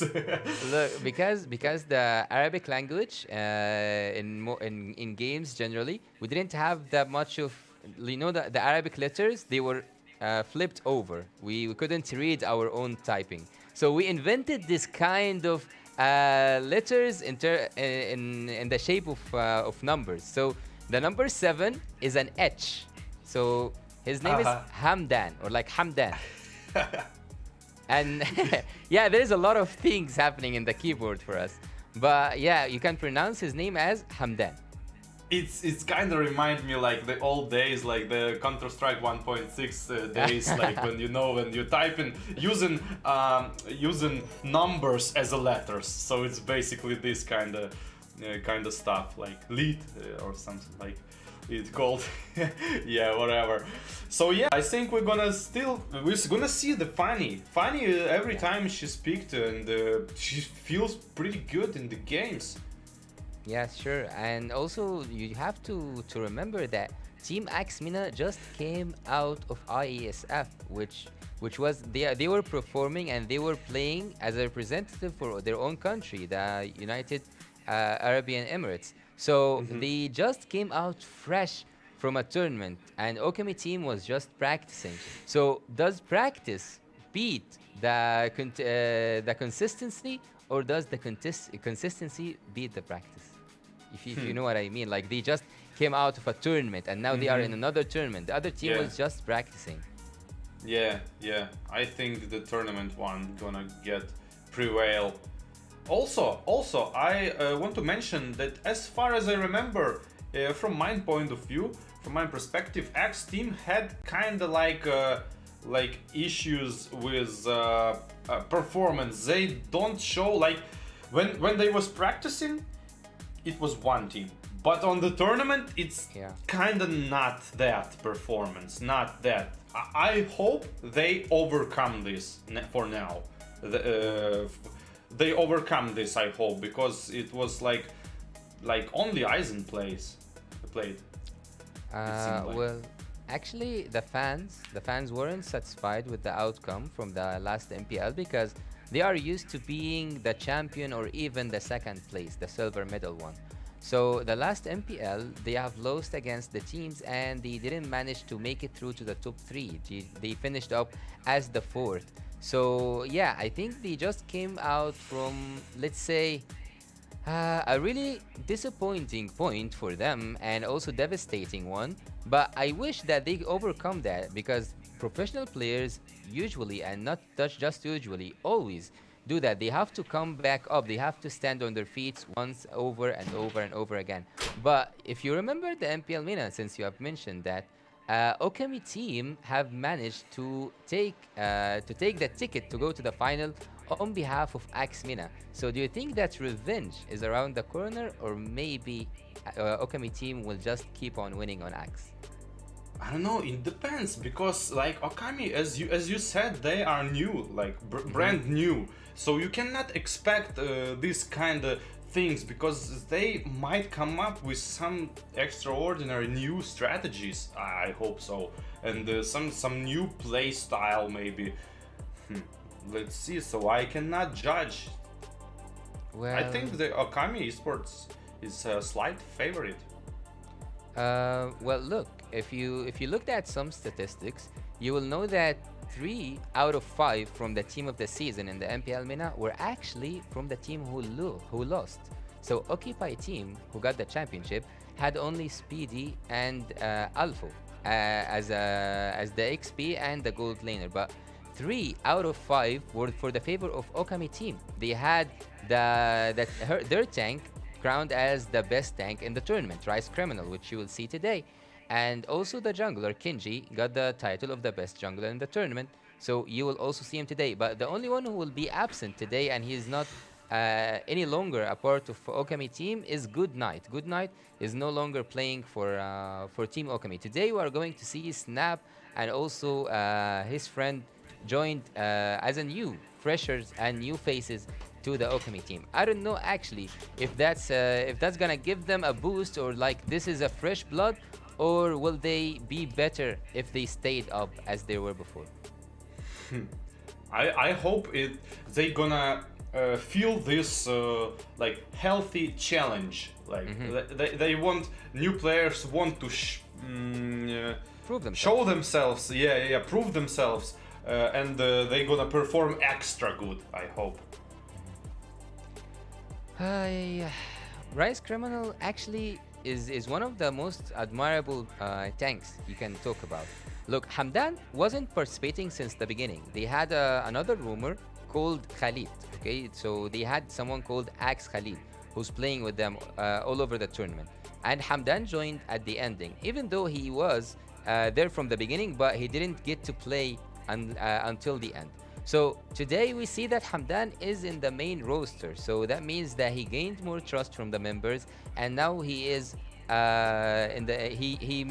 he earned his spot in the main roster. So today he's going to be playing against the best tank in MENA, Rice Crem. Rice Crem, what makes him special is that his draft pool is really good actually. You can depend on him when it comes to aggressive tanks, to sustainable tanks, and also to supports. He can pull that off really good. But without the use or the mage that he used to play with, is it gonna be an easy job? Like from your own experience, WarBarbie, if you had a rumor who got used to a certain way of gameplay with a mage, is it easy to just switch up one of them both, like the mage or the rumor, and pull off the same thing? Like, it's really a hard question for me. Like for me, it's like more the rhythm control. So you have the tank who just goes in, ult, and everybody dies. And you have tank which just go in, go out, like a little slow, a little stun here, a little speed up there, like, and this kind of gameplay. And it depends what you personally feel better game works for you. Like for me, it works like go in, ult in the right time, win the game. It's for me, like for example, it's hard to play like in out, in out, in out, this kind of games. But there are players who are better actually in this in out, and worse in this like picking up right timing for a fight. Yeah, So for the engage. it depends. Yeah, I don't really know how the player. Players oftenly don't experiment and stick up for one play style, and they don't know themselves where they are better. Maybe there is play style better for them, but they are stick to different play style. So I cannot predict actually what he's going to be better with. Yeah, you got a fair point because we haven't seen them play also together. Like this will be their first test in tournaments. Maybe yeah, they got to practice a lot and they got a sufficient amount of time to just get used to each other. But again, this is the first real deal. This is the first thing that they will be together with in the mid lane. And you have mentioned something before. If you gave the priority for the map selections for you, you say that there's a 25% we can rely on the XP lane or any lane, even if it was the gold lane, but 50% is for the favor of the mid lane. So my question was, will this 50% be affected if you played with one of its parameters? I don't know. If you like, I think if I get the question correct, because it's so hard. Yeah, it's a hard question. If you, for example, let's imagine Darius against Esmeralda, for example, and it's like the 45%, and Darius completely dominate the lane, and he going into the mid lane with, let's say, Petrify, jumps in, Petrify to people and kill. So if side lane help win mid lane, yeah, it's going to be prevail. Yeah, but you just don't draft this kind of lineups. You cannot draft on side lane matchup, which is get completely destroyed, like Wow. absolutely counterpicked. You cannot draft like this. If you draft like this, yeah. So if I understand correctly, yes, you can affect side lane to the mid lane. For example, if you pick Brody, Brody, level 2 Brody, for example, can come in, flick, stun, and this is going to be initiation and first skill and basic attack, and if everybody deal damage into the stun, they gonna kill. On the other hand, if you have Yuzhong, level 2, with third skill, he can jump in, petrify third skill, like First skill and does the passive. can potentially help to kill two people. And yes, in this kind of scenarios, side lanes help to win mid lane. Yeah, but you just try to read this and avoid this kind of situations. Like Tamus can go, or not Tamus, like Terizla can go skip the lane on level 1, go to the river minion, and if you didn't saw that, you're gonna fight with Terizla. And your explainer is going to be still clearing the wave, and you're gonna lose the fight as well. So it's about tactics and about personal skill. So you basically say that if the sides, let's not like take it on one side, both sides, because you gave an example for Brody and also you have an example for Trizla. You are saying that if they manage to win the mid lane and they manage to help the mid lane, it will give them too much control in the map, because the mid lane is like the backbone of everything. You can see the turtles, you can access the enemy jungle, you can access everything actually. So you can break rotations.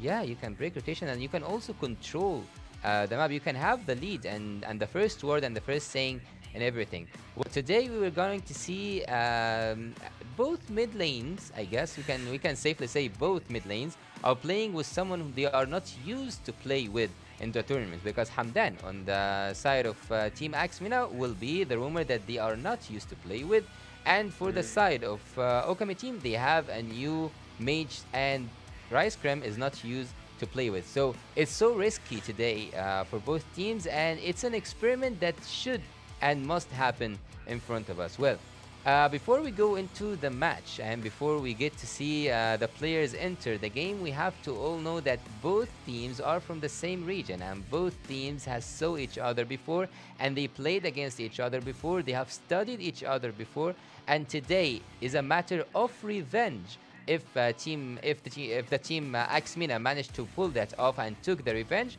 or it's just gonna be another win to be added for Team Okami Esports. We'll see this soon. But talking about new lineups in the team, I think it's pretty easy to adapt. Like if you are high level player, you have no problems with like looking at the mini map and playing and talking and receiving audio information. If you don't have problems with this, you're gonna easily play with like every player. Because you just see everything what's happening around you, and it's not the matter of predicting actions of your teammates, rather than he just have similar level of gameplay as you.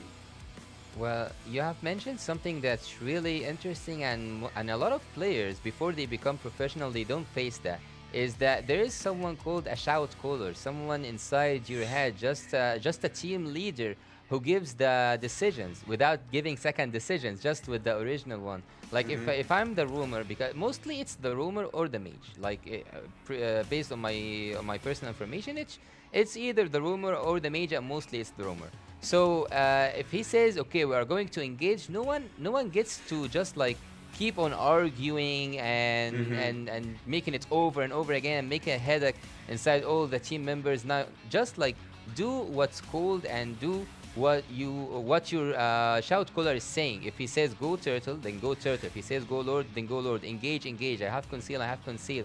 And the other people, the other players inside the game are also needed to say, okay, the person in front of me have used their spell. The person in front of me, they will not have their ultimate right now. They have used conceal or whatever.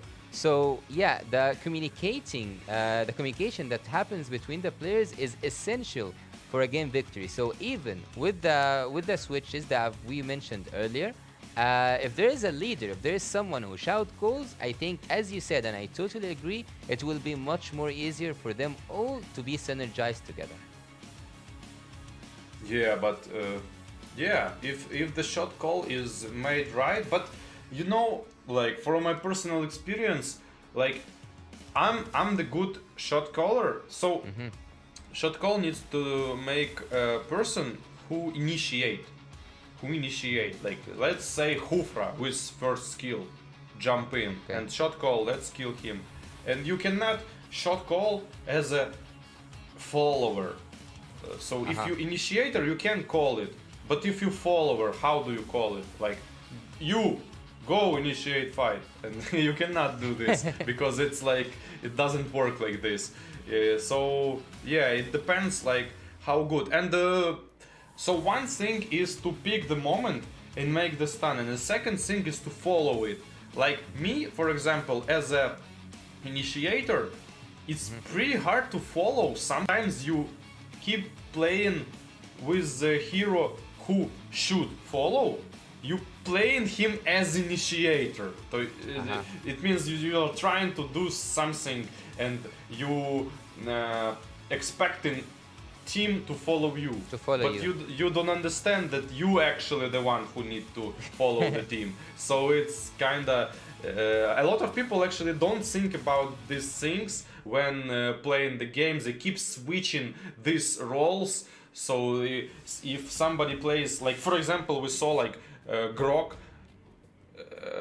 Okay, we can go like with Uranus type of heroes, Esmeralda kinda, or like Tamus, let's say, like constantly hitting heroes, or we can pick like Grok for the explain, or Yuzhong, for example, kinda initiator, or Terizla initiator. So if you choose between these two type of heroes, you need Huh?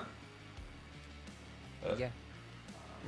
And so you need to check this kind of type of heroes and not to give the person who are more comfortable with following another people initiator role because he's not good with it. So it's kind of philosophy again.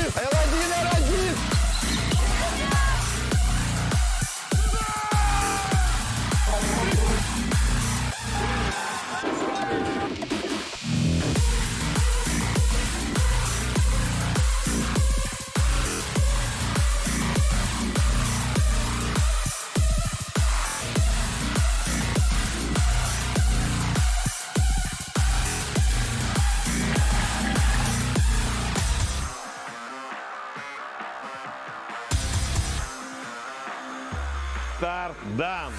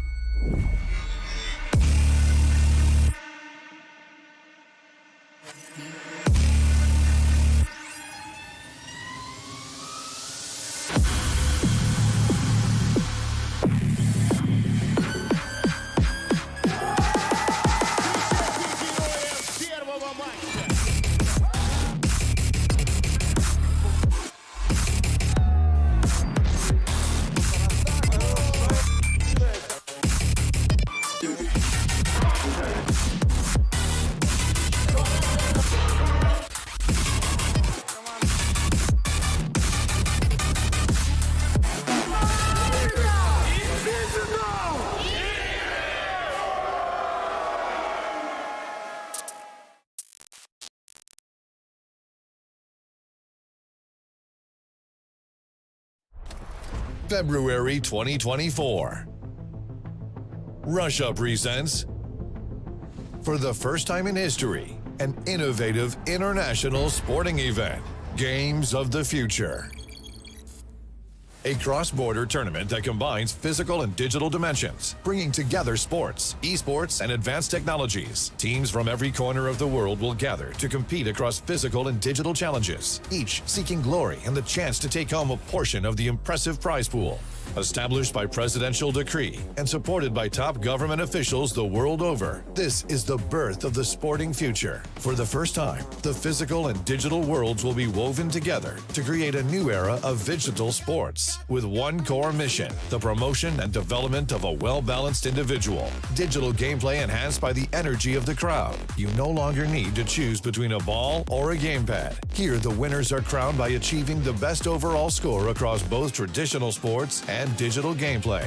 Games of the Future consists of 5 tournament clusters called Challenges. Sports Challenge, combining a selection of traditional sports disciplines with their video game counterparts, featuring Phygital knockout competitions where athletes must show their hybrid skills across both the digital and physical fields to play. Tactical Challenge, a contest in which athletes must demonstrate their team gameplay in tactical combat esports and show off their physical skills in a modern laser tag competition. Battle Challenge, an array of esports teams compete in popular strategy games, all hoping for a place in the giant live stadium final.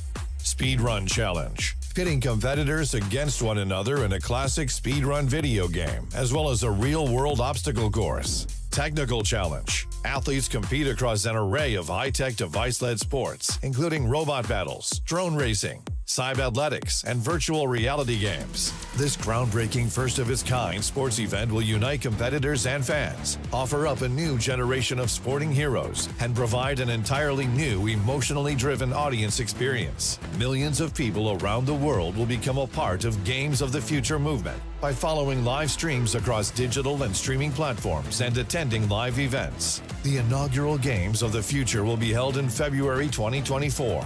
The host of the first games, Kazan, will greet thousands of athletes and teams from more than 100 countries. The taste of victory. New sporting heroes. Boundless emotion. And open to every country of the world. By uniting sports and technology, we unite the world.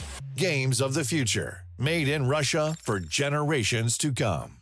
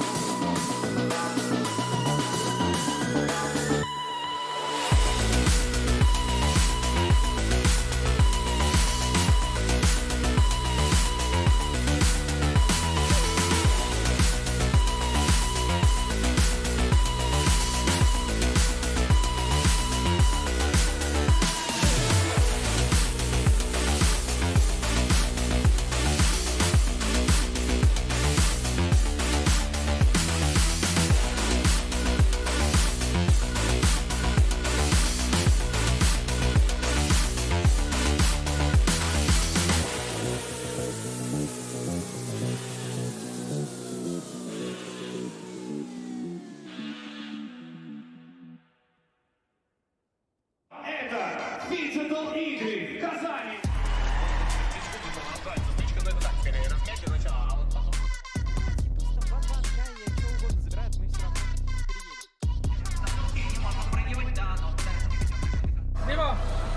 Пока моменты гранд-финала и второй карты Mobile Legends Bam. Там была действительно борьба.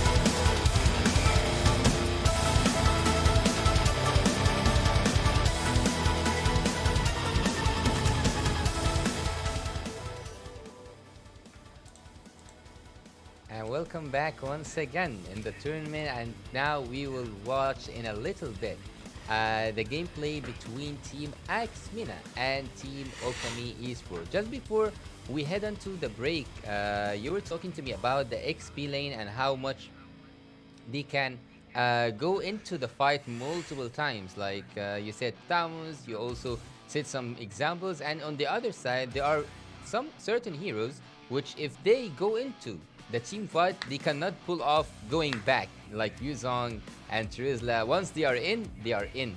So you are saying that they have to follow up the lead from the shout caller, not give the call instantly by themselves.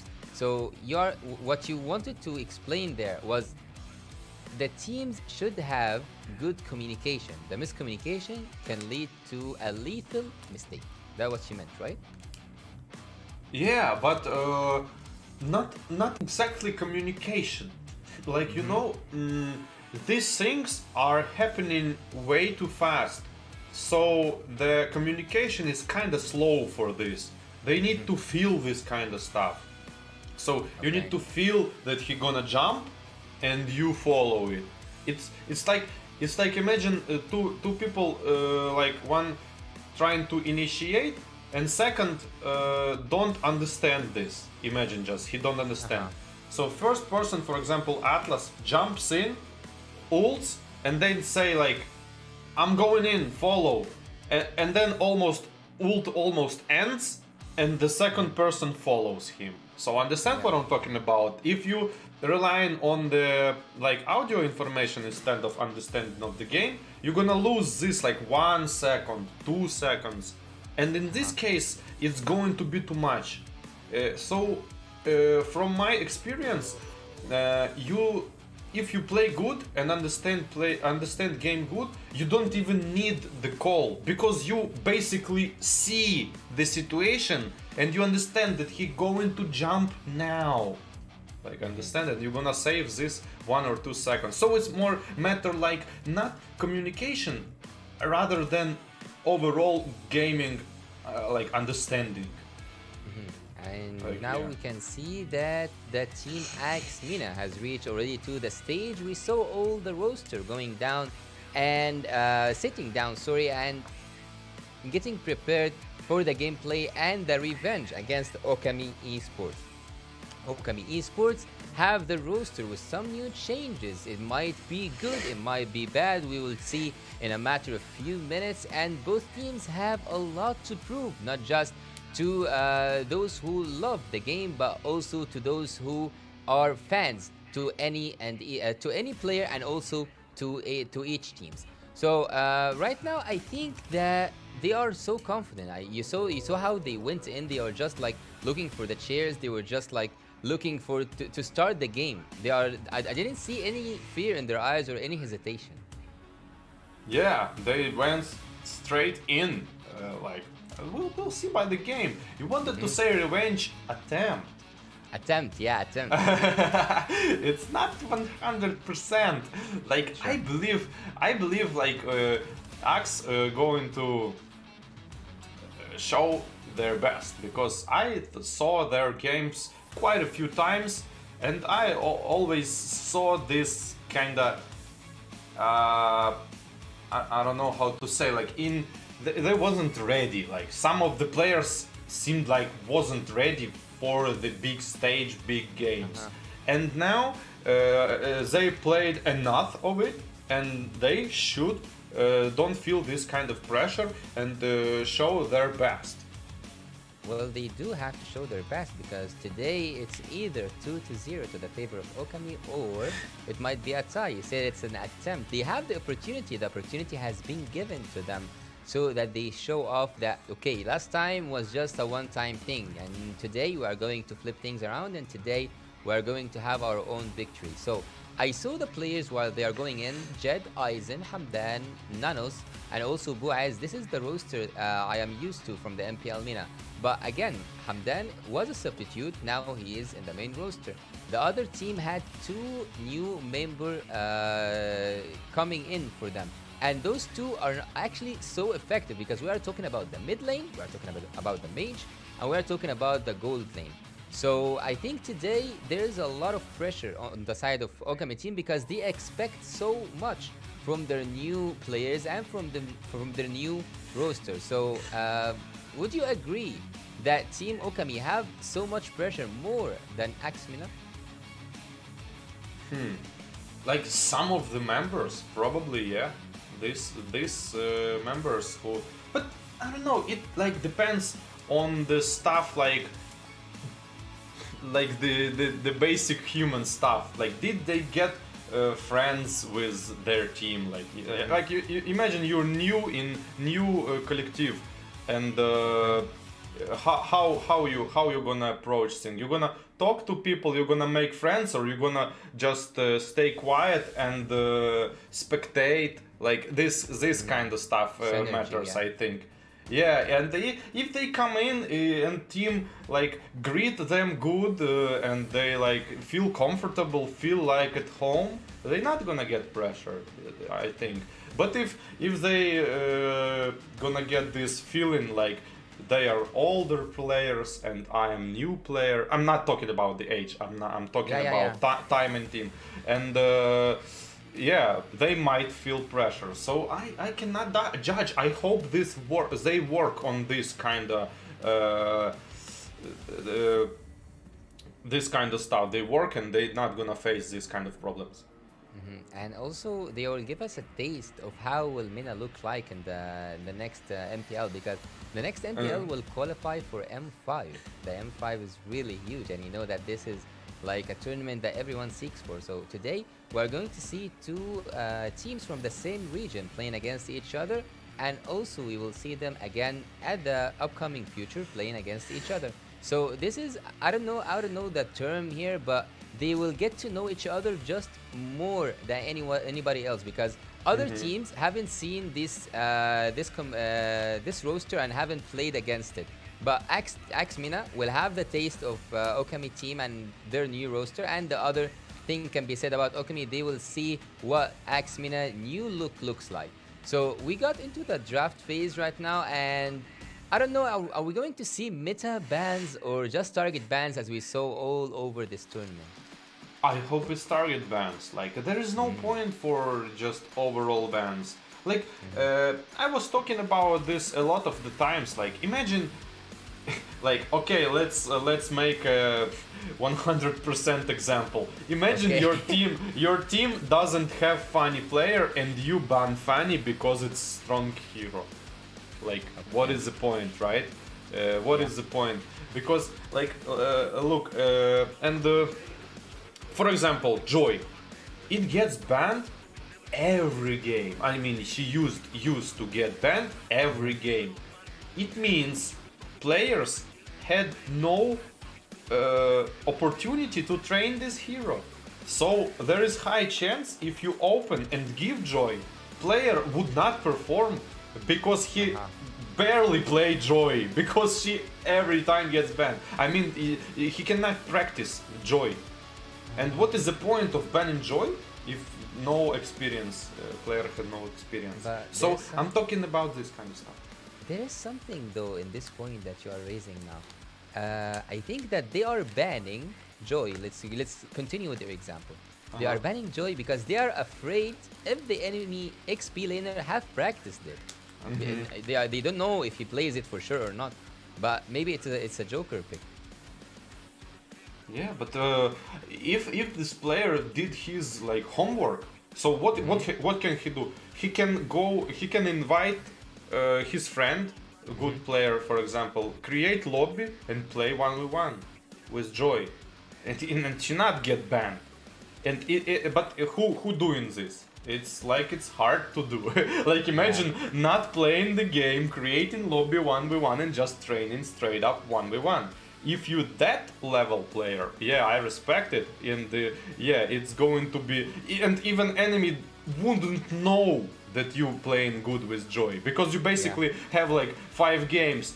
But on the backhand you have like what? Let's say 50 1v1 matches, but its history doesn't show, for example.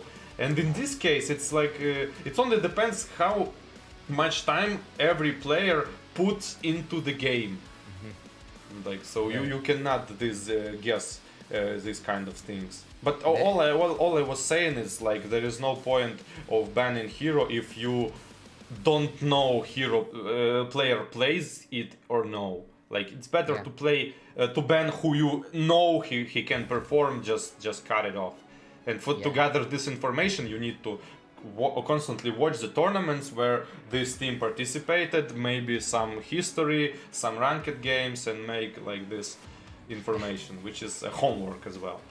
Well, during the break, I spoke with you about the Angela Ling combo, and I was saying, is that the new thing that we are going to be seeing a lot of times? And I think the X-Mina team are saying to me, yeah, you are going to watch Ling and Angela in this game. We are going to increase the survivability for Ling, and we are going to have this shield and everything, but they will not have Uranus because Uranus is banned from the side of Okami team. Uranus made a really good point in the previous match, and he managed to sock in a lot of damage with the help, of course, of Angela. But there is one pick that if I got the opportunity to predict, and it's not a hard prediction, but you see that there is a Lu Yi from the side of Okami team. Maybe it's like weird, like why would someone ban Lu Yi? Well, the thing is, Nanos from Team Axmina, which right now we were talking about the target bans, they know that Nanos is very dangerous with the Lu Yi, so they cannot let it open. And now continuing the draft, we see that Bakito was the first pick actually, not Angela. So what do you think about the draft so far? Yeah, I would say the same thing goes to Kadita. Kadita is probably the same ban as a Lu Yi. It's a respect ban. I think it's a good bans. It's good bans, but turns out for me as a coach, sometimes player like overestimate. Sometimes they underestimate, but sometimes they overestimate. You need to be able to see these things clearly. Like, okay, he's good with Kadita, let's say, but what can we do? If we map control good, what he can do with Kadita? Nothing. Kadita needs freely roam the map and ganking here and there. But if you lock down the rotations, she not gonna be able to do so much impact. So I'm talking about sometimes it's a good ban. If you don't know how to counter it, yeah, just ban it. But sometimes there is actually the ways to counter even strong heroes. You can give the strong heroes and say, let's say like basic example, like you give Fanny, you pick Balmont. You remember for sure that meta when Balmont just invade and the ult and the retribution, and there is no chance to get the blue buff and just get countered like this. So if you even good Fanny, what can you do against this? Nothing. So it can be countered. I'm interested what Axe gonna pick after. That's a pretty squishy pick. Are they going to fill up with kind of like Grok or what? Where Grok mid lane like Mongolians did. Lilgun. With Axe, I don't think that we are going to see such thing, because right now we are waiting for a mage and for a marksman. After what Okami just did, they took off the Beatrix before the second phase of draft, and then they banned Brody and Melissa. And for the side of Axmina, they have focused much more on the junglers, but maybe Joy is a jungler, who knows? It's not obvious yet. And as I've just said right now, we see that there is Novaria and Leslie.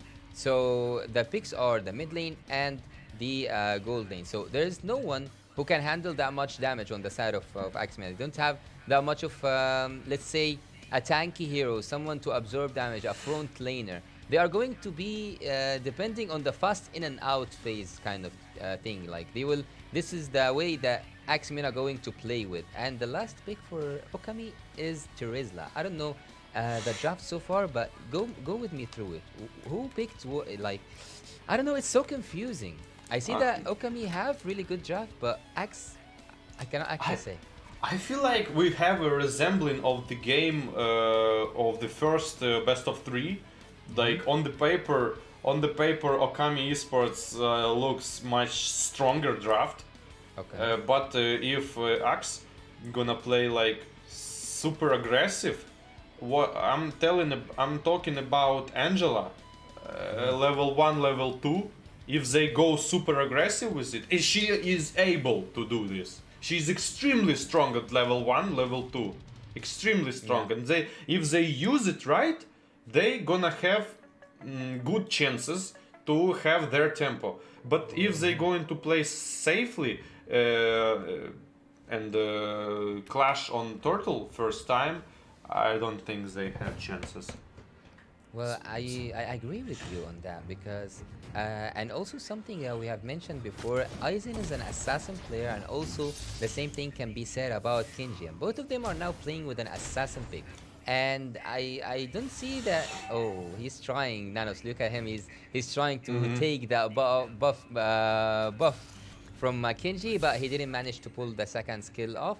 And Aizen will just keep on farming. They are not doing your advice, of course. Like if you are there, if you are the coach, you would have just told them like, guys, just go for the aggressive gameplay with Angela, the first level, the second level. But as you can see here, they are taking more of a passive gameplay style. They want to farm, they want to reach level 4, and I think that the nearest team fight is going to happen around the turtle.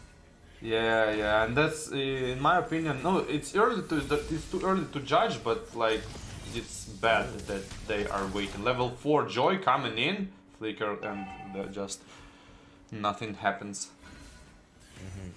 Indeed, nothing happens, and Hamdan goes back, and I think they will wait for his level 4 to make a really good combo with Aizen, because Ling and Angela, we have seen many times how much effective those picks are, and so far they haven't disappointed anyone who took them.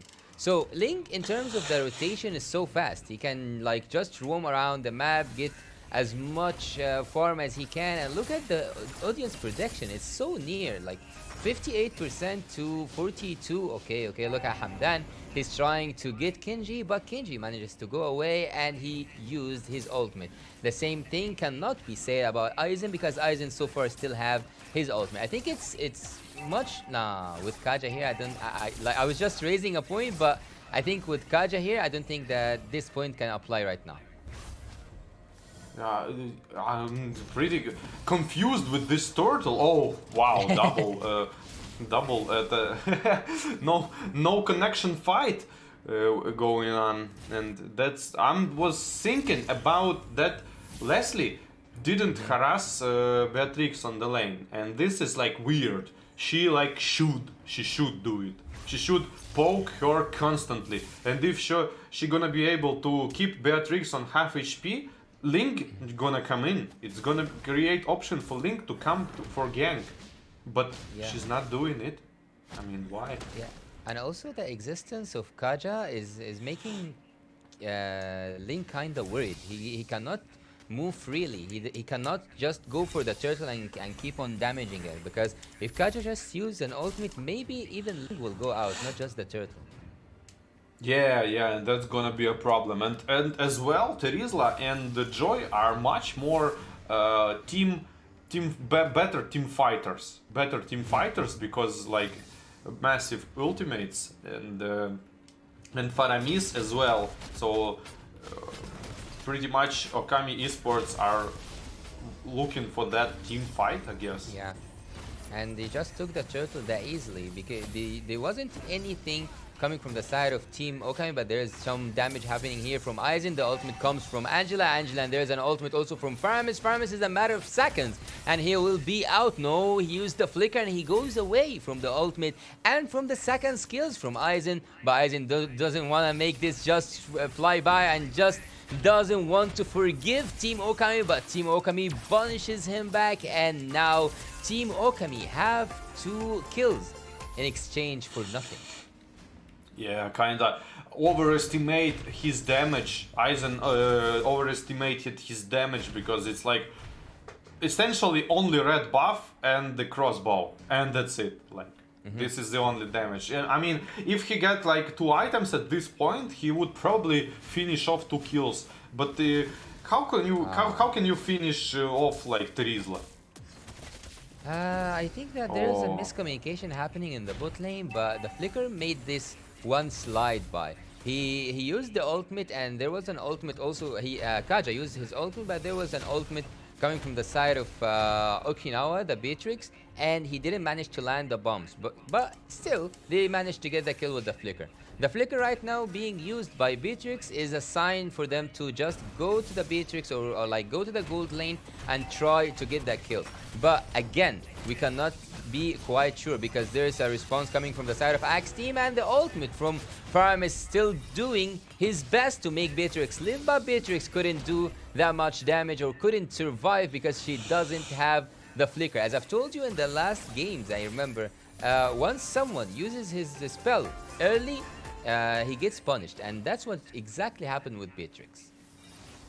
Yeah, I totally agree. And now, like, Navaria first skill just took the river minion who Joy tried to kill so long, let's say.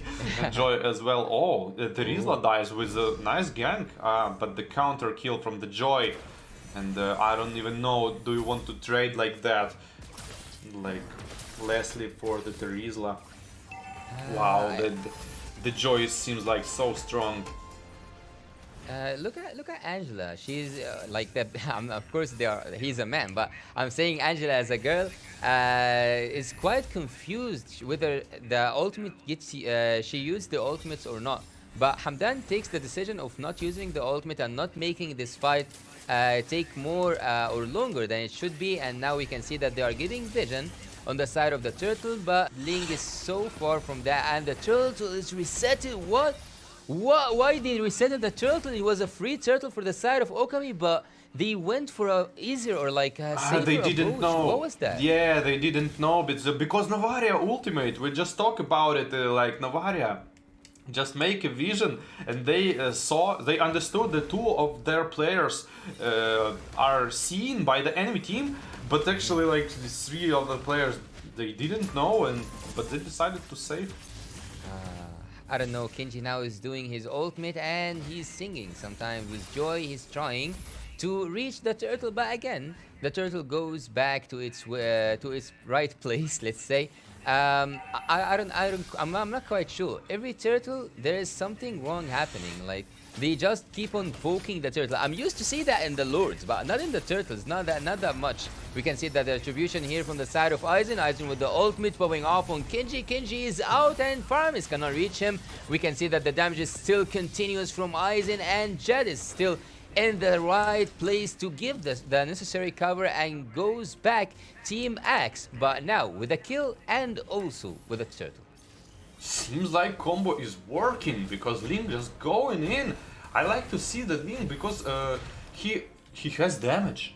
Like he get unfortunate pickup like there on the mid turret when he tried to kill two people, but he still has damage. Like, and this was my main concern because you have like two pretty fat heroes, and if Link doesn't get snowballed, he's not going to be able to deal the damage. There's an ultimate happening here from Angela, and she saves Buaz, but Buaz cannot handle the damage coming from Kenji. Hamdan as well cannot handle the damage, so he goes back with the flicker. There was a really good move happening from Rice Cream at bot lane. With the flicker ultimate, he managed to get Leslie, and so far I think that Okinawa is getting more recognized by his team, unlike Buaz. But now there's another kill, and Aizen tries to go back. There's a lot of things happening in the map, but I don't know actually who's still in control. Who's actually in control of this right now? I would say Axe doing pretty good job of picking up enemy heroes when they have opportunity to do it. If they keep doing like this, plus Joy seems like playing overconfident. Like, I don't know, she deals a lot of damage, but she also not that tanky. If she get like focused, she gonna melt down pretty good, pretty fast. I mean, last time you thought that she went on the mid lane too far and just two shot at like half HP by Link. Well, so she need to respect. She need to respect the damage. Yeah, indeed, she does need to respect the damage because so far both teams are farming more than they are team fighting. We can see on the top lane, Jed managed to do his clearance, and now he goes back. The Lord is already up in the Land of Dawn, and there is a tie in terms of the turrets. We have one turret for each team, and the upcoming Lord will be so meaningful for those who will manage to get it. And we see that Jed might have an advantage actually, because he will now make the clearance and maybe he will join the Lord, but most certainly we will take the turret for the favor of Axe team. Yeah, seems like Lord is trading up for the turret. Never mind. Axe team coming in, like Ling is like pressuring enemy with just vision himself. Wow, Kaja receiving a lot of damage trying to hook. Eventually he hooks Paquito, but then going Ling counter pick. Parami's ultimate doing absolutely nothing. He just pops right now. Low HP though. A lot of enemies survived and didn't get picked off because like Ling died. It was too many HP, too low HP left. You know, why did you die? I would finish them off, but my HP went off. Well, he didn't have the energy when he used the ultimate. He didn't have. Oh, look at that! It hurts. It hurts. Boo! His does a lot of damage to Kenji, and Kenji just vanishes from the Land of Dawn. He gets two-shotted by Leslie, and I think that this is an easy Lord with the absence of the jungler from the side of Okami team. And we will go back to the team fights you were talking about. Aizen didn't have the energy, but he did have the ultimate coming from Hamdan, coming from Angela, yet he didn't have the energy. So not having the energy at such position made him lose his life, and by losing his life he might have endangered his team to make them like, I don't know the exact word for that, but they have to worry about the Kenji retribution. But again, we are now in the present. We are not now speaking about what happened in the past, and Okami team already have their first Lord. Yeah, how they gonna use it though? They're trying to push side lanes and not pushing mid lane. That's a textbook Lord. So what lane they gonna pick? Are they going? My question is, are they going for tier 3 tower, or they just enjoying like side towers? They are going to take side towers. As you said, they took 2 turrets. They took 2 of the secondary turrets. And Kenji right now, look at the damage from Aizen. It's just ridiculous. It's just ridiculous how much amount of damage. But look at here, there is an ultimate coming from Rise Krem, and he manages to get Novaria, and also Team Okami manages to get a second kill on Jed. Aizen now is hidden in the bush actually, and so far so good for Team Okami. I can say that yeah, they lose the secondary turrets, but again they are still in the game and they still have the chance. Yeah, sure, overconfidence from the Axe team. They should make it was a good call, like, you know, it was a good call because Joy used all her jumps, and Aizen understood this and tried to go in, and but the damage wasn't there, it wasn't enough. Well, Okinawa now is paying the price. If you're talking in terms of Angela Link combo, he's now paying that price. I don't know why is that something now that you should be afraid of, but quite sure it is something you should be afraid of. Seeing an Angela with a Link, with a really good Link such as Aizen, he now knows when to go in and when to go out of the team fight, and he managed to get a kill. But I think mostly Okinawa was out of position because he was solo in the top lane, and he was an easy kill for Aizen. I didn't think that Okinawa will be so far from his team, especially that right now he's 80% participating in the team fights with 4-2-2, which is 6 out of 8 kills so far, and Okinawa is in those kills. I don't know, are Team Okami going to use that in their advantage, or they will do one more mistake and leave Okinawa to die once again? But what I'm sure of is that Aizen will take Kenji just before the Lord fight. And just safely use ultimate to go out and even taunt a little bit. Yeah, why not? Just going for the Lord. Yeah, at this point Aizen is doing pretty good job of picking up these solo kills with this combo. Combo is working, and it shouldn't be working if you are Okami Esports. Well, they are now losing a lot. They are losing maybe more than they can handle, or maybe they will handle this because so far they still have 4 turrets up. 3 of them, of course, are the inhibitor turrets, and maybe, just a maybe, they will be able to defend this one. Just by having Beatrix, I think it will be an easier job for defense. Yeah, but not only that, they can counter. At the last Lord, they showed already they can counter. If there is going to be slight over aggression from the Axe team, they can go down very, very fast. So they should be playing this good. They probably should play this like good. Not we cannot see like last match we saw like when Grok and Uranus go just into the Nexus and absolutely don't care about anything. Here is going to be much safer approach, and the Lord is getting just jump on the tower and no pushing. And I can point out the problem here. Inhibitor should go down. At least one inhibitor or 2 should go down now. Axe team just gave the Lord easily. This is not what you wanna do. Not you. At least you should go with Lord with 5 people, push 1 tower and just go back.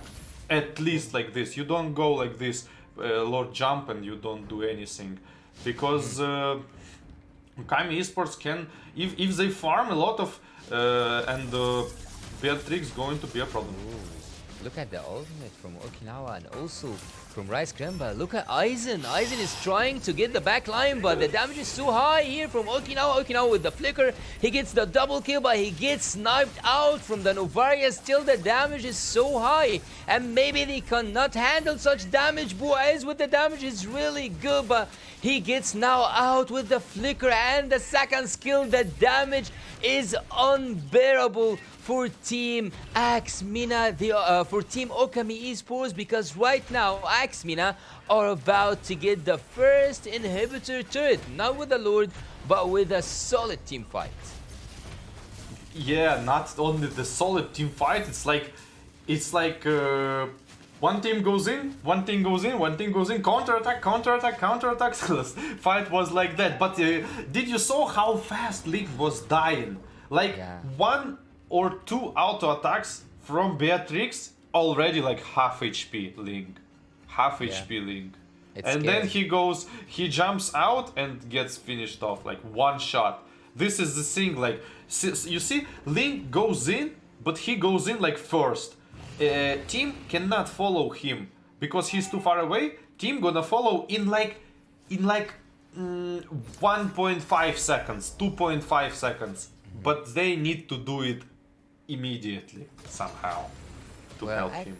Well, Axmina right now with the advantage that they have first inhibitor turret and everything, but I think that there is a very high chance that Okami just can flip this whole thing around. If they made just one single team fight to their favor, I think it's an end game, not just a Lord. Maybe it's an end game because as you just said, the Beatrix. Look at the damage. Maybe on the turrets, it will be just like making these turrets vanish. It's actually like if anybody's game at this point, because like if Kasha just killed, he tried to hook Paquito, but they didn't have enough damage, and they got counter-attacked exactly. But if he managed to get this pickup, they actually give him the Lord with no competition, because Paquito is zoning out and Angela in good position as well, waiting for the attack. But it turns out, like as previous Lords show us, that Lords is not given as much impact as you want it to. Yeah, and the last Lord is an evolved Lord actually, not an enhanced Lord, and certainly not a first level Lord. So an evolved Lord now with the Team Axe, I think it's gonna make a huge difference, especially now that they are joining in with 3 lanes together. They managed to get the freeze lane to work in their favor, and look right now, Buaz is trying to get the second inhibitor turret, but he doesn't manage to use his damage on the turret itself. But there's an ultimate happening here on Jed, and Jed manages also to escape. There is something happening here in the land of Dawn. Both teams know when to go in and when to go out. It's really fascinating. Yeah, and I managed to get this tier 3 inhibitor tower on the 20th minute in the game, like, but now only kills matter. At this point, inhibitor not matter at all.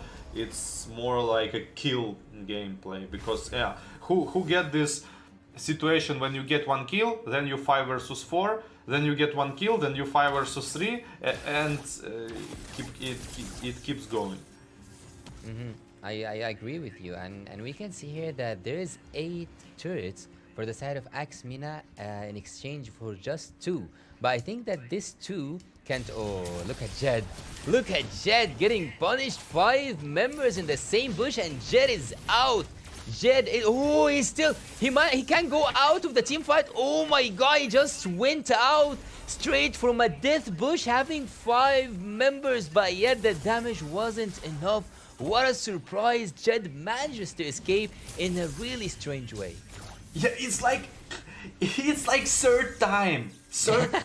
On a top lane, on a double minion, he did the same. On a bot lane, on tier 3 turret, Kaja hooked him in and he just flick away, and now third time. Look at the damage on Boaz. It's more than sufficient to get the kill actually. But it seems like Team Axe are using all their luck in this game. Maybe, yeah, of course they are professional and everything. But I think that luck plays a little bit in this, because you saw how many times Team Axmina goes away with 0 HP, not just on Jed, but you just saw it on Boaz. So yeah, I think that Team Axmina are using their luck, but will their luck finish before the game finishes, or their luck will continue and their gameplay will continue and they get the game? Look at the conceal from Rice Crumb. He's again and again and again going for Jed, but it's not working. It's not working, WarBarbie. Yeah, it's absolutely not working, because you need this Uzi damage to finish him off, and then counter attack from the Ling, and again ultimate of Faramis, and she just jumped off of Vult, and this might be it. Good ultimate for Terizla counter, and Paquito finish off Faramis. Faramis gonna be able to stand up soon. It's over. It's over. It's over. Look at Team Okami. Oh, there's a freeze coming from the Terizla to escape this death, and it might just not be over yet. There's a slight chance. They can clear. They can clear. It's Faramis mage. They shouldn't. No, look, they're gonna clear. Terizla have ultimate, they're gonna clear. Faramis second skill, clear, top lane again, region, okay, maybe not. Okay, maybe not. there's too much to clear. And I told you. Nexus is going, this little ballista doing damage. Eventually they did it, wow, it was so like, you know, this like first game is like a stretch before the real training. I don't know. you can say it like that. Yeah, warming up. It's a warm-up game. It's kind of like this Beatrix. It was on top because Ling was pushing top lane, trying to finish the game like in a sneaky way. And Beatrix was forced to sit in the base, and that's why they didn't kill Paquito.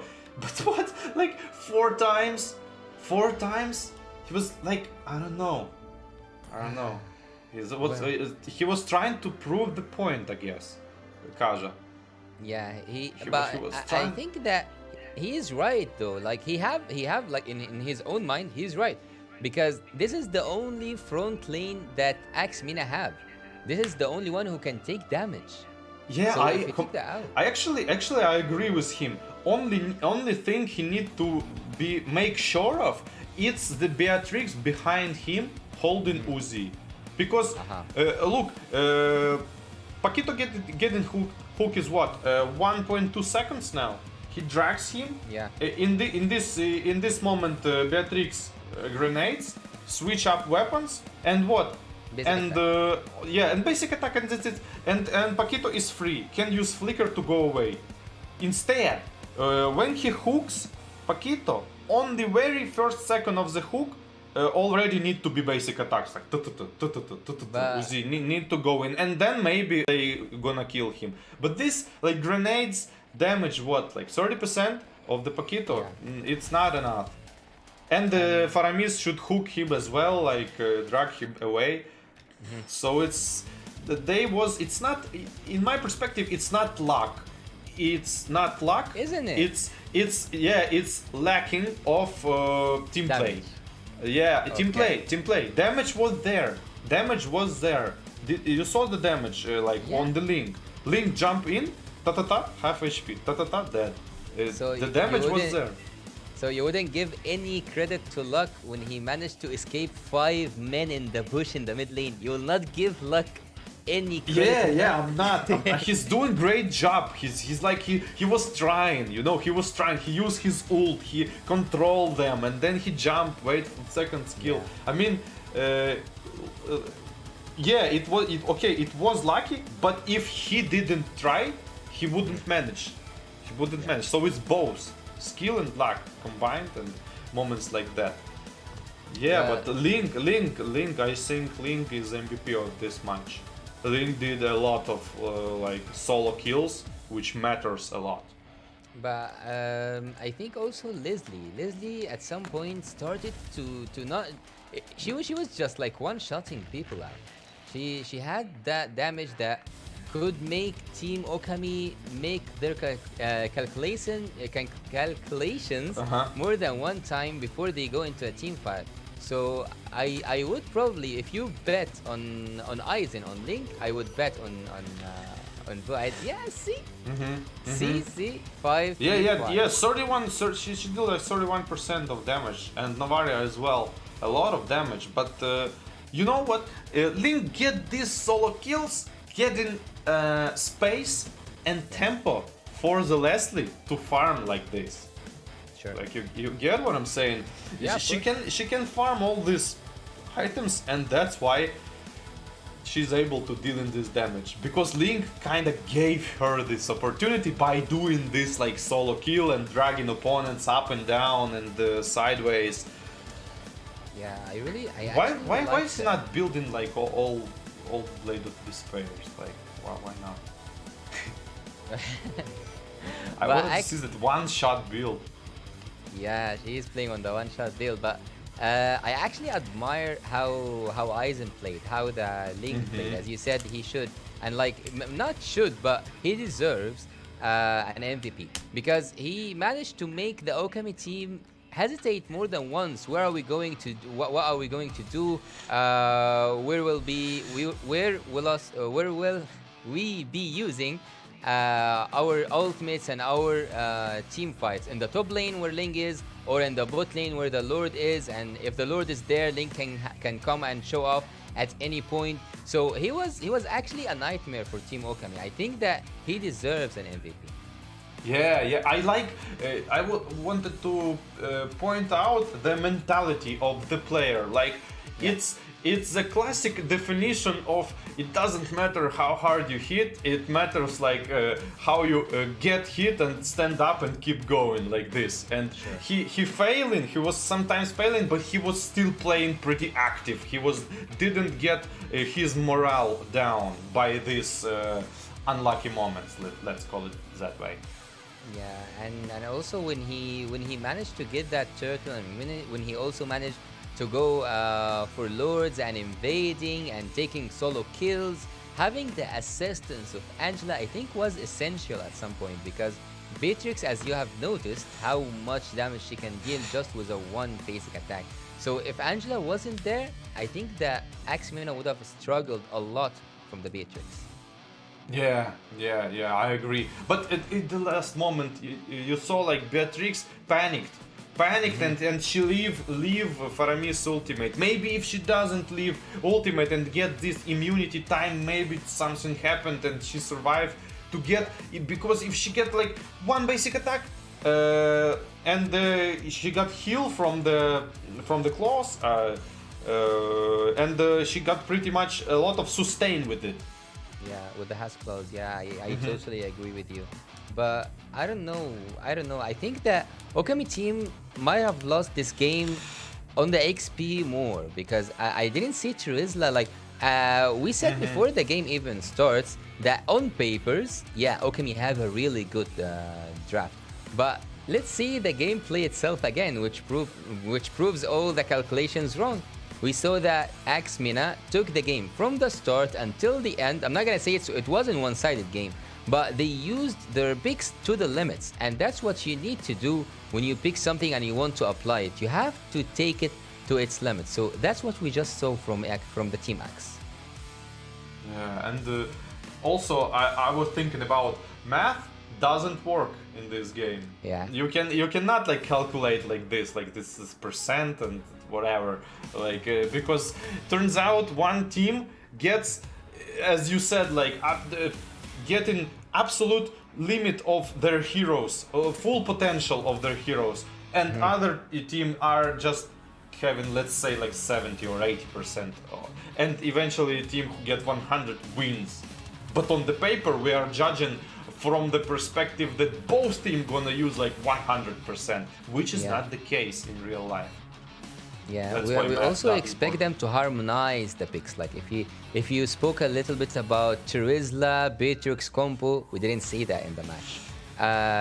Trizla and Faramis, Beatrix combo, three of them together, we also didn't see that in the match. I think that the area crowd control for the favorite team Okami, we didn't see that much effectiveness from Trizla, to be honest. I don't know if the pick itself was bad, or maybe the player didn't pull that off, or couldn't show that off inside the game. It seems like he managed to get not bad ultimates. I would even say good, but the timing was off. Like when he get ult, Beatrix is already running low HP on the base and can't follow this ult. And he just needed to somehow ult and Beatrix follow immediately. But again, Aizen did a great job of putting down that HP and making Beatrix just go into the base instead of, or even die, instead of joining the fight and dealing a lot of damage. He deserves to be banned though, right? You see in the ban list, there is a link coming so fast from the Okami team. You know, if the person can be like this problematic, I would say the person, not the hero, because we know he has Fanny, he has Link, he has Haya, in this case, I saw like even he played Balmond pretty aggressive as far as I remember. He can go aggressive play style with Balmond. So I would say you just need to play against the player in this case. Like you need to understand how he play and counter him exactly, not the hero. Despite we was saying at the start of the stream about like playing versus the pixels, here it turns out whatever he picks, he play good. I'm talking about this. Yeah, the player himself, Aizen from Axe team. Well, you see that there is a ban on Link, which, as you said, was a problem for Team Okami. And there was also another problem that they are solving by banning it, which is Novaria. Novaria last game, the ultimates are a bit scary, as we saw on the side of the Turtles and Lords. But was it that effective though? Like, was Novaria that annoying so that she gets banned in the second game? I mean, it doesn't seem like she was that annoying, but the statistics shown that 31% damage, like as much as Leslie, she was annoying. Turns out she was. In terms of damage, it just doesn't feel like she just using her like this first skill with just jumping around. You don't pay attention, but it actually deals a lot of damage. But there's a pick that's really interesting here. We see that Eve is joining from the side of Team Okami, and with Eve being here, I don't think that we will see someone like Bane, someone like Fredran, or someone who cannot move or have a mobility. But again, we are not playing against a person who actually his strength is not in the tanky heroes. It's not in the fighters or even the tanks. His strength point is the assassins. So how can you stop Aizen? I think that's the question here. I think you really need to pick aggressive jungle, aggressive mid, and just go straight into his jungle and dominate. And break his tempo. Break his tempo early. Balmont, Baxia, this kind of heroes. Mid lane, aggressive, maybe Hilda, whatever, like whatever you can. It depends. You can pick a lot of heroes for this. Yeah, we don't see them much these days because different play style prevail. But I always play against this kind of players by drafting extremely aggressive pick with the hint of late game. But there is something here, team. Yeah, I was just about to say that. Look at Axmina. They got the same picks as last game. But look at Fanny. We were actually like not just talking. We were singing her name. Fanny Aizen, Fanny Aizen. If I saw this with my eyes correct, he picked Fanny after the Kufra. This is the display of confidence. Let's go. Let's go. Will he be up to it though? Like, yeah, we know his Fanny is really good, but he took it after Rice Krem took Kufra. Yeah, that means he want to prove something. Okay. Prove something, I guess. And now he needs like really solid roamer and mage. Because if he don't get it, on the other hand, Okami already have Eve, which is not that great for aggressive gameplay, as we talked earlier. Which is not that great, which is good for Fanny. And now Lancelot, I mean, Rose plus Retribution, maybe they can invade this way, but I don't really know. I don't really know. It doesn't guarantee anything. So I would say it's a safe pick.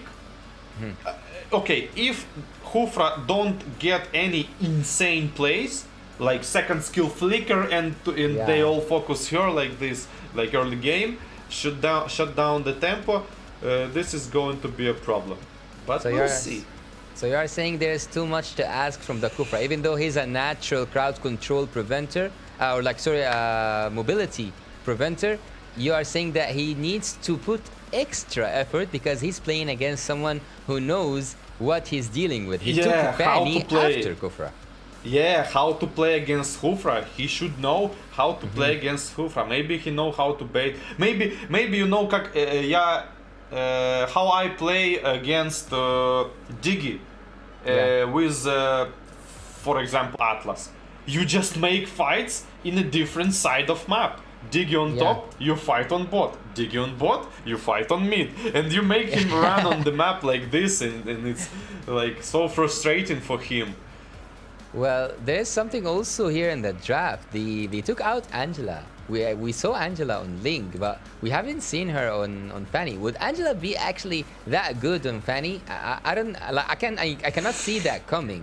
But they completed with Farsa, which is okay. We know that there's a lot of mages actually. If you looked at that draft, there's Kadita, Valentina, Louis, Novaria, and Farsa.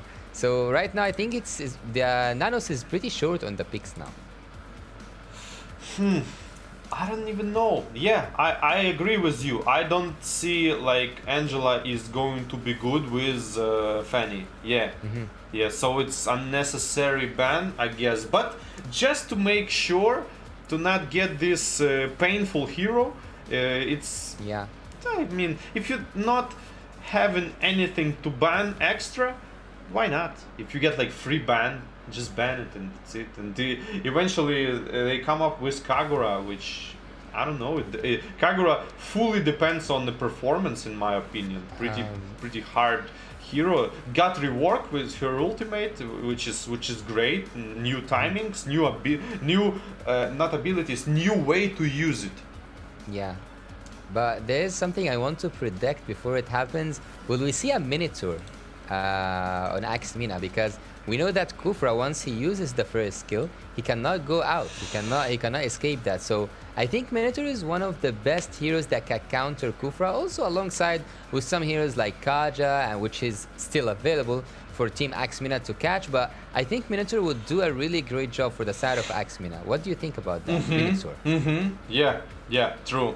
I think so. I think Minotaur is overall good hero, and now he can be very good. He can basically conceal the ball with his first skill.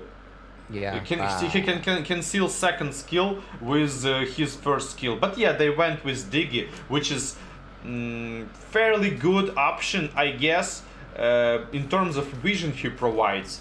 So why not?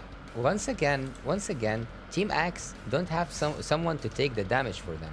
They don't have someone who can absorb damage, no one to front or to give vision. Yeah, there's first skills, there's bombs from Dig and everything, and Jet did a really great job.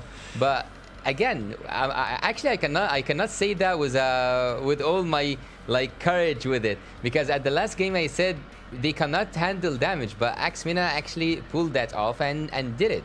So this game is actually the same. There's no one to take damage but the Paquito. But on the other side, you have Kufra, you have also Cho, and I think that it's safe to say that Melissa is able to defend herself.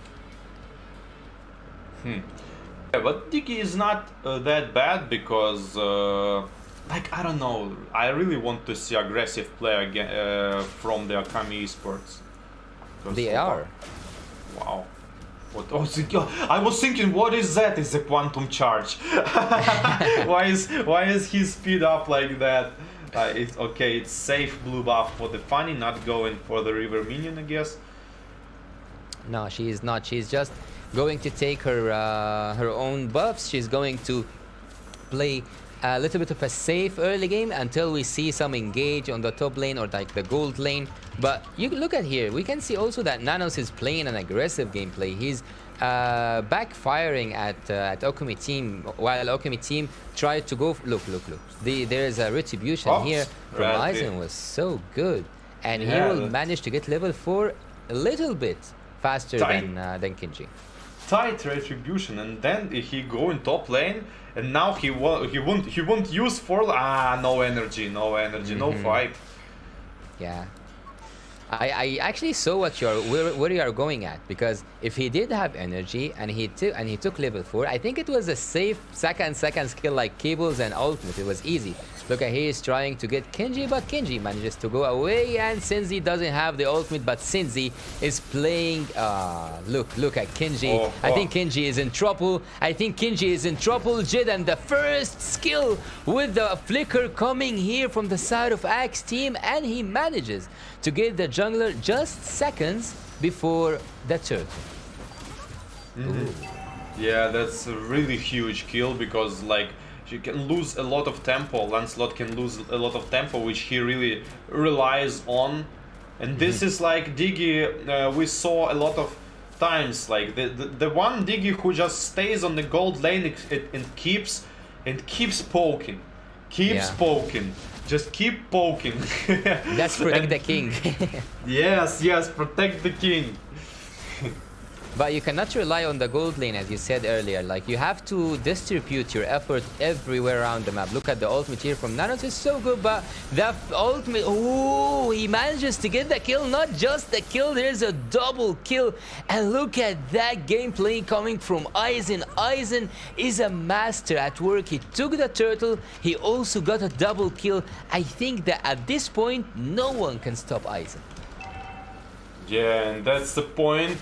If you Axe team, you want to be right here. 2k advantage, 3 minutes in. Wow.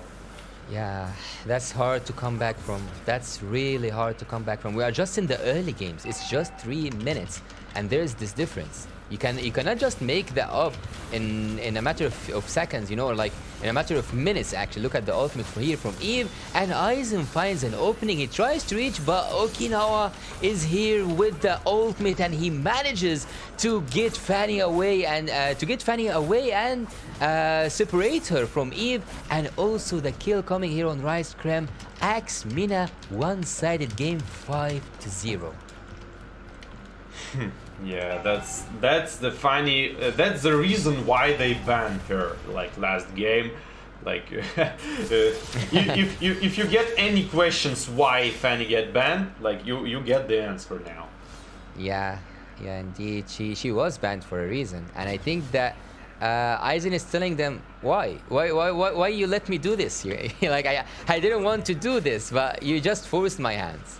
Yeah, I really like to see when like Hufra getting picked and then picked Fanny. I really like these battles, this dare. I think he's winning that dare though. So far he's winning that dare. Absolutely, because one of the reasons is Hufra is on top lane, on gold lane actually, because Diggy is constantly getting into the trouble with Melissa. And even though we have a Kufra here, I don't see that Kagura is facing any trouble with him also. Like Kagura, we know that she does have mobility. She is one of the heroes in the mid lane who we are safely able to say that she can get out of trouble. But with having Kufra, I think it's harder. But for Nanos, I didn't see any problem. Are they telling Rice Criminal like, okay, we are literally I'm not gonna say that in a really like bad way, but they didn't care that much that he took Kufra, even though Paquito, he is a good pick. Did you saw, sorry, how Paquito can interrupt Lancelot ultimate, and Lancelot wanted to use ultimate plus retribution and steal the turtle, but wow, double flicker gameplay. Oh. Did you see that? Yeah, absolutely. And then he get punished out of it. Last hit, first skill. Puncture saves him. If he just pressed second skill and troll him, it would be so fun. Imagine Lancelot jumping like that with first skill and using second and dodge. So I was saying to Lancelot wanted to steal the turtle with ultimate plus retribution, but Paquito can seal his ultimate with his own ultimate, which makes airborne effect. That's why I was like, there was the effect of the ultimate from Lancelot, but I didn't see it happen. Double time. Yeah. So important moment. Nice try though by the Cho, getting his dragon way of the dragon into trying to get Leslie into the turret range to just kill her, and didn't quite happen. Aizen is doing a really nasty job here. He's just literally all over the map, and he's punishing Team Okami so hard. 7 kills so far in the game, and he participated in 6 out of 7. But I want to point out, just as last game, they need to get objective. They need to get objective. They have 5k gold. Now they need to chop down these turrets. And this is the main problem. Every time I see, this is absolutely regular stuff for this kind of game, I think, at this point, right? He just go in, go out. And he don't need to be like the victim of his own overconfidence. I would personally, I would not even farm this turtle. I would straight up wait for the lord. Look at Boaz, look at Leslie. She's out of position, but look at the ultimate coming here from Diggy, and the damage is so high. Team Axe Mina are punishing Okami team so hard. A one-sided game with 10 kills to nothing. Literally nothing. No turtles, no turrets, no anything for the side of Team Okami. Oh, look at the first flicker from looked Okami. good. Looked good, but sad that it didn't do anything. Yeah. just flex stun, you know, you can't resist it. If you initiator, you want to stun. Aizen's revealed. Aizen's revealed. That he reacts so fast and go down because the ball was on top. Wow. Nice. just- Nice. That's the confidence. That I think straight up we can confidence. just call that the Aizen effect or the Fanny effect. Once she is dominating in early game, you literally cannot do anything to stop her. But in Yeah. mid game, yeah, she will split bush. She will not have that much damage. But so far, we are witnessing the Fanny effect. Yeah, very, very, very strong, very strong. But actually, I think Hufra he did a mistake. If he know Fanny there, he pop skill. conceal and go in. Yeah, he just first skill in, ult, and then second skill, and he got like this kill, so important kill. Maybe because they get snowball. I don't even know. Oh, wall spot. Oh, the damage is there. The damage is there. Yes, but the sir. second skill is there as well from the Lancelot to survive. I think it's really hard for Team Okami to come back from this. It's really hard to come back from this. They have Okinawa who's playing on the Melissa, and still he just died one time. But look at the jungler, 4 times. Oh, Flicker ultimate coming here, but Hamdan with the ultimate is so easy to get Kufra out, and they managed to get Kufra out since he's trying to escape. But look at Jet still here doing the damage, and look at also here monster kill goes for the side of Team Axe, double kill. What a punishment, what a masquerade happening here from the side of Axe team. It's unbelievable so far what they did from the early games. Yeah, that's a 6 or 7k gold lead for you. I mean, at that point, now it's more, but I mean, at that fight. And now they're doing Lord, 10 minutes Lord, non-casting, level 1, as you said. And make sure you push at least one inhibitor with this Lord. I mean, please, guys, don't let them just def and do it for the. Oh, almost. Yeah, but there Almost wasn't really. any follow-up though. Yeah, wasn't any fault. The way you play against Kagura, you use first skill and then you immediately use second skill, and there is high chance that Kagura gonna try to use her own second skill and bump into the ball. And at this point, Kagura need to use first skill first, and then jump into the umbrella second to skill. dodge this. Yeah, so there is room for the mind games, pretty big. Yeah, but I think that the most annoying hero, maybe it's Fanny, but after just right, that's really hard. He's punishing Kinji like he's just clearing waves, like he's dealing with the Okami team as if there were minions, with all due respect, but he's just one-shotting them. He's just going in and going out, getting the kill with the ultimate, and we cannot see any way that Aizen can be stopped so far. Yeah, he just feels the game. Like, but as I said, no inhibitor did fall. So it is, yes, 10k advantage, but you never know. You never know. Now she's working, then she get dragon kick. But you say that you never know. Yeah, you are right, and there is a difference of more than even 10k at the moment. But how can you see a possibility? Yeah, there is a possibility with the timer going on, and we all know that, but it's a really small chance. In percentages, I think that Okami winning chance is 5% so far. Yeah, but I'm only saying that you never get chill. Like you don't chill at this point, because like first Lord and you don't get any inhibitors. It means like you just keep playing, and when you play with fire you can get burned, like, you know, and this is like exactly how funny plays looks like. Yeah, and they are getting burned with fire, that's for sure. Yeah, you have double lockdown basically. You have double lockdown on you, plus on top of it there is a Melissa ult, because you can go in, she ult, and you can't go out. Like, imagine, right? And so you just need finish the game. Yeah, you need to stop like having fun. Yeah, and with your take food. and take objectives, because First Lord was in minute 10, didn't result any inhibitor tower, which is not the red flag, but like yellow flag, let's say. Yeah. But I think that all red flags has already turned up for Team Okami. They are literally so far behind, and Team Axe is taking everything that can be offered by the Land of Dawn. They took the Lords, they took the Turtle, they took the kills, they took the turrets. I don't know, they took everything. So is there any possibility that Team Okami can actually even survive this upcoming team fight? That's a really huge question. Even though, like, in regular cases, we can say, they have a clearance, they have some gold, but everything here just smashes the wall. There's a huge amount of gold difference. Yeah, looking bad, but imagine like 2 big mistakes from Axe team, and they're gonna equalize. They just closer to the failure than they think. I mean, I'm still thinking they're gonna win, but but you never know. You don't need to get overconfidence because of it. That's all I'm saying.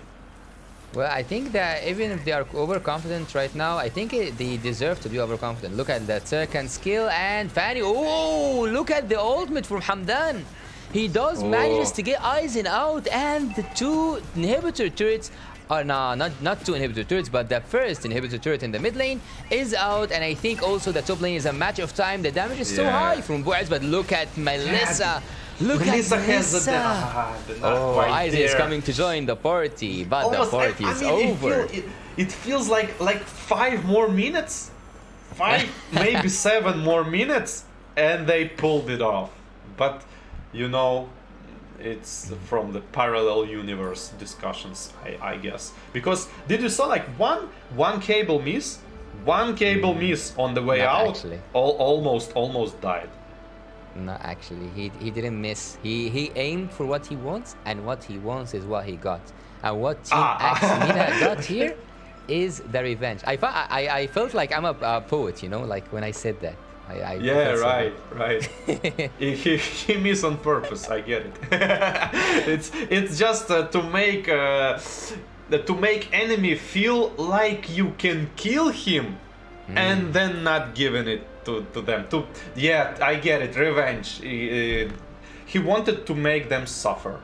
Yeah, I think they tasted this revenge really good. They took all what they want. 21-2. That's a really massive score, and that's a really massive gameplay coming from one side. And not just this game, we have witnessed this as a second game. So Team Axe are actually going to be having their time to show off in front of Okami and also the MENA region that, yeah, we are back and we can do much more than we did in the last MPL MENA, and just expect more coming here from us.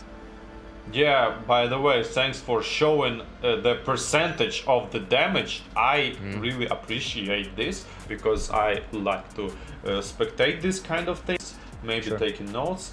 Not this time, but okay. So, talking about gameplay and presenting something new for the upcoming MPL MENA. So, no offense to the teams, I felt like pretty much similar play style, even as a teams. So Okami seems like more of a team play. Nobody shines that brightly. Like on the other hand, protect the king, protect the Aizen, pray for the Aizen as well, and he gonna do all the stuff. Like this is the things I personally expected, and the main question is this like personal stuff is going to be enough, and the follow-up from the team is going to be enough to overcome this team play? And the answer is yes. Yeah, the answer is yes, and as you said, protect the king, and I think he earned his spot. He is a king. He managed to play 2 assassin gameplays, and as I've told you earlier on, the tanky meta is not over, but there is more chance for assassins to shine up. And right now we see that Aizen has shined up in the Land of Dawn. Look at 905, undefeated king, undead. He didn't die. What was the word if you didn't die at all? Immortal? Flawless. Flawless and immortal as well. I don't know. Yeah, immortal good as well. Yeah. So Yeah, he but does, he does this was flawless game for him. I would say. Yeah, nice. But he went for the boots. So does it mean he was like afraid of something? I don't think so. I didn't see a fear in his eyes or in his gameplay or anything, to be honest. Yeah, but He was furious. maybe it was because he had his boots on. Maybe, just a maybe. Yeah, pretty spectacular gameplay. But on the other hand, team Okami Esports should predicted this. They shouldn't go with slow. I already told how they can counter this kind of stuff. Just pick Baksha, just pick Balmont, just go in, just pump the damage into Maybe Martis. funny. Maybe Martis, yes, maybe Martis. But Martis is, kind of slow. I mean, Balmont has his like first skill jumping out of the bounce, and he can cut the corners very well, and he got this big ultimate to counter like HP, and he got combo with like retribution and Ultimate. and ultimate, yes, and he can secure blue buff and maybe check how Aizen can play without blue buff, Yeah, which is not impossible. Yeah, I think that you are totally right, because the assassin picks mostly tend to need their blue buff, especially the people or like the heroes who need energy. So an invasive gameplay, I think your opinion is 100% solid. They should have went for an invasive gameplay. I mean, it doesn't feel safe to play like this. Yeah, just go in, just fight level 1, level 2. But you know what? This is not safe either. Just gives him like double buff, level 4, the Blade of Heptasis, and that's it. He's ready to go. He's ready to kill. Like 2 cables, 1 cable ult, 1 cable dead. That's it. Yeah. And what can you do? He do it flawlessly. Okay, Yeah, so we are waiting for the next match. I think it's near the most interesting, the most competitive match. I guess, I don't know. We saw a lot of like what was the match? What most surprised you the most? Well, look, I think that it was the match that I had a little bit of a trouble getting into, but I think it was the Mongolian match, because I thought that there will be a fight coming from Flux Impunity, but Mongolian team, the team that played, they played really good and really aggressive, really quick, and they got both games. So yeah, I think this was the surprise of the day for me. Yeah, it felt like no offense for Flux Impunity, but they are not on the same level. They're not on the same floor. It seems like they are not in the same building, like at all. Like wow, it was like second game was not even competitive. Yeah. We can see here that there is 2 groups. Group A, which we have seen today, and they finished their games. Deus Vult against Team Max. They qualified for round 2, and they will play against Lilgun, who won against Flux Impunity, and Flux Impunity will play against Team Max. But for Group B, we saw that Okami team have lost and have got defeated against the Axmina team, and now they are qualified for round 2. The Okami team, on the other hand, are on the round 2, but on the lower bracket. They are waiting for who will win and who will lose from the upcoming match between Team Hawk and Team Falcon Esports. I think that this game is a remarkable game to have in today's matches. Both teams are on equal ground, as you said, and equal levels of experience. So I expect a lot from this game. Yeah, same with me. I not even maybe they give us a hint of some kind of new meta, new meta maybe.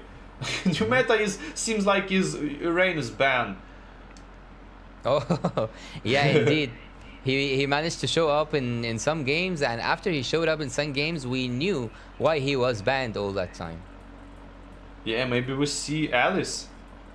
Alice? Why? Yeah, Alice, why though? not? Why not? With the emblems, like she can sustain like a lot of. I mean, she can counter pretty good, like if enemy has a lot of melee ranged heroes, and she doesn't need to catch up to them. She just go straight in. So in terms of emblem, you say that the emblem gave Alice a boost that she can be played, and she is dangerous indeed in this meta, right?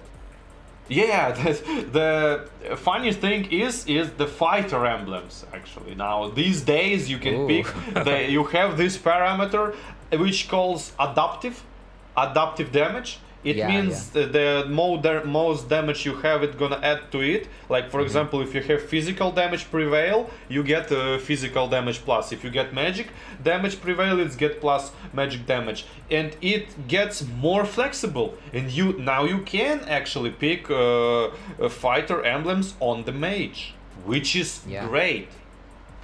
So people like before, if we said like, okay, look at this magic like mage player, he's playing with a fighter emblem, you could just like make fun of him. But right troll. now it's okay. It's more than okay. Maybe he have an idea. Yeah. Earlier you would say like, what is a troll? Trolling now, and now he's a smart guy. Okay, we're going to the pause and see you in the next matchup.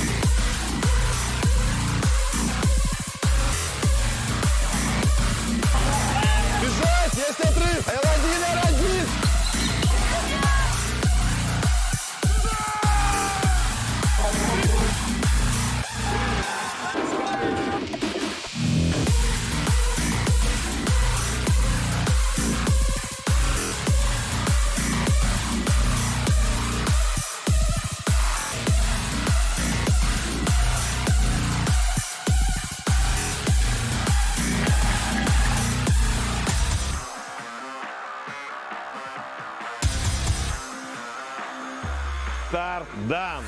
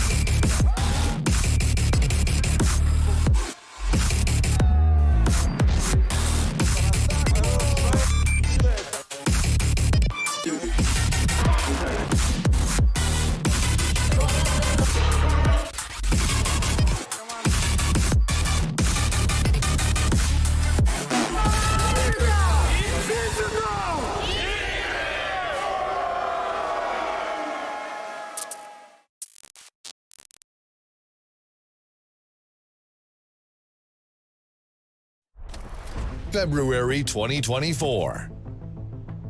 Russia presents, for the first time in history, an innovative international sporting event, Games of the Future. A cross-border tournament that combines physical and digital dimensions, bringing together sports, esports, and advanced technologies. Teams from every corner of the world will gather to compete across physical and digital challenges, each seeking glory and the chance to take home a portion of the impressive prize pool.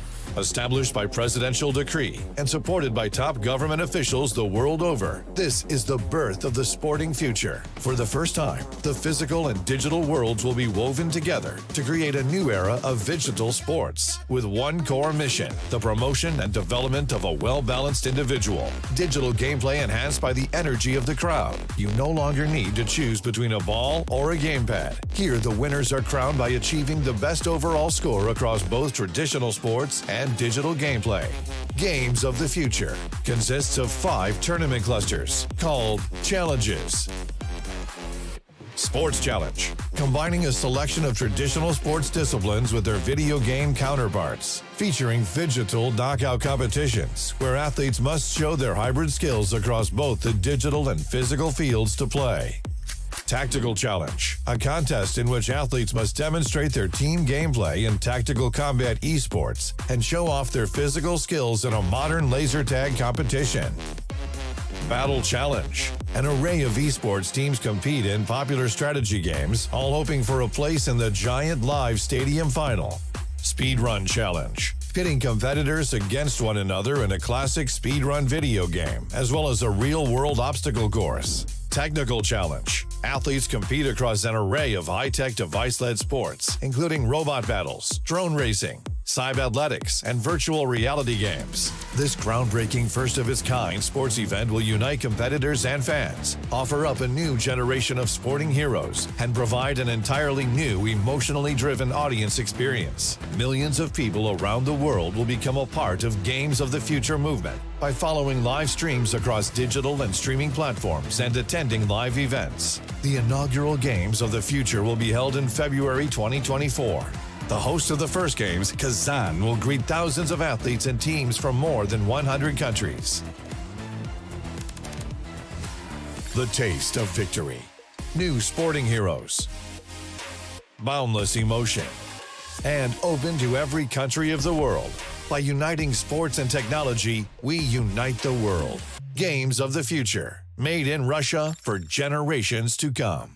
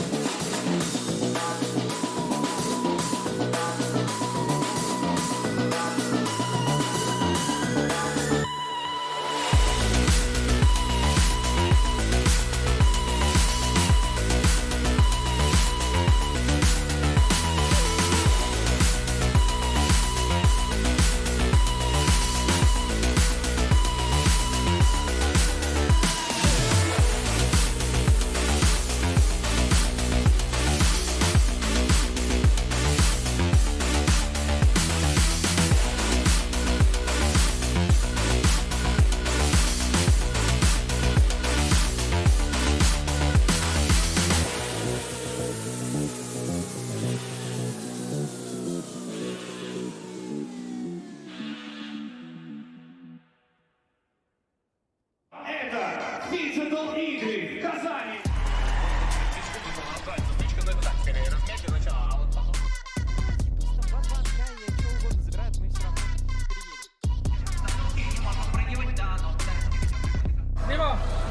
Пока моменты гранд-финала и второй карты должен Mobile Legends своим там была действительно борьба.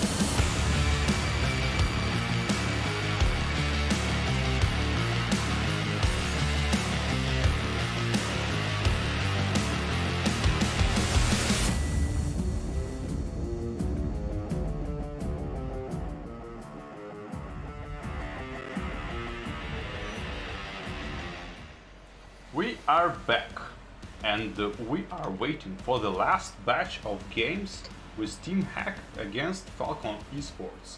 What do you think about it?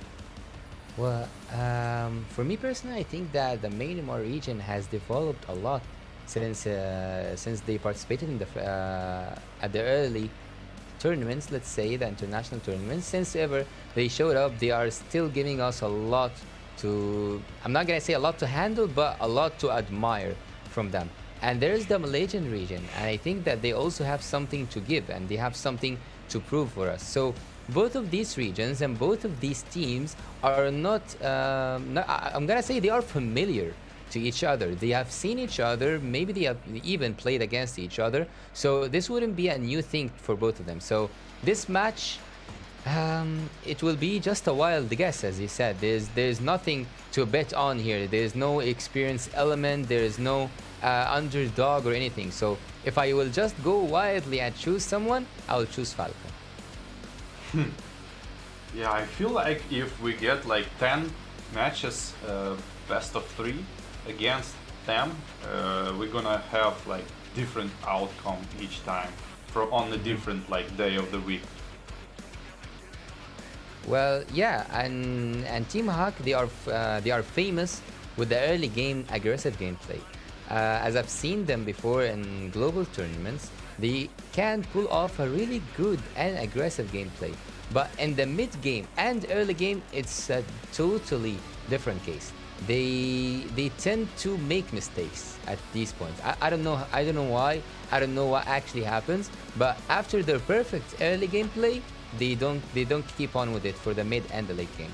But for the side of Falcon, I think they are doing a really decent job, especially in the last M in the M4, and I think that they will have, let's say, the more confidence in this game.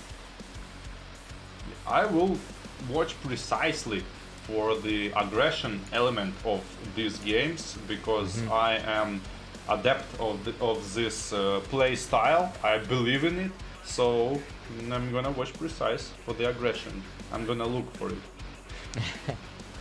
So I cannot promise you though. Maybe they have changed their gameplay. Maybe they have something to show us in this game. Maybe they saw that okay, and the past we didn't get that much because we were playing this way. So maybe this time they will do another thing. Well, we see now that Team Hawk with Lola, Min and Man, and actually Min and Man are twins. They are brothers. And here we see that there is Hito and also 9.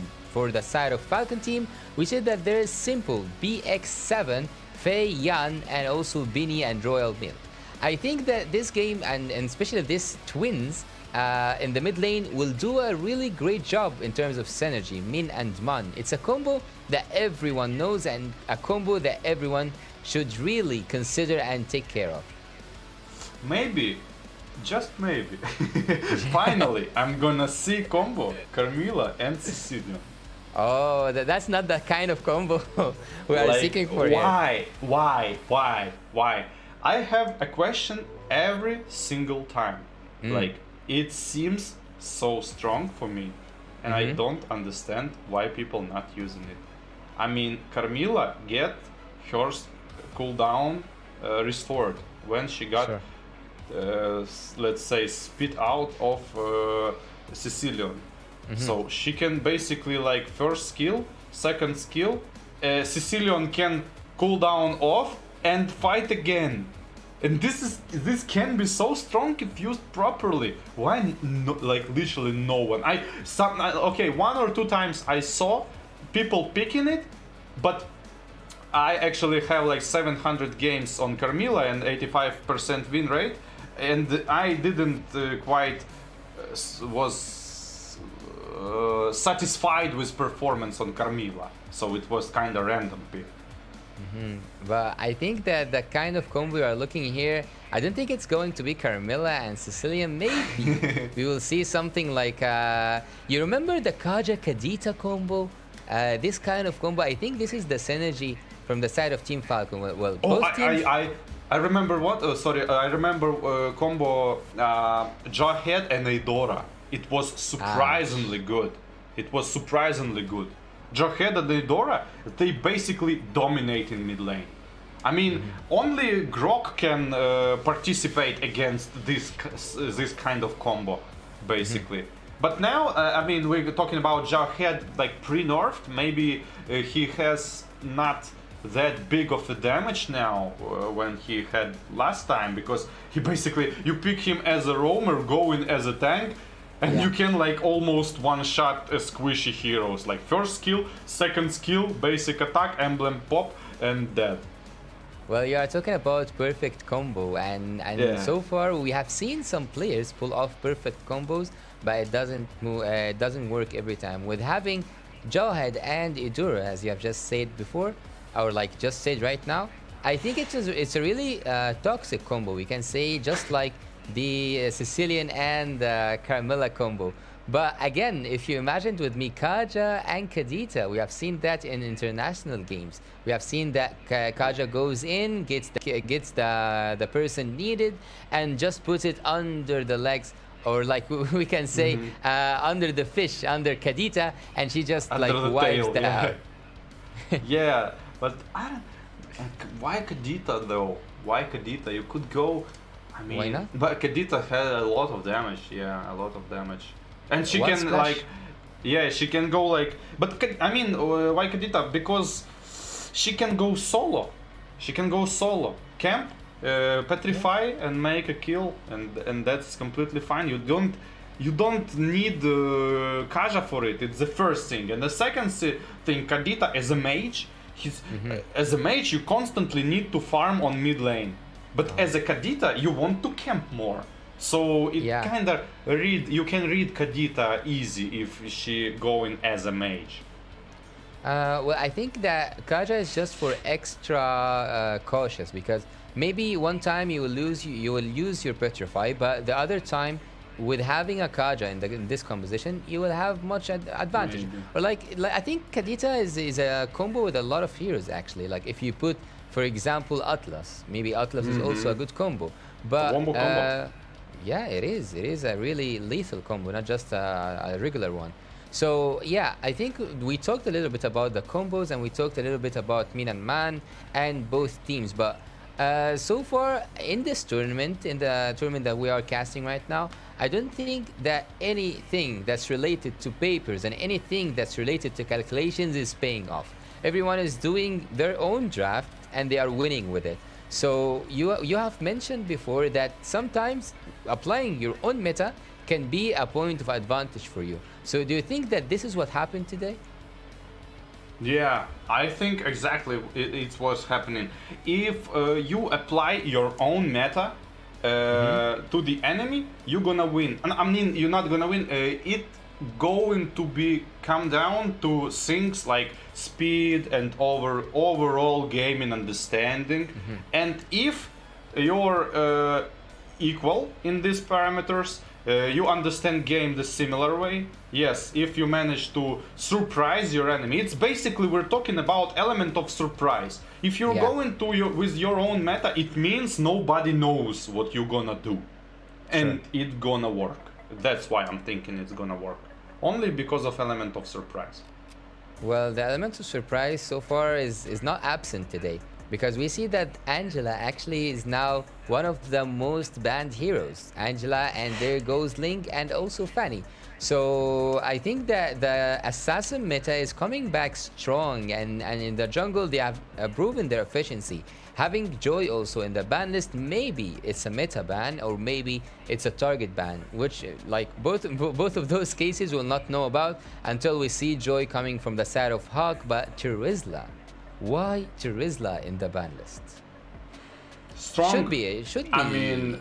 I mean the big green guy with a huge hammer. Like, do you want to face him? Not really. Why not though? There's Grok, and he doesn't want to be your enemy, but still he does a lot of damage, and he takes a lot of damage as well. Okay. Hot prediction. Maybe they want to pick something on X plane, which gets countered hard by Terizla, and enemy knows it.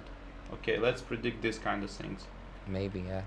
They are clearing the way for a specific pick. That's what. Maybe yes. That's the first thing. And the second thing is, of course, maybe they know that Falcon has some specific way to utilize this hero, and this way is very uncomfortable for the team.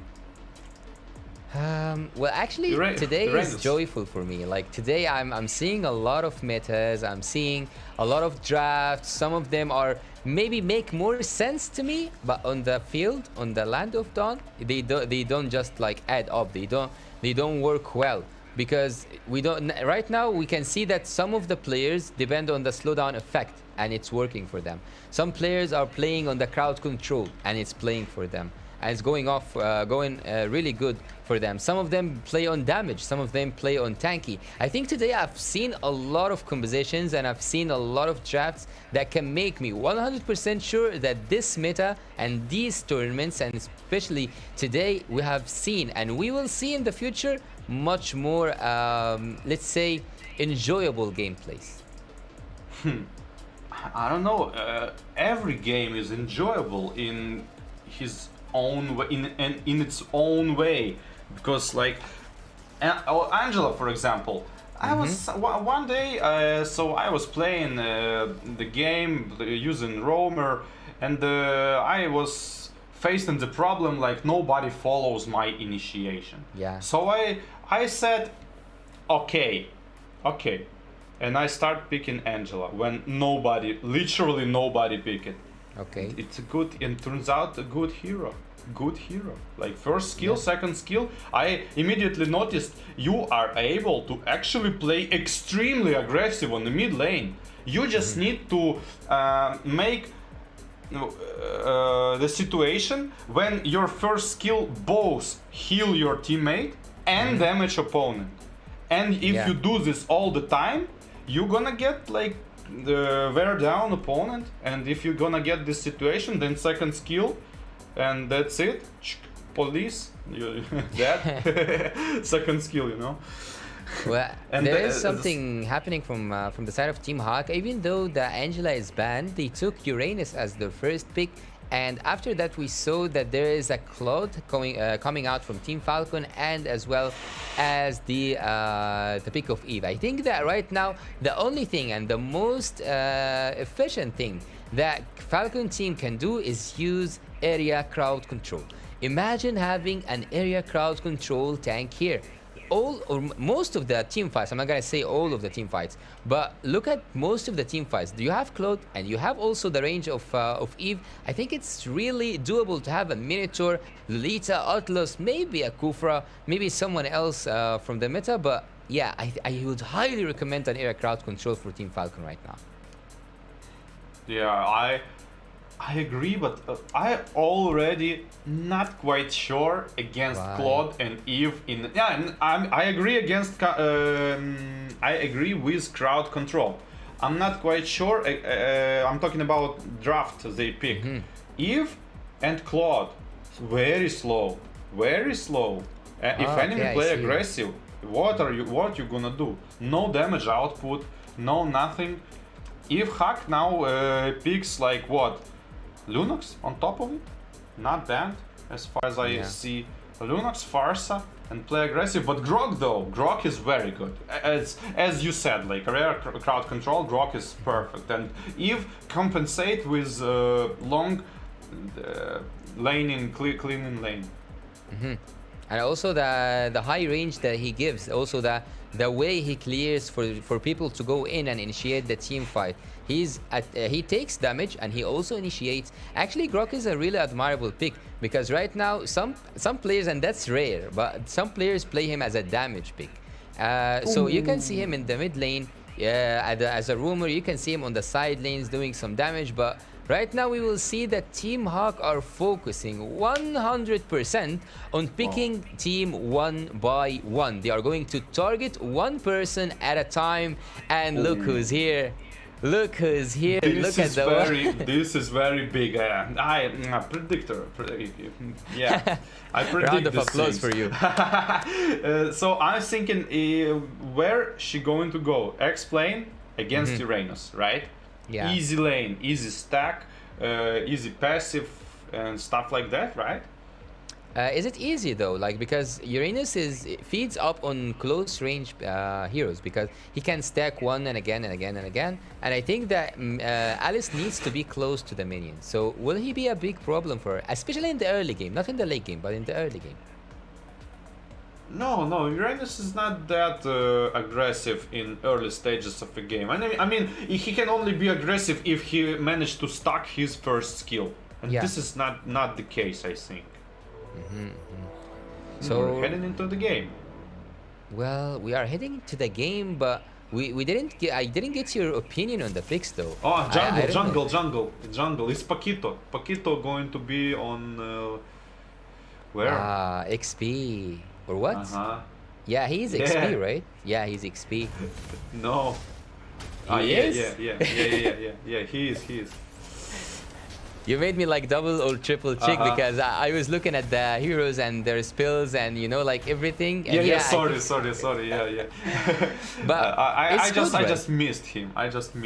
No, but it's good, right? Having Alice on the blue buff and having look at the damage from Lola, but it's not enough to get Eve, and now he goes back with the Uranus. He got Stuck caught in the wall, but nobody damaged him. I don't know. I think that Alice jungle is something rare to see, because yeah, she will use the blue buff for unlimited mana, for unlimited ultimate, but is it worth it though to have Alice in the jungle? Yeah, she now gets 4 stacks. She's now getting, since she gets stacks from souls from the jungle, she became quite good. I mean, maybe against extremely aggressive picks, but that's not the case. Nobody goes for extremely aggressive these days. Yeah, and we see here that Alpha tried to get the kill on the Grok, but Grok used the flicker to get out of the way. Yeah, I think that the early game so far is taking a passive way. And look at the audience prediction. They have 95% for the favor of Team Falcon, but again, look at the damage Nice and the follow-up. ultimate here from Alpha. He's doing really good, and Fei Yang goes back. I don't know, actually, this game I think it's gonna be equal. Yeah, but it's going to be aggressive as well, because second skill with Eidora is not even level 4, like 90% damage already. Wow. Ooh, look at the ultimate coming in from that show, but he goes back. He manages to find his way out. Simple, but he found his way also simply. Lola also here, but the turtle is a matter of time. I think that again, both teams have a really good chance in getting the turtle and getting the objectives. Yeah, I literally cannot go for any side so far. Yeah, this is like, wow, new meta. You're talking about meta. I would refer to meta as play style. We see already couple of times today when team starts 2 versus 2 on X plane. Mage plus X plane. Well, as I've told you before we start this game, some players today have shown to us that there is multiple ways to use in this meta, and everyone on every single one of them used his own play style. And yeah, I think that meta now is a term not to be called for people who are like picking a certain heroes or something, but it's about the gameplay. And today there's a variety of gameplays. Yeah, and I like to see this kind of stuff, but I like to see only when the good examples of it. Like, I don't want to people pick wherever and play wherever and call it like a different play style. No, but we can see the good usage of it, like very high quality. Imagine after saying that, you see that tomorrow people are playing Nana on the jungle, and you are the one who's paying the price. No, it's not gonna happen. She cleared too slow. Yeah. Well, I don't know. Maybe someday Nana will be at the top of somewhere. But look here, we are trying to see the opening that Team Haka is trying to pull off, and so far they are trying to get the top lane. They are focusing on the XP lane. mostly we see the people or like players put their effort on the gold lane. But today I see that there's a lot of focus happening on the XP lane, and look at the damage is so good. And also coming in from Man, he does the sufficient amount of damage. Min and Man combo, and the kills go for the favor of Team Hawk. The ultimate here from Eva, he couldn't do anything with the real world manipulation. He gets away without any advantage. Team Hawk on the other side, they get the kill.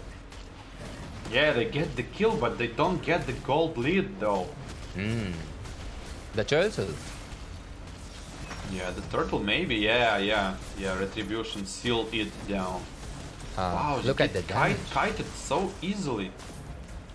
Well, a lot of stacks. Reynolds probably had 3 or 4 stacks on multiple people. You saw he wanted to go back, probably spin the wheel of first skill, and no, he decided to not doing it.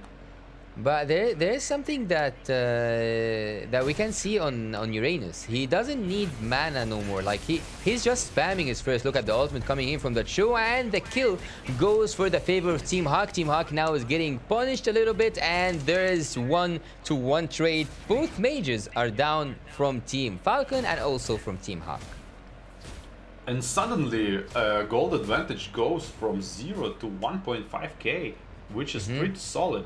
But Uranus getting his tempo. Now he's going to do these cuts and maybe win a lot of tempo on the enemy and make his team like come back a little bit. But there is no one going near, just near the Cloud. No one is annoying him with anything, literally. Like not even cutting his lane, not even giving some help for Hito on the bot lane with the carry. But no, we see that he's free farming, and the same thing can be said about carry. She's also free farming. I don't know, but I think this should both teams should have an end for this, and I think that the end will be for the side of Falcon, which they made now by taking the first turret for their favor. But the ultimate here coming from Smile, and for the ultimate here coming from Simple, and it's still the damage is happening. Yan is trying to get Min, but Min manages to escape, and the team fight was so fast, but yet Team Falcon managed to get everything. Wow, the pressure is really high from the Falcon Esports. I can feel it through the screen. They was constantly adding more tempo. It felt like. Look at the flicker first. Look at the damage from the finish off. It's already seen like they now gonna, in a matter of couple of minutes, they gonna close up enemy team into the inhibitor turret range, wait for the Lord, and just finish. For now, it seems like this. Yeah, it seems like this, and also having this advantage, I don't think that Team Falcon will give up on this advantage. But you can see here that there was also a kill happening for Claude, but the damage is so high, and BX7 might have got the kill. He does get the kill with just like a matter of few inches away from his ultimate. He manages to take Cho out, and now we will see the jungle getting bullied for the side of Team Falcon. Yeah, in a matter of minutes, the close game with no gold gap eventually comes out to almost 7k advantage, which is insane, and a lot of towers, and suddenly your jungle is being farmed by the jungle Alice already. Like, wow. From 1 to 10 it went pretty quickly. Yeah, and Team Falcon are picking up this base, and I think that Team Falcon are managing to keep on the same rhythm. Like they are not making the tempo a little bit slower. They are just keep making it faster and faster, and they rush more and more, and they play super aggressive. I don't know, but Team Falcon is pulling this off and doing really great with it. Look at Fayan going out with the 0 HP. Yin and Min is going out, and also Royal Milk. Look at Simple, he's trying to get Man, and Man, he gets double kill on the twins. Min and Man goes for Royal Milk and vanishes from the Land of Dawn. Yeah. Falcon Esports are so good with like following up the kills and not letting them escape low HP, like, you know, like the previous batch of games we saw. It's like low HP survive, low HP survive. This is not the case with these teams. Yeah, and they don't let them breathe, I would say. They don't let Team Hawk breathe, at least. They just like keep on with pressuring, playing aggressive, Yeah. aggressive. Nowhere or no way to respond to that. Different tempo, absolutely different speed of like the performance. Like they play much more faster. See, like, this is like it seemed like under 5 minutes it went not that fast, but then suddenly, like when they have like fast kill potential, they just go in. We can see here that the Lord is going in, and maybe we'll see an ultimate coming from the Claude. The ultimate also can be pulled off by Simple and the Grok pick, but look here, look at Min, he's trying to do the first flicker, but he doesn't do the first or the ultimate, but the damage is so high from BX7. We can see that the base is revealed for the side of Team Falcon. Team Falcon gets the kill, maybe he gets a second kill. Look at the damage from Claude is so high, but they found an opening. Claude found an opening, and there's no time to breathe for Team Hawk. Game 1 goes for the side of Falcon team. Nice. It was like it was like competitive at some point, but then it stopped being like that. I really think that Team Hawk need to like fight more, like early, more fight with the Alpha. I feel like Alpha didn't quite get used as much because he get double buff, he get level 4, and you get a lot of regen, a lot of sustainability, a lot of damage, and you should just fight against. I think he was just kind of scared of Alice, but Alice is not that strong, like level 4, 5, 6, not that strong. She's more like, I don't know. In my opinion, Heck should try more. Yeah, and if you saw the items quite a bit before, Amox or like Team Hawk jungler couldn't get more than one item. He didn't even finish his second item. While on the other side, if you looked at Claude, he had already his Corrosion, he had the Demon Hunter and the Golden Staff. He had 3 items and he was going for the 4th. The gold difference was so huge that Team Hawk couldn't keep up with it. Yeah, absolutely couldn't. Like Eudora sometimes worked, but heroes like that, like Eudora, I mean the big ultimate heroes, you need to capitalize on those. You need to ult kill, go on, you get cooldowns again, ult kill, do objective. You need to play like this way. You cannot just as you saw, he just first second skill one person, ult another person. Like how you're supposed to win this way? Yeah, I think that Team Hawk really needs to find their comfort zone. Maybe they are trying something new. I think that this is not a place to try something new. This is a place where you are playing already and you are playing to get your spot in the upcoming phase. Well, will they be able to pull something off and take us to game 3? Or will Team Falcon keep on playing the same aggressive gameplay and get the second game in a row and finish this series between between them and Team Hawk? I think that's a question for the players to answer, whether they are willing to come back and to pull up a good fight and take it to game 3, or will Team Falcon be the one who are dominating and they get the second game in a row? Yeah, for this moment it looks like they can't, but I believe like Falcon just a little bit zap Team Hack, and now they're gonna be like awakened, and they're gonna as you said, I agree that it seemed like they tried something new, something on the spot, which they not prepared, and like it didn't work quite well, because it felt like Alpha is like new for this team. Eudora is kind of random. Like I get the combo, I get like CC chain, long CC chain, and kills out of that, but it didn't work. Like it worked sometimes, but it's not enough. It should work every like 30 seconds. Should work to maintain this kind of pressure, this kind of high volume which they need against team like that, Falcon Esports. Look at Benny. He got the MVP so easily. No one pressured his lane. No one did a single thing to him. I wonder how much damage did he take? Not deal. How much damage did he take? I don't think that anyone from Team Hawk even touched Benny. So 2-0-4, that's the score for the MVP of the match. 21% damage. The gold was 9,455. And look at that, just 4 items in, while Alpha didn't even have the second item.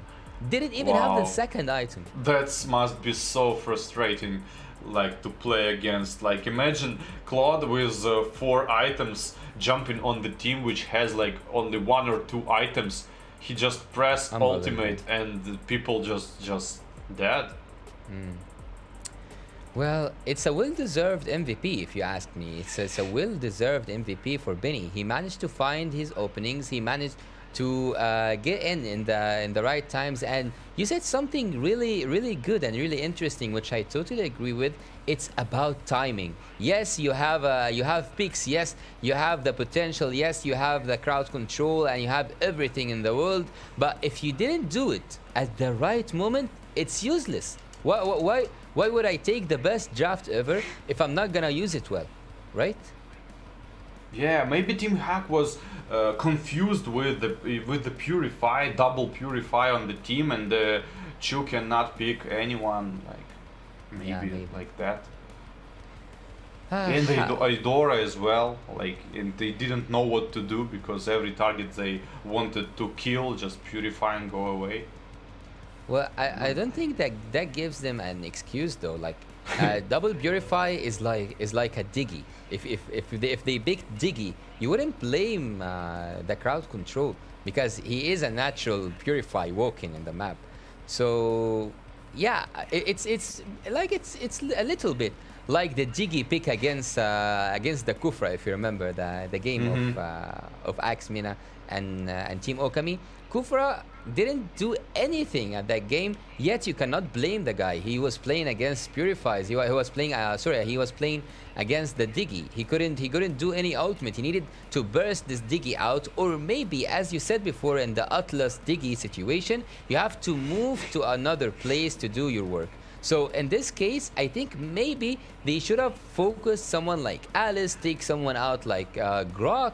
I don't know, but I think there was much more to give from the side of Team Hawk, but they couldn't show anything because of the rhythm and how much fast and aggressive the rhythm from Team Falcon. I don't think that Team Hawk at any point could have done anything, to be honest.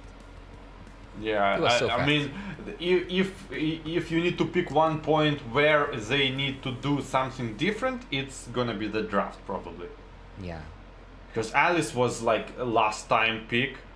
And I didn't get the idea of Team Hack draft, like Uranus, so strong, and what? No use of it. Like it felt like he's so strong, but they don't use his strong points, kind of.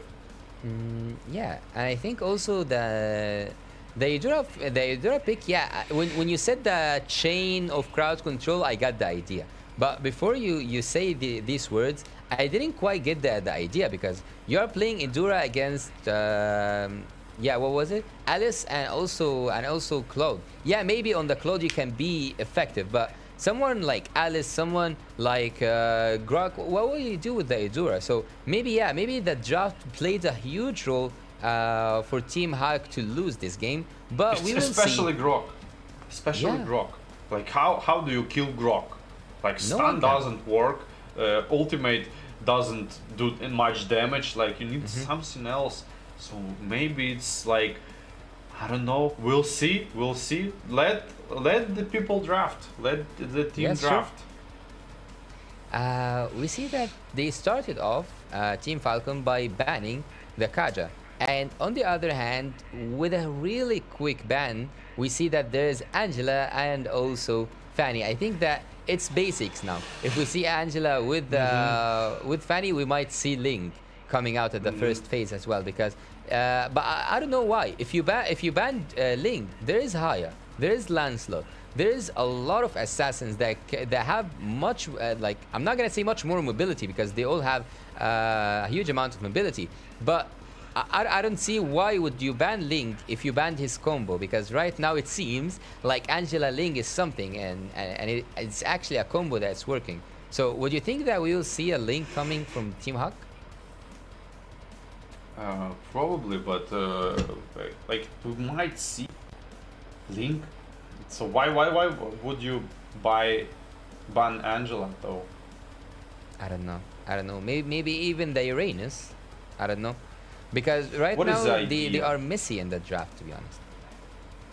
I mean, if you go for Link, you want to enemy to have like low HP targets, right? That's the first thing. The or you want your team to constantly trade in damage with the enemies. For example, side lanes. You want your gold lanes every time harass enemy, and you like, okay, I'm going in, go and kill, and something like that. It needs to synergize with each other. That's my point. Is last draft, I didn't quite understood the synergy, like where the synergy is, and I didn't saw it. Look, it's just a link in the band. It's not about like I'm not a magician. I'm not saying that as like, okay, it's unpredictable. But this is what I saw today in multiple matches. When you see that there's an Angela in the ban list, you will see a Ling with it. Why would you ban a Ling if you already banned what's more annoying than Ling?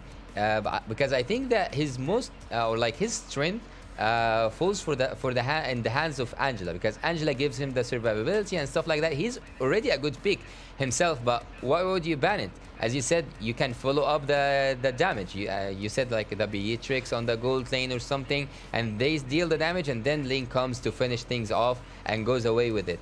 But I cannot quite see why Team Hawk are doing that, but maybe, just maybe, they are going to take squishy heroes. They don't want people to burst them at one shot. I don't know.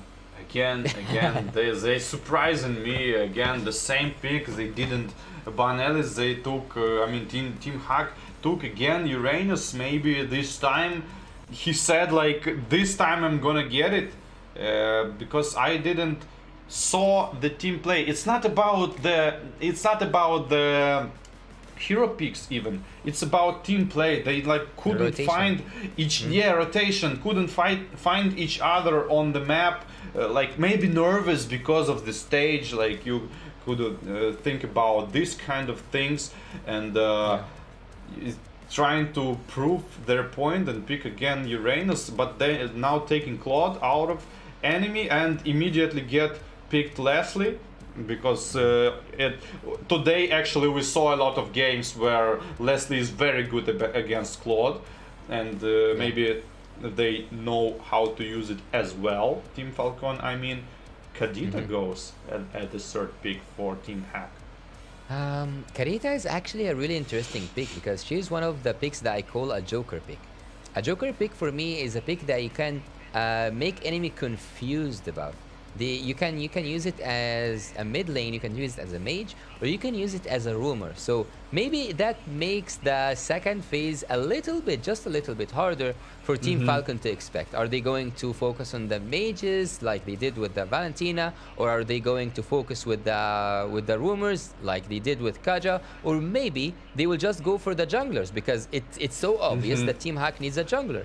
So yeah, I think that the most safer option for Team Falcon is to go for the junglers ban. But on the other side, with the absence of the rumors from Team Falcon, and yeah, we cannot actually say that there is an absence for junglers, because Bakito is the same case. He can be an XP, he can be also a jungler. So we see Franco here, but I'm quite interested in seeing how this will end in the draft phase. Yeah, I don't even know, but the good point you raised against the Joker pick, as you said, I like it. I actually use this kind of stuff myself. Not every game, but sometimes I did. I did. Like with Paquito, for example, was the point when he was picked constantly in the jungle as assassin. But we have what's his name? The player was Hulk. Hulk was playing Darius and Paquito side lane, actually very good. And one game I picked Paquito, and to confuse enemy to start to forget about junglers because we took jungler, and then suddenly we go for jungle, and Paquito turns out to be a next player. And I did it to like confuse because they ban XP, which we already took. So bans are wasted, and we have more opportunities to pick like Belmont for jungle, for example. We wanted to do at that point. That's so back to the draft. Franco, Terizla. Okay. Franco and Terizla, there's Joy also, and Hayabusa. As I've said, they need a jungler, and a jungler is what's banned for Team Falcon. I think again, an area crowd control for Team Hug can do the job. With having Claude and also Kadita. Maybe an Atlas? You think we can see an Atlas here? Ah, it's so hard. No. I don't think you get easy countered with Purify. It's like you really relying way too much on the combo. Way too much. They're gonna pick just Purify and counter it. But the Grok is like more adaptive because. With Atlas, you don't have potential level 1, 2, 3, and basically, I mean, you have it, but it's like low damage. Atlas low damage. That's what I'm saying. Atlas low damage, only like slow effect. Kadita what? First, second skill, no damage. Like, and how do you use it? Well, there's something I need to address here. Is that there is an imagination? I want you to follow up with me on that. If you took Atlas. After you ban Diggy, for example, okay, and you force enemy to take Purify, as you said in your scenario. So if the enemy took Purify and you played with someone like an assassin or someone who can chase that kill, once you know that the mage have Purify or that the marksman have Purify, it's an easy kill. So it's a win-win. Why wouldn't you just ban someone like Diggy and make enemy and force enemy to play with a Purify? I mean, I think it's not that big of a deal. Like yeah, Purify. Like for example, if you Lancelot, you're gonna get much easier time with targets. But if you're like Link, for example, Purify like hurts you as well. Like you don't get your control, and you get like. Ooh, we both said ooh. What was that? The buff eating time. I think so. It's Hanzo time. Nice. If Team Hack want to win, they need to use everything they have, as we talked about. If this is their strategy, man, I would like to see this. So. Well, I am sure that any game that we played, that we witnessed so far today, you're so interested in the most, I'm not gonna say awkward, but in the most unique drafts. So you want to see what will they do with this draft. Sure, yeah, for sure. But like, I am not seeing Hanzo eating enemy buff. For example, I think it's gonna be like slow rotation, like red buff eaten, straight up, going for blue. Yeah, he's gonna play the game with a safer approach. I don't think that he will go for stealing right now. Maybe in the future, but not right now, because right now he needs to farm faster, and I don't actually know. Will Hanzo, in your opinion and in your prediction, do you think that Hanzo will play full damage or will he play full tank? Because as full tank, he also deals a huge amount of damage. We'll see. I think they know better. I'm not that like Hanzo main, to be honest. So if he deals a lot of damage with the tanky build, you mean like the first skill? It says it deals like physical damage, but it actually deals pure damage, as far as I understand it. True damage, yeah. Harassing coming. Yeah, they are harassing at bot lane, but Yeah, you know the Thunder Belt. I think this is one of the core items for Hanzo when he plays a Oh, tanky. it's gonna be the job. kill. Leslie kill going to be now. I guess. Wow, he's going too deep and killed Kadita easily. Yeah. Right now we see that Mortis is getting his first kill, and Falcon team are again picking up the fast pace of the game. So Falcon team now are putting again the same effort, the same amount of effort in the XP lane. Do you think that this is the key for them to win? Yeah, I think it's going to be enough because like Uranus getting double laned with like mage plus roamer and can't do anything, can't maintain stacks, forced to go back, and this is like looking like a snowball to me. Well, they took the turtle with a really safe approach. I thought that Hanzo will save his first kill to go on the turtle, but it seems like he took a really rushed decision. He used his first he wanted skill to and kill. Yeah. You are talking about combining like the damage with the first skill and the retribution, like Lancelot doing every time. Yeah, and also the immunity. You cannot catch him while he's using his first skill. Yeah, but it seems like he wanted to kill enemies and then he decided to go 50-50 on the turtle, didn't quite get it. And I don't know, Martis going in, try to combo, dealing no damage. Wow, nice precast on the ultimate first skill, but didn't quite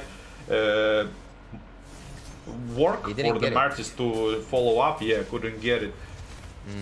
Well, they are trapped in the bot lane now. Look at Team Hawk. They are being forced to stay at the bot lane. I think that the person or like the team that's saying his word and having the first approach is Team Falcon in both games. At both games, what I mean is that they are the ones who are in the lead. They are the ones who are doing the first movement, and Team Hawk just replies. Team Hawk just complies to the desires of Team Falcon. They just go back. They just play safe. They just respond. They don't take action by themselves. Yeah, as far as they play like this, gold lead is going to be only bigger. It's like 2k already for like 4 minutes into the game, and you having a hard time on Hanzo picking up anything at all. Like every time he jumps, if they cannot combine, like Martis going in, Grok use ult, Kadita use ult, no kills whatsoever,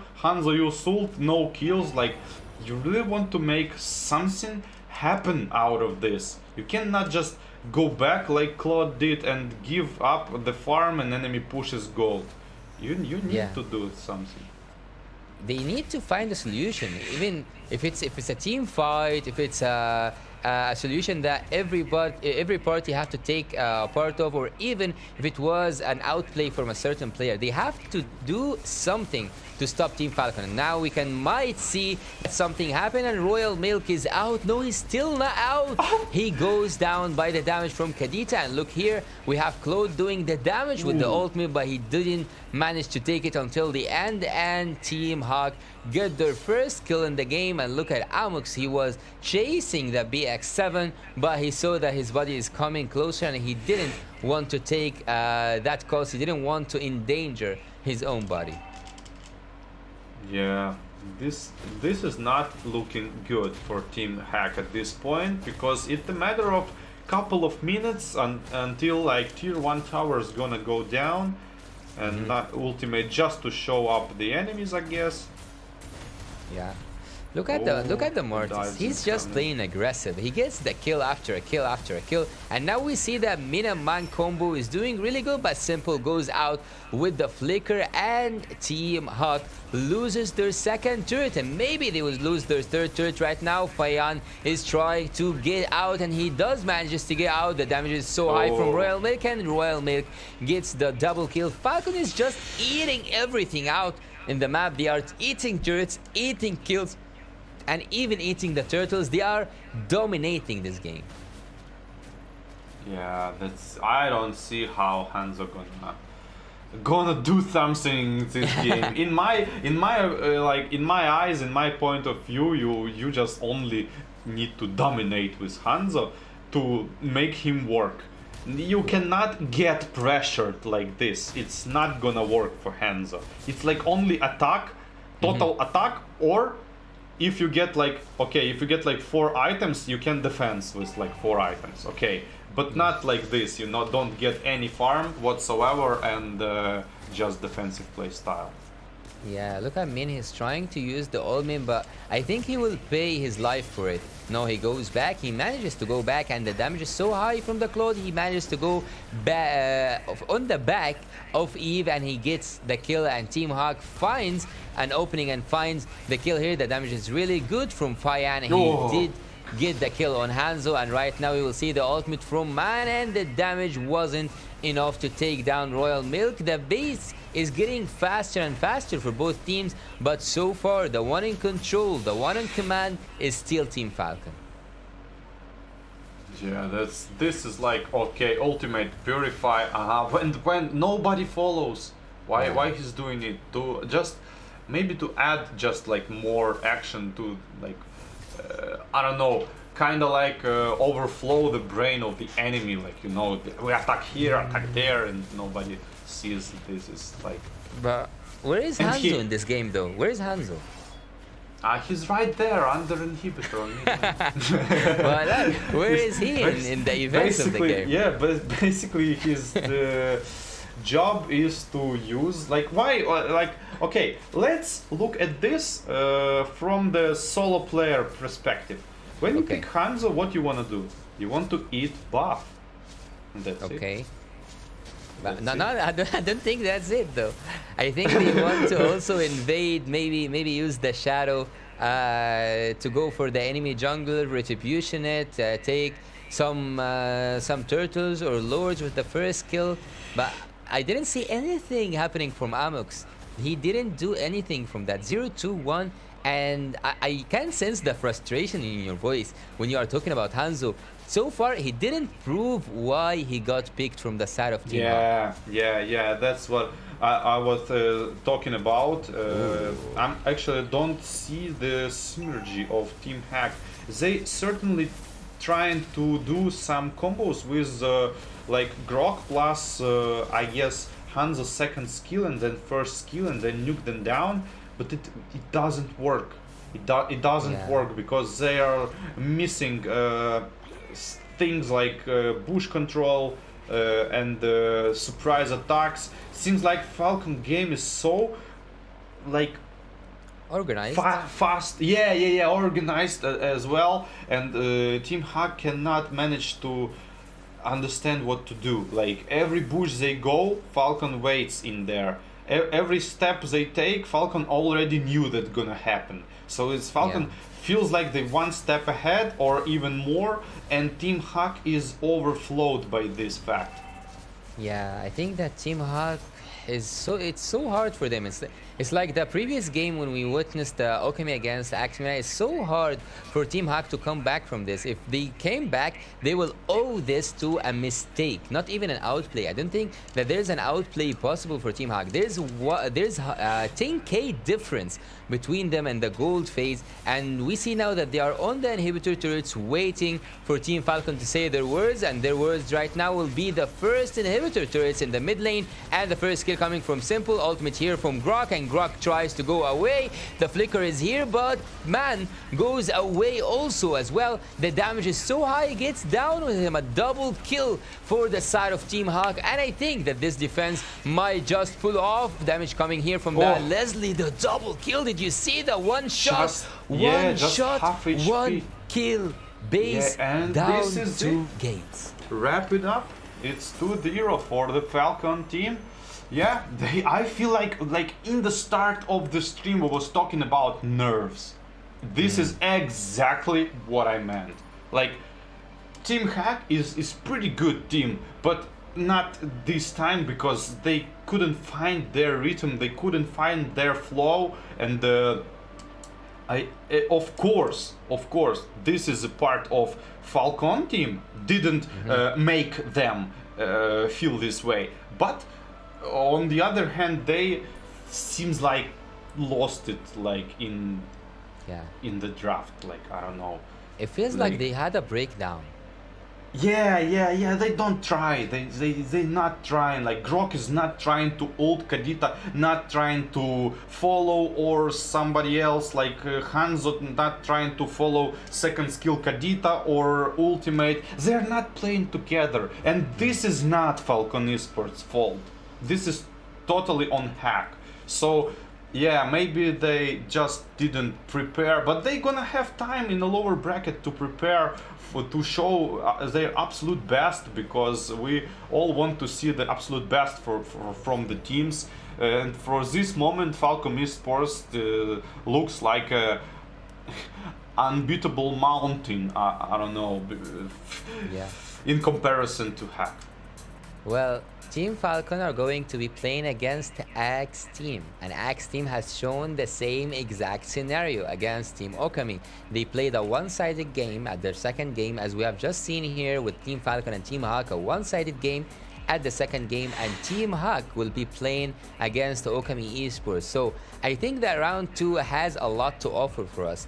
A lot of second chances. Everyone have their own second chance, but will they get the best out of this second chance, or will they just waste it away? Will Team Hawk come back against Okami, or will Okami come back again but on behalf of Team Hawk? Well, I think that the scenarios here are a little bit dramatic, because there's only one more opportunity for teams to come back. Yeah, but it is possible. You need to show their best. I mean, if we're looking at the things and making a prediction for tomorrow's game, like if we're talking about Hack and Okami, it doesn't look good for Hack, in my opinion. Yeah, and look at Benny. He gets the second MVP in a row, 3-0-3 with 3 items already, having his own critical damage, everything he needs for a Leslie, he gets it. And there was a move today that I learned actually from Leslie players. When they use the ultimate, they just like flash it out. They don't use it and like do this, you know, like laser and see where enemy is. No, they just like press it and cancel it at the same time. And when I saw that, it didn't appear on the enemy. It didn't. The enemy didn't know that they are visioned. So I don't know. Maybe they got visioned and they know that they are visioned, but they didn't notice the eye upon their heads. But yeah, I anyways, really believe. Sorry, yeah, I really believe that you just need to pay attention and you're gonna see this. It's not in the invisible move. It's not the invisible move. You just need to be more aware of things and you're gonna notice this kind of stuff. Yeah, indeed. Look here, we have Group A. Tomorrow we are going to see Deus Vult against Team Lilgun. And I think that there will be a lot of surprises and a lot of space to have a little bit of surprise from Lilgun team. And Team Max will be playing against Flux Impunity. Both teams have a really good start, but they didn't finish off well. They have their own second opportunity. As for Group B, we will have Axe Team against Falcon Esports. Both of them have really did a great job today, and Okami Esports will be playing against Team Hawk. The second chances are given, but who will take the best out of it? That's what we will see tomorrow. Yeah, let's see. Let's make a predictions, I guess. Sure. Like, okay. First one, I think, like, I'm rooting up for Devu, but kinda like seeing Mongolians gameplay, Lilgun. Wow, the Devu needs to show their absolute best to win. Indeed.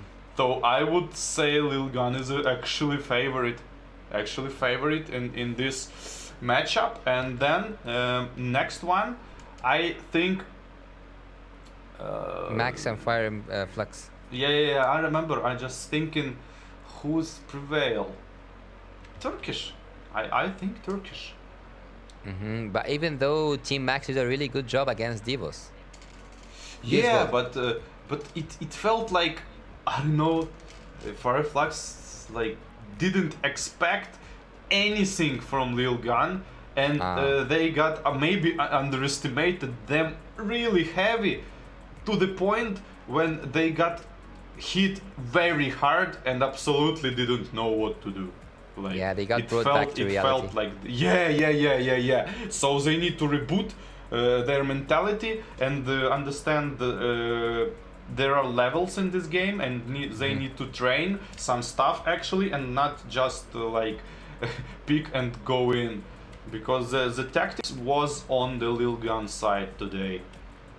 What about Team Hawk and Okami though? Because today both of them got, I'm not gonna say punished, but both of them had a really tough opponent, and both of them have been played upon a one-sided game. So tomorrow both of them will meet up. Who do you think will have more motivation, or who will have the most percentage? For me, I'm gonna say Okami, because Okami did a really good job, but Team Hawk is, you cannot underestimate Team Hawk. So what's your opinion on that? If Team Hawk remains like today, like a bit like didn't warm up, little nervous, a little like frustrated, Okami Esports will totally get it, because I cannot judge if we compare like 100% performance. I just don't know what's Team Hack capable of. I don't know, but judging of what we saw, probably Okami Esports. What about Team Axe and Falcon? I think that this is a match to wait for. Team Falcon. Yeah, but like if Axe want to win, they really need to play as whole team, not as one player. Okay, so today we have finished all the games, and I hope that everyone enjoyed it at their homes, and we will see you soon to continue with the games. You had today at the casting Yasu, and also I was honored to be joined by the one and only WarBarbie. See you tomorrow. Bye.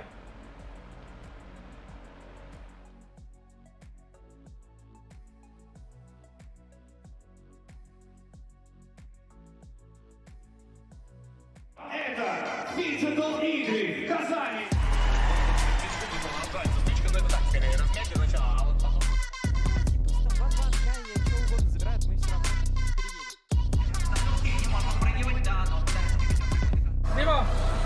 Пока моменты гранд-финала и второй карты Mobile Legends. Там была действительно борьба.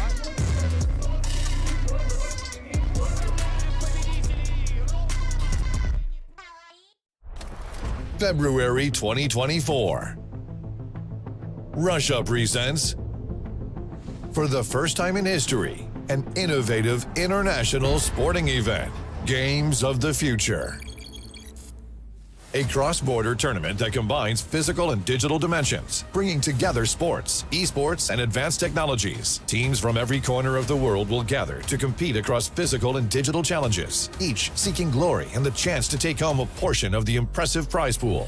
Established by presidential decree and supported by top government officials the world over, this is the birth of the sporting future. For the first time, the physical and digital worlds will be woven together to create a new era of phygital sports, with one core mission: the promotion and development of a well-balanced individual. Digital gameplay enhanced by the energy of the crowd. You no longer need to choose between a ball or a gamepad. Here, the winners are crowned by achieving the best overall score across both traditional sports and digital gameplay. Games of the Future consists of 5 tournament clusters called Challenges. Sports Challenge, combining a selection of traditional sports disciplines with their video game counterparts, featuring phygital knockout competitions where athletes must show their hybrid skills across both the digital and physical fields to play. Tactical Challenge, a contest in which athletes must demonstrate their team gameplay in tactical combat esports and show off their physical skills in a modern laser tag competition. Battle Challenge, an array of esports teams compete in popular strategy games, all hoping for a place in the giant live stadium final. Speedrun Challenge, pitting competitors against one another in a classic speedrun video game, as well as a real-world obstacle course. Technical Challenge, athletes compete across an array of high-tech device-led sports, including robot battles, drone racing, cyber-athletics, and virtual reality games. This groundbreaking first-of-its-kind sports event will unite competitors and fans, offer up a new generation of sporting heroes, and provide an entirely new, emotionally driven audience experience. Millions of people around the world will become a part of Games of the Future movement by following live streams across digital and streaming platforms and attending live events. The inaugural Games of the Future will be held in February 2024. The host of the first Games, Kazan, will greet thousands of athletes and teams from more than 100 countries. The taste of victory. New sporting heroes. Boundless emotion. And open to every country of the world. By uniting sports and technology, we unite the world. Games of the Future. Made in Russia for generations to come.